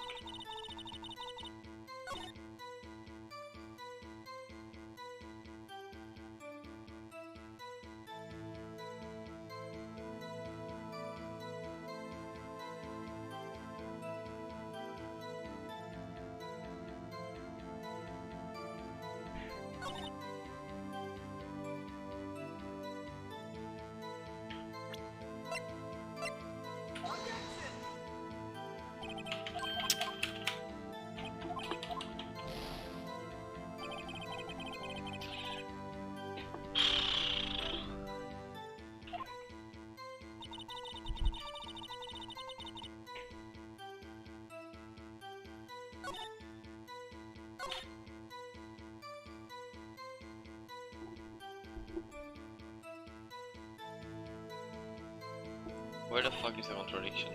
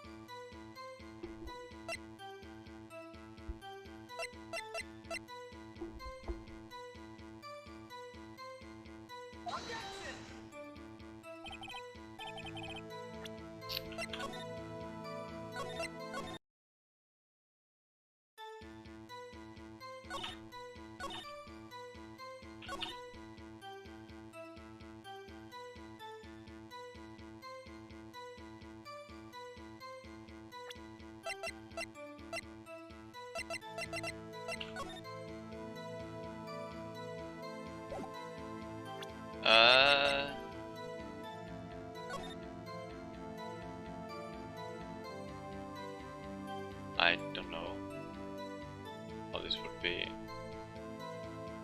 but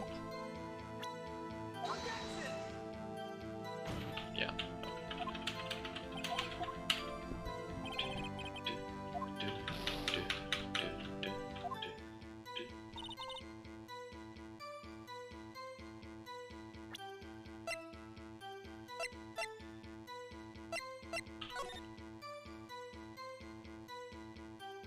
No, don't worry about it. I have saves coming for that.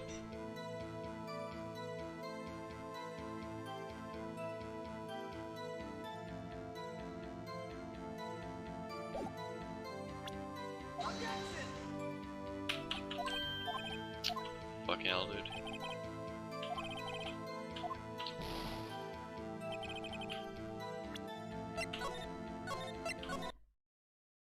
What the fuck? Hold on.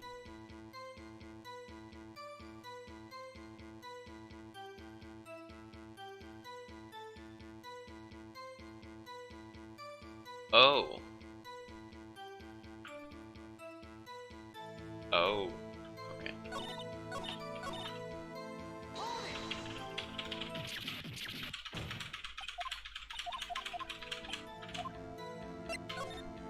Why didn't I? When you showed up on the scene, where exactly was the victim's body? This is where you deduce it was, by Chief Kent's desk.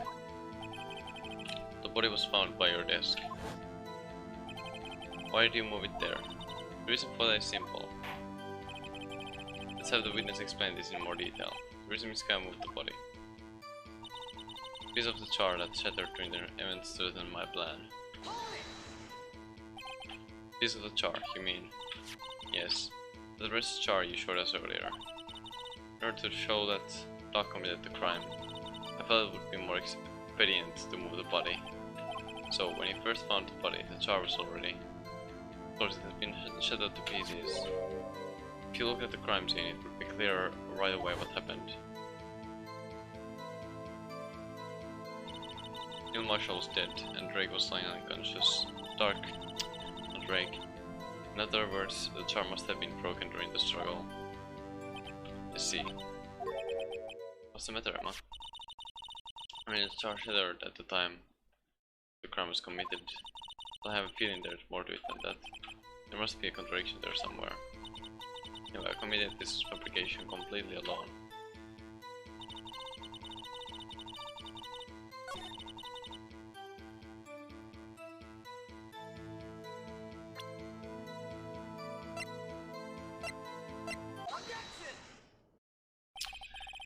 Miss Guy, I understand how you feel.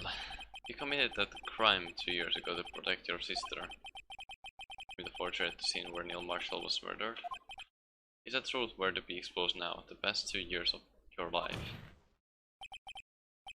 have been in vain. Even so, I am compelled to bring to everyone's attention a significant contradiction within your testimony.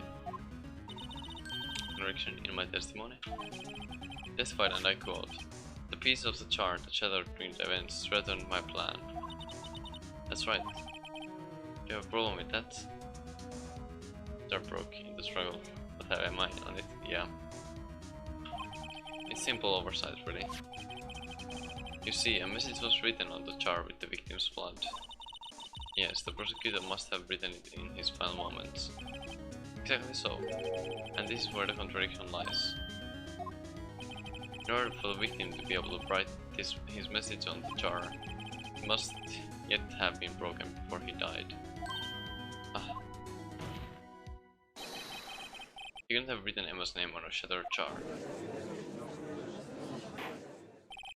Order. Your Honor. To appear, more information is needed in regard to this jar and its bloody message. We may be missing something critical here. Something critical? Chief Prosecutor, it seems you are as in the dark as we are about the truth towards which we are headed. What? Let's tell us exactly what you saw. To place together the information to arrive at the truth. Very well, the witness may now continue her testimony. Yeah. I immediately noticed the blood traces on the jar. But it was dark in the room and I didn't have time to check it out. Be safe, I wiped away the blood. The fragments were large, so I'm sure I could get them all. All I could think was about was wiping them clean before they were discovered. I mean, you were the one who wiped away the message in blood.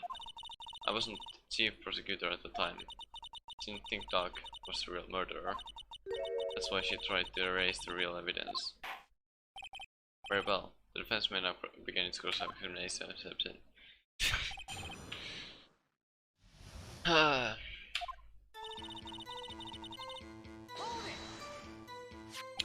the jar was already broken.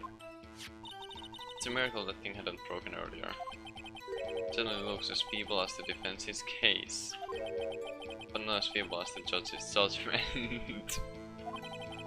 You were an ace detective who never missed a detail. Do you really expect us to believe you didn't investigate what was written on the chart pieces? Normally I would have.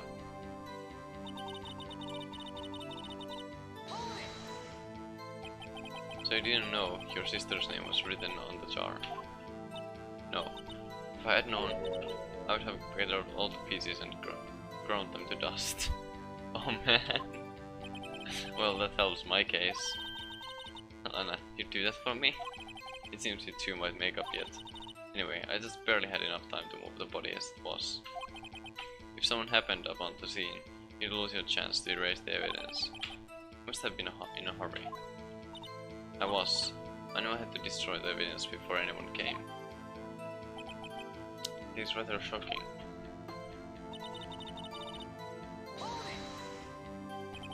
I'm afraid this action of yours reveals what really happened. What do you mean? If you really thought Dark killed Prosecutor Marshall, you wouldn't have wiped away the blood. What else could I have done in that situation? Lana. I had a few moments. There wasn't enough time for me to do anything else but gather up the pieces.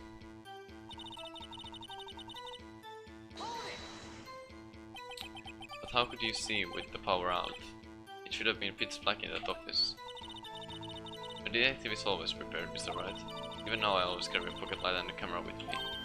When I carry a bottle of emergency luminal wherever I go.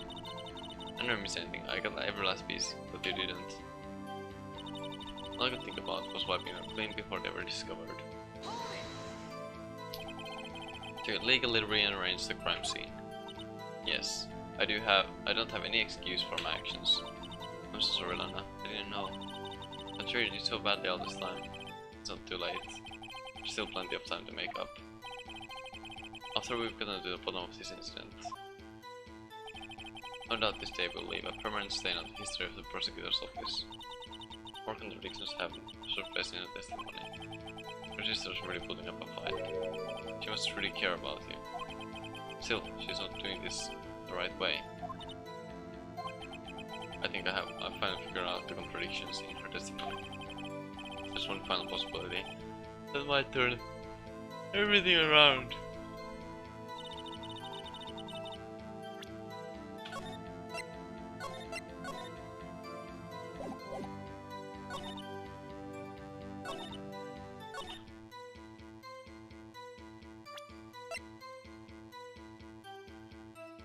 Wait, which one do we actually what?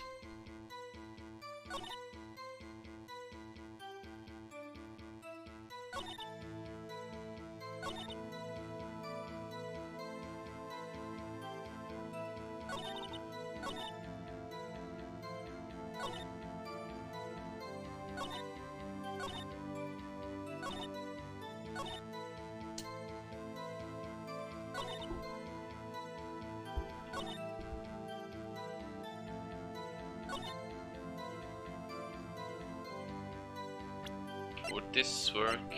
Oops. Okay, it does.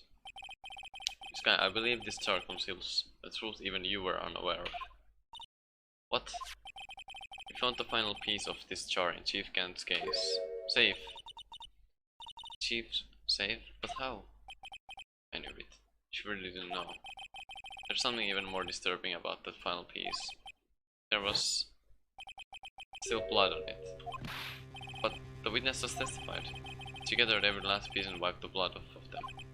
Yes, which leaves us with only one explanation. On the night Prosecutor Marshall was murdered. You are not the first one to show up on the scene. Chief Kent got there before you.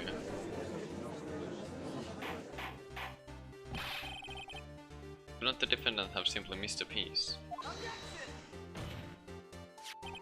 I'm afraid that's unlikely.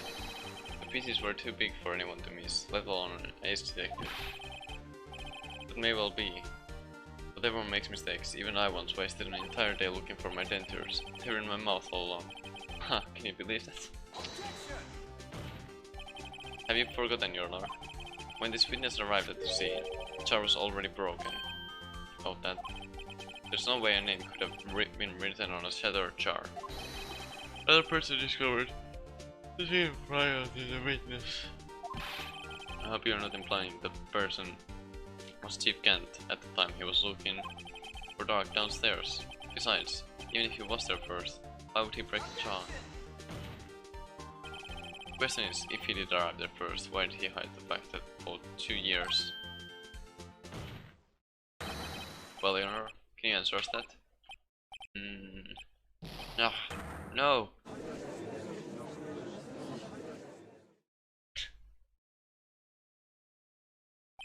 Wait, I'm not the one on trial here. The immigrant arrived at the crime scene prior to the witness. Proceeded to break the jar and purposefully hid one of the broken pieces. Question: why is this action called fabrication of evidence? But why would Chief Kent do that? In light of what happened afterwards, isn't it clear? What happened afterwards? Discovering the scene, Lanaska believed her sister Emma killed the victim. Determined to help her sister, she sought Kent's aid. Lending her his aid, Kent helped her create evidence that the incriminated dog, sparing Emma. The reason why Miss Guy became the chief's puppet. Oh, Jesus Christ, no, I did it on my own. Please, sis, stop trying to protect the chief. I I can't watch you suffer anymore for my sake. No, you didn't. It wasn't you, Emma. You didn't kill anyone. Don't believe anything Mr. Wright says. Defense lawyers make up the most foul lies to defend their clients. Foul lies? Imagine that coming from my own client. I guess you do seem the type who likes to twist the truth. Wait a minute. What if you're still smack dab in the middle of Kent's trap? Something wrong, Mr. Wright? No, maybe you're right after all. What do you mean, right? So you did all follow us then, Mr. Wright? Sky, please testify once more. But if evidence was fabricated behind your back, then Emma's accidental killing of Prosecutor Marshall might also be a lie.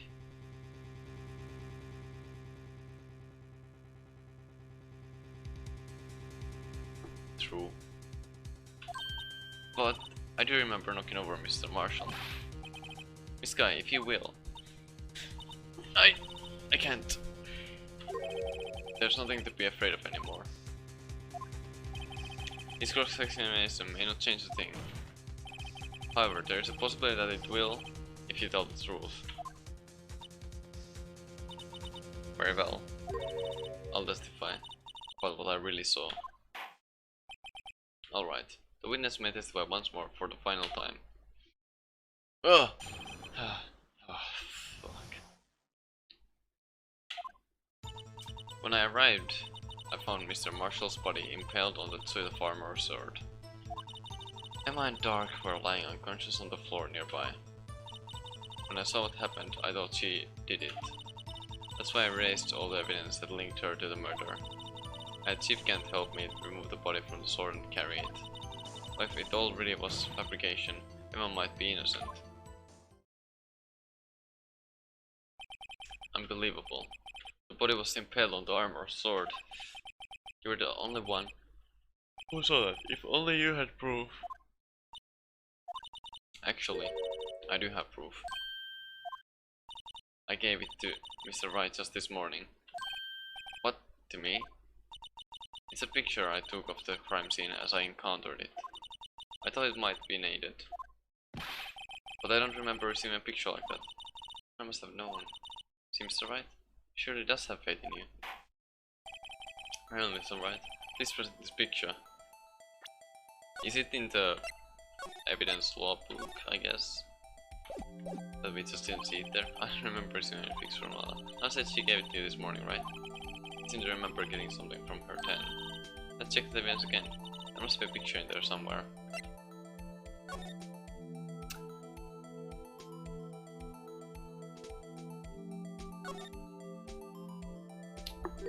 Oh! Oh! Well then. Hey, there's a picture here. Oh man. Oh my. This is the actual crime scene. No other detectives saw the crime scene like this. Because I contacted criminal affairs only after I had rearranged everything. Yes, Mr. Wright. That piece cut out from his vest. Could that be? The cloth we found inside Chief Kent's case. What's this? Oh, yeah. Is a handprint of it? Yeah. The cloth. It had fingerprints on it. Whoever fingerprints those are must be the real murderer. But those fingerprints are yours and are your lips turning all purple, Mr. Wright? Anyway, let's get on with the cross-examination. As long as you tell the truth, we should be able to flash out the real murderer. Very well, the defense may now begin its cross-examination.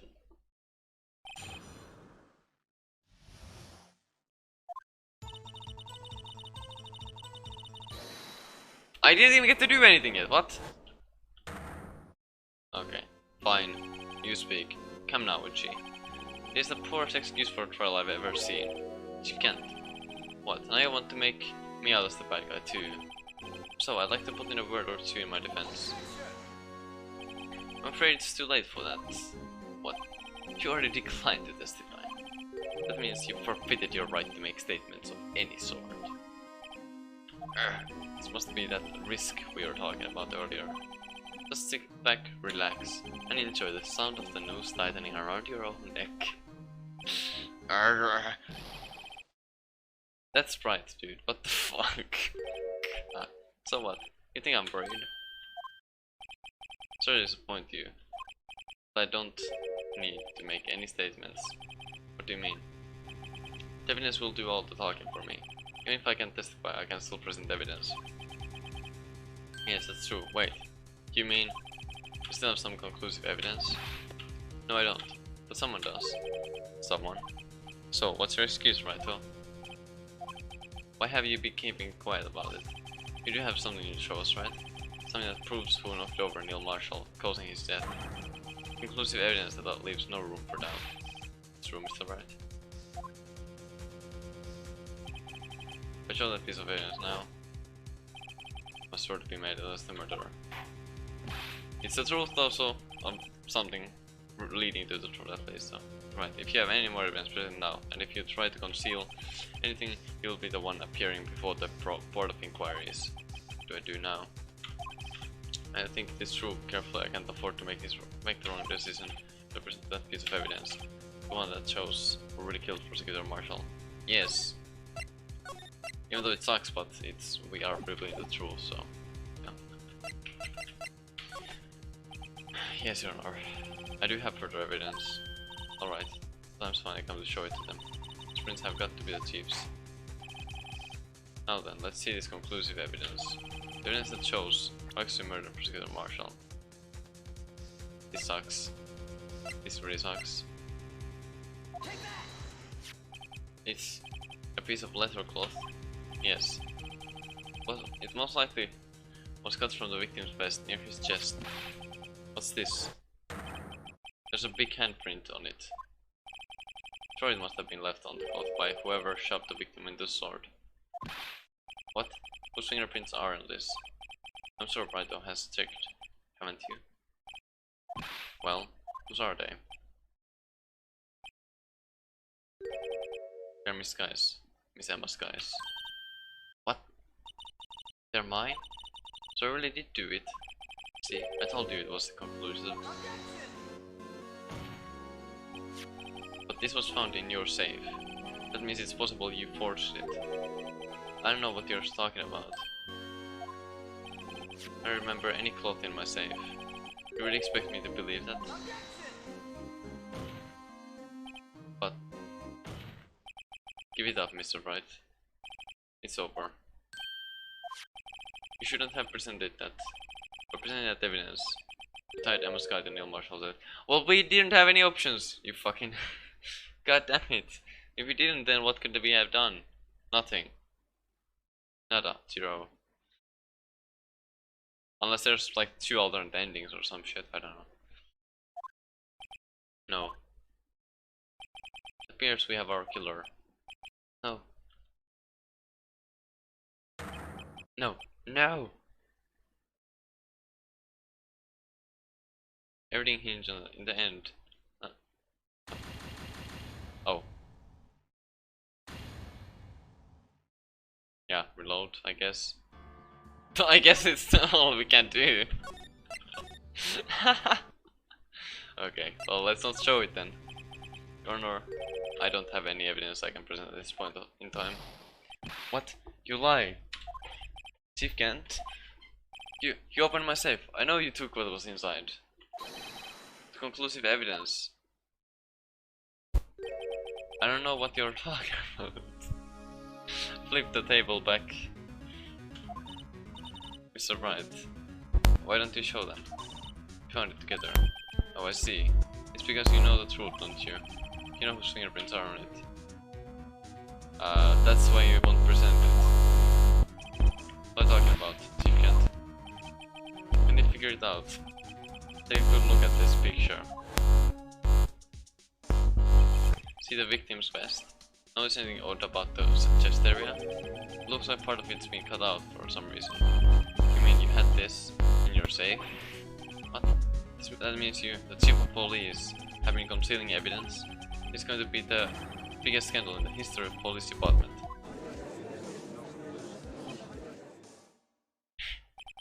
impressive. To be honest, I didn't think you had the gall, right though. Well, I can't just let you pin me up as the murderer. I'll tell you what really happened. What? You mean you admit to it? Bruh. What is going on? I was the first person that arrived at the crime scene that day. It then occurred to me that I could use the situation to control Lana. So you really were manipulating her. I knew Lana. If I made it look like the blame lay with her sister, that when she saw the scene, she would ask me for my aid. So he assisted Miss Guy. I told her to arrange all the evidence. I had her plant the knife tip in the victim's body and move the body across the room. And I ended up using that evidence to get Joe Dog convicted. Happy ending, guess. When I tampered with the crime scene, I had 2 pieces of evidence. This was before Lana arrived at the scene, mind you. 2 pieces of evidence. You mean those items in her safe? But why? For insurance, of course. Insurance? I'm sure my plan would work. But it's always best to be prepared for the worst. I wasn't about to let anyone blame me for a murder that girl committed. You mean you were calculating that far ahead while forcing the evidence? But you take me for a fool. I didn't make the police chief by dumb luck. See star fragment. I hate the most illegible part of Emma's name. I didn't expect Lana to go and wipe the blood of all the pieces. But if you fabricated all the evidence, what's to say you didn't fabricate the message on this star too? Exactly. Ho ho ho. Some people just don't know when to quit, do they? That's why I kept one more item for insurance. You mean a piece of cloth? That still doesn't incriminate Emma, technically though. It could have been left there for some other reason than her pushing him there though, so like, yeah. The Cafe Tabori, I know you have it. They're waiting for Mr. Wright. So admit to it then, Chief Kent. You were hiding the cloth you cut off the victim's vest in your safe. Yes, I admit it. I didn't have to do that being chief and all. But it's all better than being portrayed as a murderer. Well, Mr. Wright, what do you have to say for yourself? Just a moment ago, you said you didn't have any evidence you could present. Please boom, right though? You should have shown it them, and before it was too late. It's been a long battle. But the moment of truth has finally arrived. As long as I don't mess up here, there is mine. Saving again!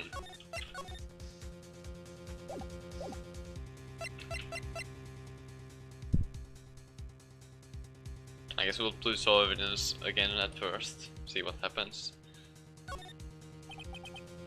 Yeah, I do have evidence to present now. Alright then. Let's see this conclusive evidence. The evidence that shows who actually murdered Prosecutor Marshall.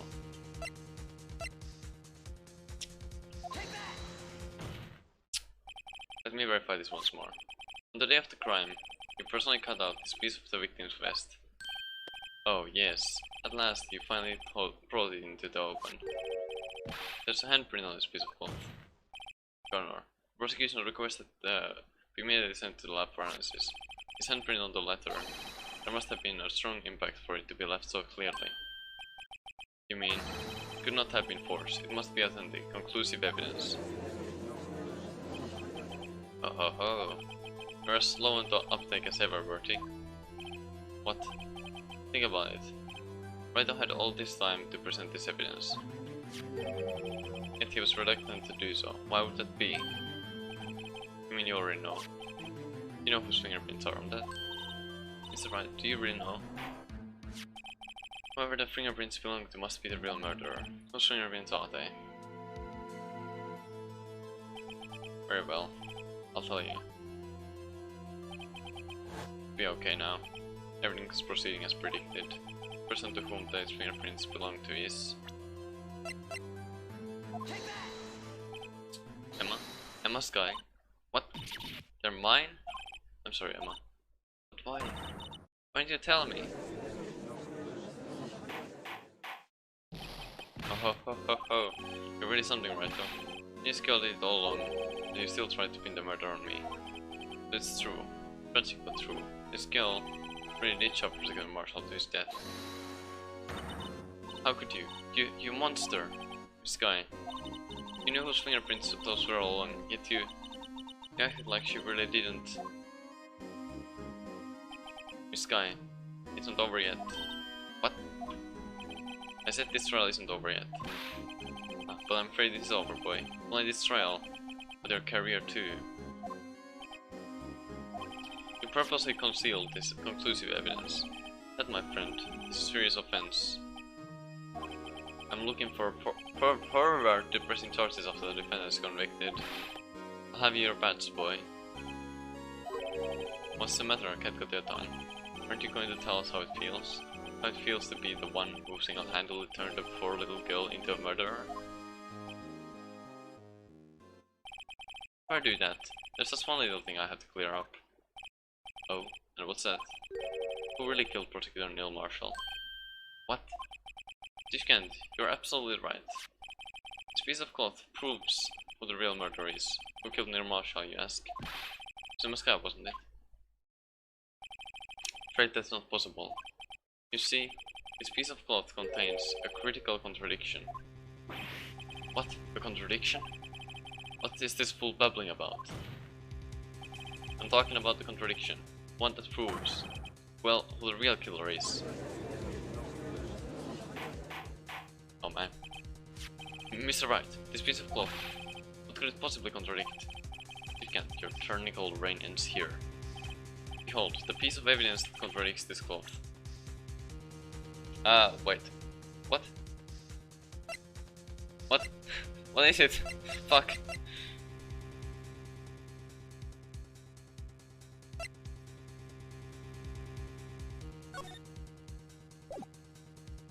What is the evidence?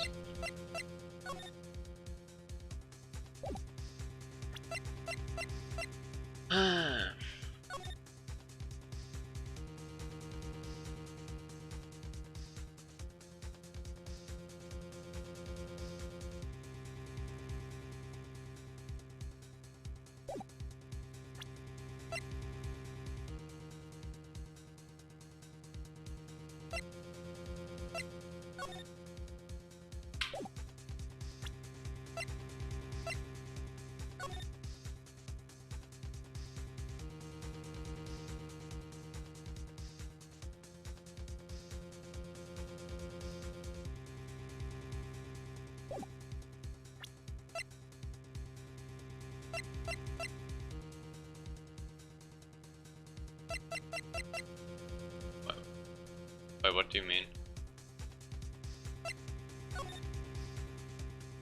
Which shot? Where?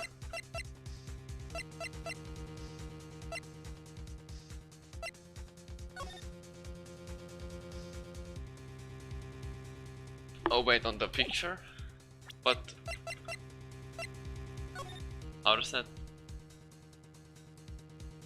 Wouldn't that still?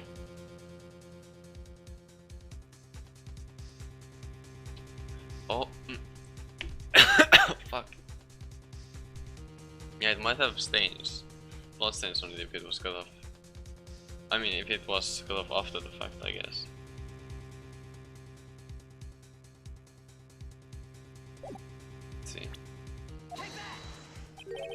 What exactly is it supposed to be?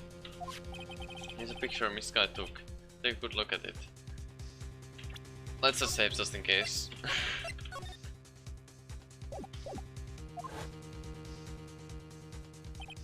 See where the piece of his vest was cut out? Yes, his shirt is showing underneath. It's hard to make out with all the blood on his vest though. Exactly my point. His chest is soaked with blood, that's so unnatural. His lungs no doubt were punctured, blood poured out of his mouth. Oh, but that piece of cloth. Wait, there's no blood on it. His Muscat's fingerprints are on this cloth. There's no doubt that she shoved the prosecutor aside.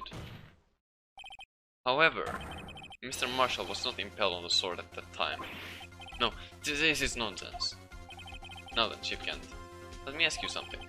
Prosecutor Marshall was not impaled when he was shoved aside. It was like he hit his head on the ground and was knocked out. If so, then tell me, who could it have been? Who could have arrived at the scene before Miss Sky? Picked up the unconscious prosecutor and impaled him on the armor's sword. And to make it look like Emma was responsible for the prosecutor's death, said person proceeded to write her name on the jar with the victim's blood. A jar that they had then broke on purpose to leave behind a clue and make Lana believe her sister did it. Remember what you admitted only moments ago? That you personally cut out this bloodless piece of the victim's vest. Ironic, isn't it? Through the very act of creating insurance, you proved that you were the actual murderer. Finally got a screenshot of the sprite. It's finally all over. Jesus fucking Christ, dude. Who the fuck objected? That's close, right though. You almost had me. Sorry, but you'll have to do better than that. I refute your allegations. What do you mean you refute his allegations? You see, that piece of cloth is illegal evidence. Order, order. What nonsense is this? Legal evidence cannot be used to convict the suspect. Remember, Archie. Earlier, Wright here concealed that piece of cloth. So then, what's your excuse, Wright? Yeah. Well, that's true. The defense did refuse to present evidence. At that moment, that piece of cloth ceased to be legal evidence. But that's not fair. Did you actually think you could beat me in court? Best me in court? Looks like the last laugh's on you, son. I'm afraid Mr. Kent's claim is legally correct. Well, Mr. Edgeworth? True. Illegal evidence cannot be used to convict a person. Assuming, of course, that the evidence is indeed illegal. Well, Mr. Wright? Wait, what? It seems at last time for me to reveal my plan has finally arrived. That's right, do you admit to it? That you purposely and illegally concealed this piece of cloth? Ah, fuck me.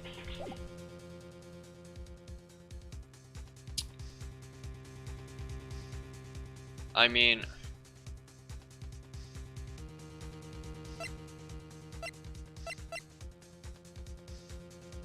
let's go with this for now.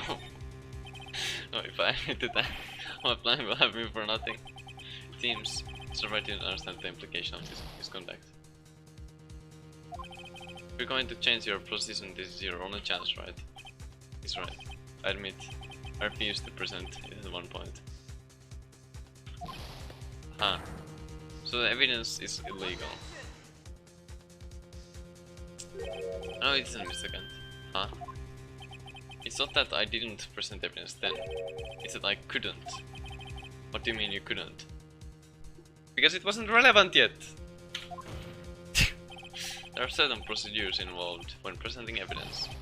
No, G, don't listen to his lies. He's nothing but a coward. Yes? There's only one issue left to be resolved in this trial. Is this evidence legal or not? Very well, let us settle this once and for all. Earlier you refused to present evidence. If you can prove your conduct was not in violation of the law, then do so now.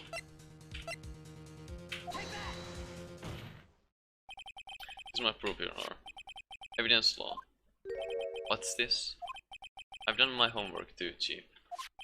Indeed, Emma Sky's fingerprints were on this piece of cloth. However, at that point in time, this was merely a piece of cloth, nothing more. What? You see, it's written right here in this book. The second rule of evidence law. Rule number 1. No evidence shall be shown without the approval of the police department. I found this piece of evidence myself, inside your safe. It goes without saying, I did not have approval from the police department. Rule 2. Unregistered evidence presented must be relevant to the case on trial. And here is the crux of the matter. You see, at the time it was impossible for me to prove the relevance between the cloth and the SL9 incident. What kind of nonsense is this? You want relevancy? Just take a look, one look at this picture and... Sorry, but can you recall when was that picture presented? It was shown only a few moments ago.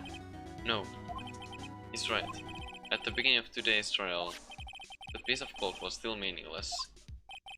The person who gave it value as evidence was you, Damon Gant. You yourself confessed to a certain truth. Be very...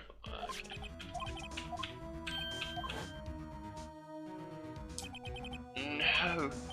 Just then that you approved this cloth as conclusive evidence. Yes, you, the chief of police, personally approved this cloth. The only person who could have cut this from the victim's vest is the one who stood before Prosecutor Marshall in his final moments. In other words, the real murderer, and there's only one person who that could be. Damon Gant, the killer was you.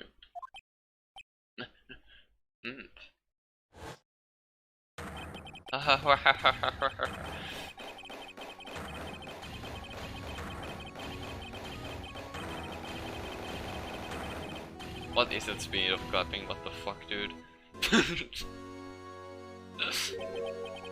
I knew I should have gotten rid of him. Good for nothing scum. For 2 years he's been snooping around the department, trying to get something on me. Crimes are being committed every day, yet he insisted on hounding me. The crime wasn't exactly petty. He wanted to investigate the case. He recruited Angel Star and convinced Bruce Goodman. Eddie Goodman. Yeah, that's right. If the evidence is turned out, I'll lose my only chance to find out. Tell me. Goodman turned him down, as he ought to. Still, Jake Marshall didn't know when to quit. He stole Goodman's ID card and tried to take the evidence. Goodman came to me that day. He wanted to file a lost item report. I went with him to the evidence room, and all of a sudden, he decided to speak out. What are you talking about, Goodman? Can you please reopen the investigation, Chief? We can transfer the evidence out. There are too many questions left unanswered.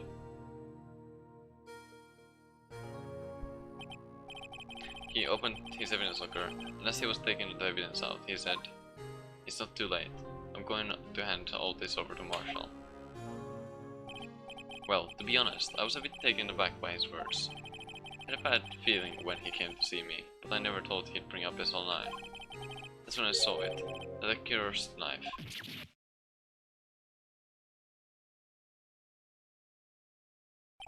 I couldn't just pull it out. Doing so would have only led to more blood, making it near impossible to hide your crime.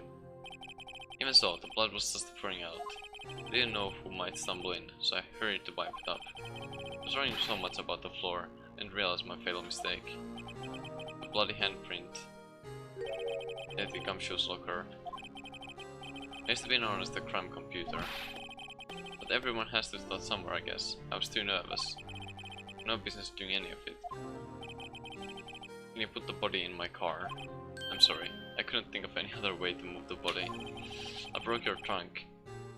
But what's the big deal? You make a lot more than us detectives ever will. Grr. Leaving the prosecution's car aside. How? How could you get Miss Sky involved in all of this? Well, she had as much to lose as I did if the truth came out. You took the evidence from Detective Goodman's locker. I felt bad for having to go do it. I also didn't have the time to pick and choose what to take. So, you left the jar, fragments and the glove. Yeah, it looks like I was better off being an investigator of crimes than a committer.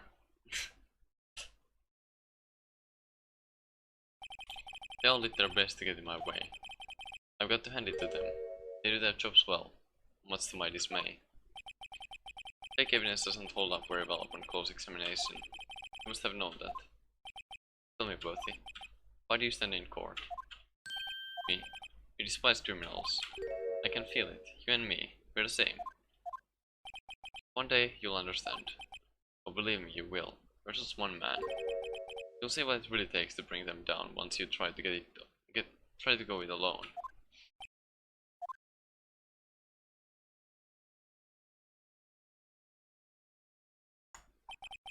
Well, looks like it's time to say goodbye. Oh, Archie? What?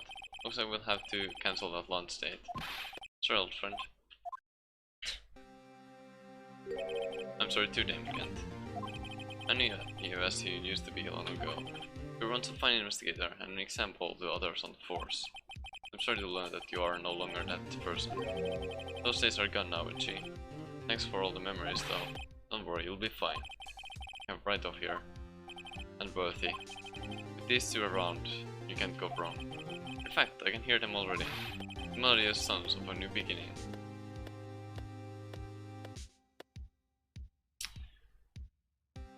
Ah! There are two things I want you to understand. Yes.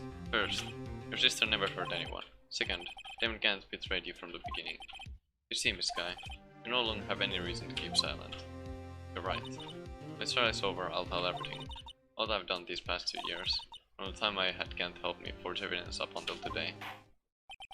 So, it seems all the questions raised in this trial have been answered. I'm sorry, Miss Sky. I can get you out of all your trouble. My, what high standards you have for a rookie. I can see why Mia thought so highly of you. Who knows, a few years from now, you just might make it to the top.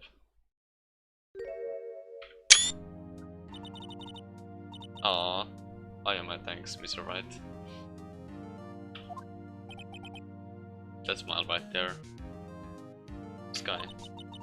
And to you too, Mr. Edgeworth.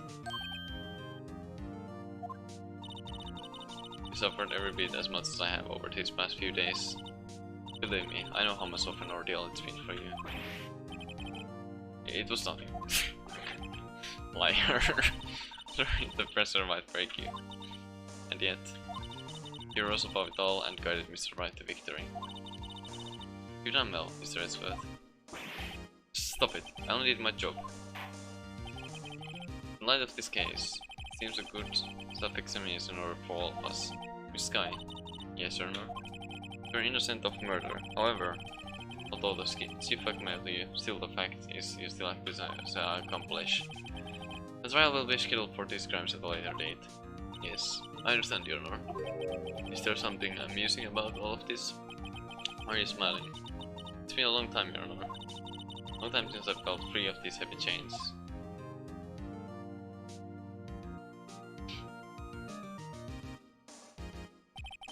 Well, the trial has gone far too long already. Regarding the charge of murder, this court finds the defendant, Mr. Sky.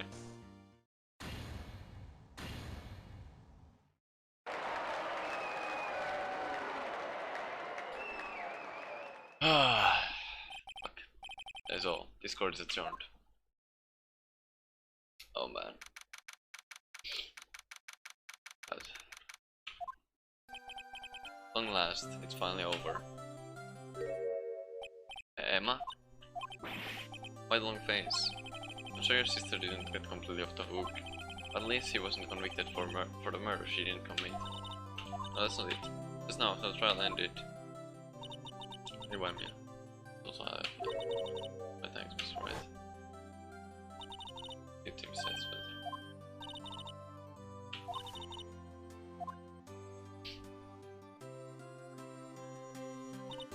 You know, I did my best to, but I didn't say a single word to me.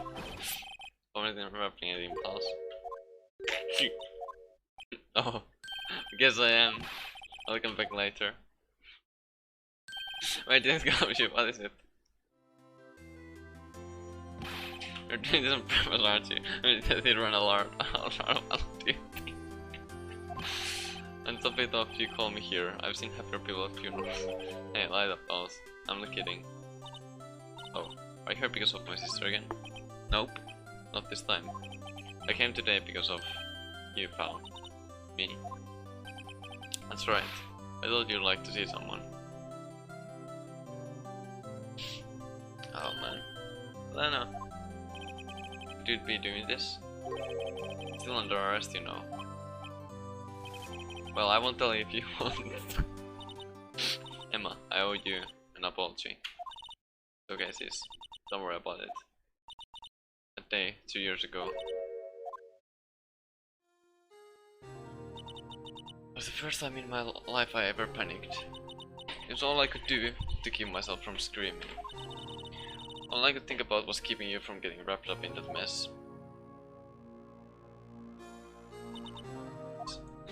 Asking him to help me cover up the truth. I thought I was doing it for your sake, but now I realize I was wrong. I changed after that day. I had to. It was the only way I could make it through the past 2 years. I knew how much I was hurting you by distancing myself. I couldn't bring myself to tell you what I did. I was scared. Scared that you'd look at me with those eyes of yours. Scared of how you'd react if you knew. Sis, you weren't doing it for me. No. I turned my back on you that day, hiding what I believed to be the truth. I was deceiving you. Sis, I'm such a fool. It took me all this time to realize it. I'm so sorry. But sis, you don't have to apologize. I'm happy now. You're happy? Of course. You know, sis.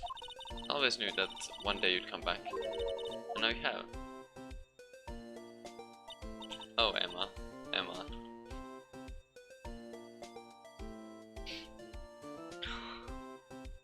God. Ah. No one can change the past. The only thing we can do is try to make up for our mistakes.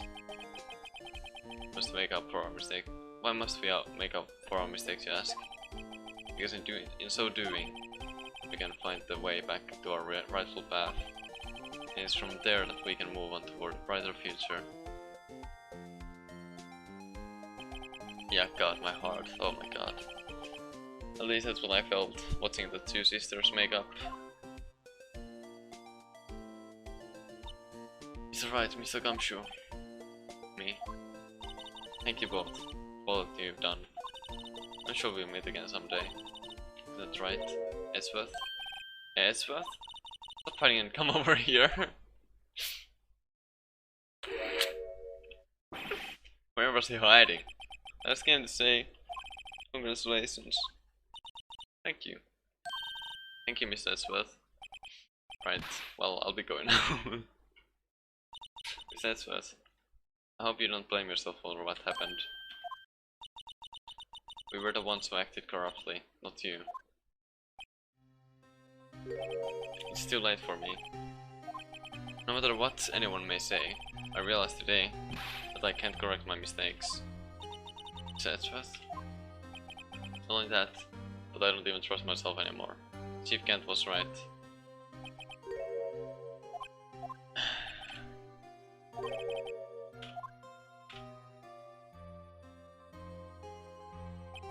I do despise criminals. I plan to dedicate my entire life to fighting them. In order to fight crime on my own, I need a weapon. It's scary, but I've known that to be true for quite some time now. Edgeworth. Who knows? Given enough time, I might have tried to pull something like Chief Kent did. That thought terrifies me. That's why I can't continue on as a prosecutor. Edgeworth? Don't you understand? Damon Kent and your mentor, Manfred von Karma, are both the best of the best when it came to fighting crime. But they both made the same mistake. You said in order to fight crime on my own, I'd need a weapon. Maybe true, but think back to today's trial. We weren't alone. We were working together with Mr. Wright. Because of that partnership, we were able to present evidence that otherwise would have gone undiscovered. Isn't that right, Mr. Wright? Huh? What? Oh, yeah. What is this, a pop quiz? Count is right. Showing what Lana is talking about. Here's something that neither Edgeworth nor I would have been able to find on our own. Wait, what? Hold on, which one is it then, actually? Hold on, fuck. I mean, I guess I can just scroll through everything, but... which one is it? Hold on. For something super simple, but is it this one? It might mean something to you. Then, okay, that's right. It seems still a lot to learn as well. I guess that wasn't the right. Oh man. I guess it doesn't matter what I show there. Oh well, it's fine. Sense worth. Excuse me. There's this on lieutenant that needs wrapping up. Take care, Chipper. Or maybe I should have sold my badge. I don't know. Oh well, it's fine. It's worth. What will you do now? Well, whatever you do, just remember. You can let what happened kill the prosecutor in you, or you can let it help you grow. In the end, it's up to you. I know. It seems I owe you my thanks too, right? But what I face now is my problem. It's worth. I'll be waiting for you in court. Farewell.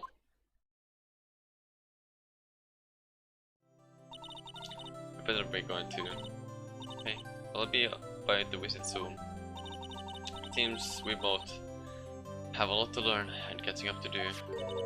Here is a little something for you. Scientific investigation. It's the first book I ever bought. Study it well. Thanks, sis. I will.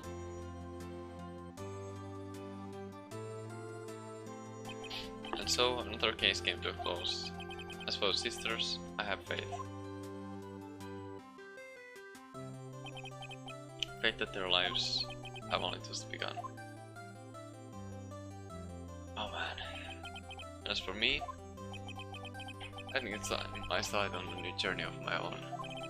Journey to rediscover myself.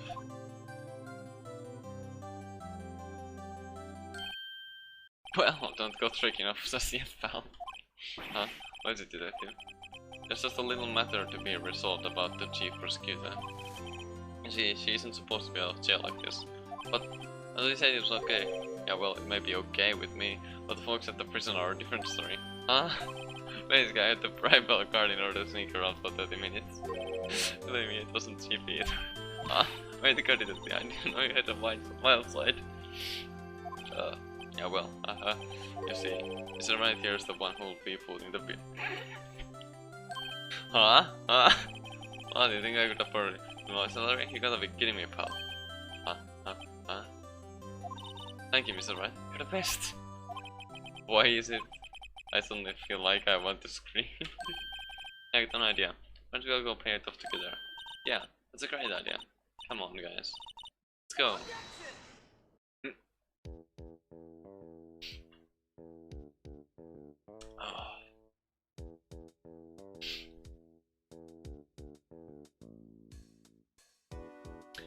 For a friend of mine, you're together with Emma.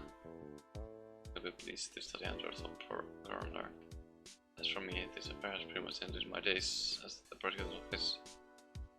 I'll manage to find my way back to the field somehow. Then I'll be able to investigate crimes together with Emma.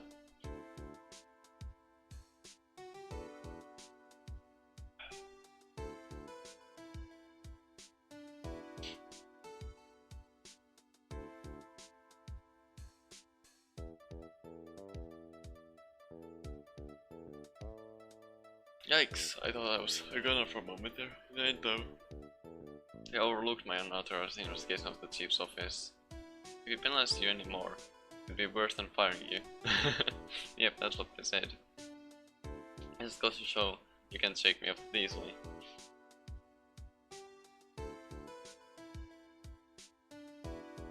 Oh man.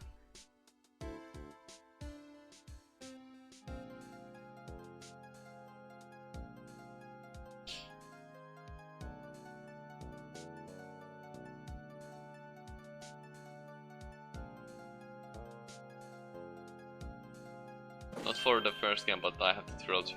My new mission is to guard. Can you believe it? I've been demoted to a security guard. My partners keep an eye on the entrance for me today. I'll show them though. Someday I'm going to make a detective. Yes sir, then I can be just like the Dick Humshoe.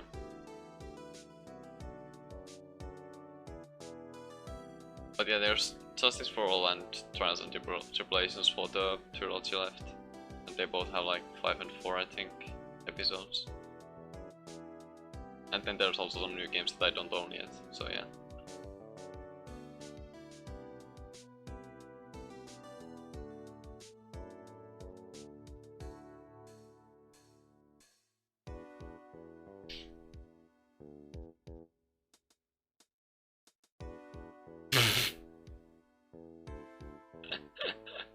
Oh man.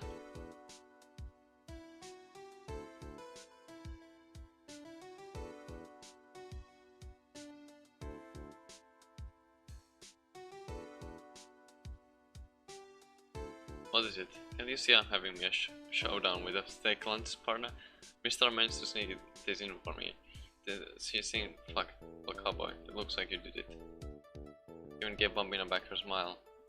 Can you make sure Billy and the gang get their water? Oh my god. It's tough to read it correctly when you're trying to read it fast.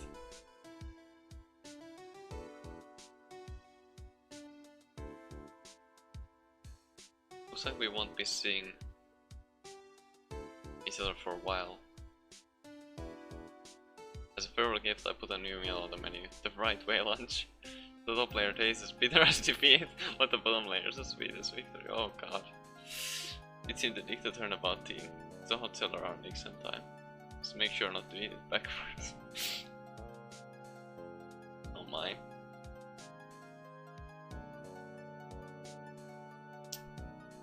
Because he did stuff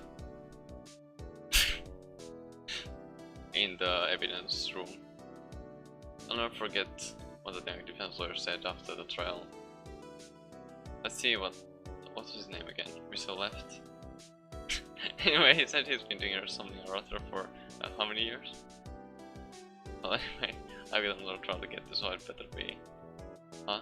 Oh no, I forgot my gavel. Sorry, I gotta let go.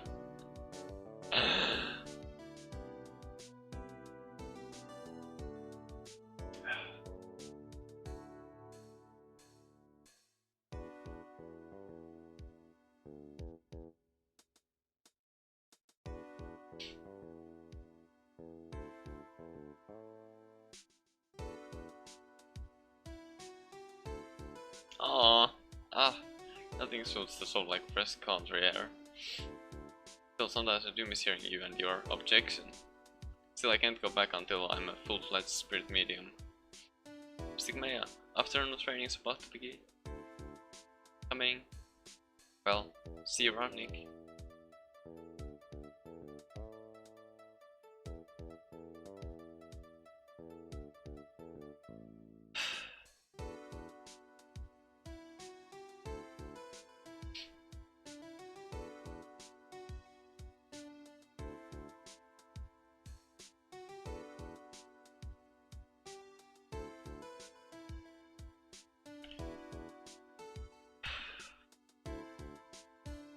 Oh, it's empty. Oh, that's what. Let me see. That's what? I brought you your tea. What's going on?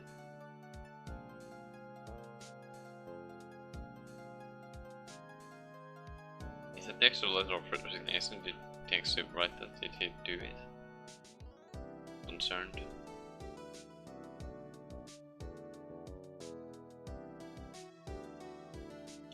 Coming to see me off. I can't believe I'm going to Europe. Thank you, Mr. Wright. Thank you so much for everything. I'm a little sad, but I'll be alright. Whenever I want to see Lana, all I have to do is open this book. Wait, what?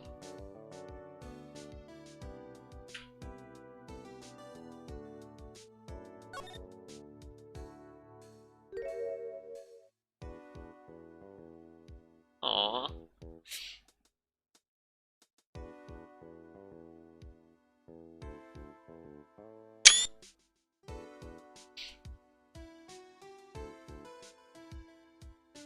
That's so cute.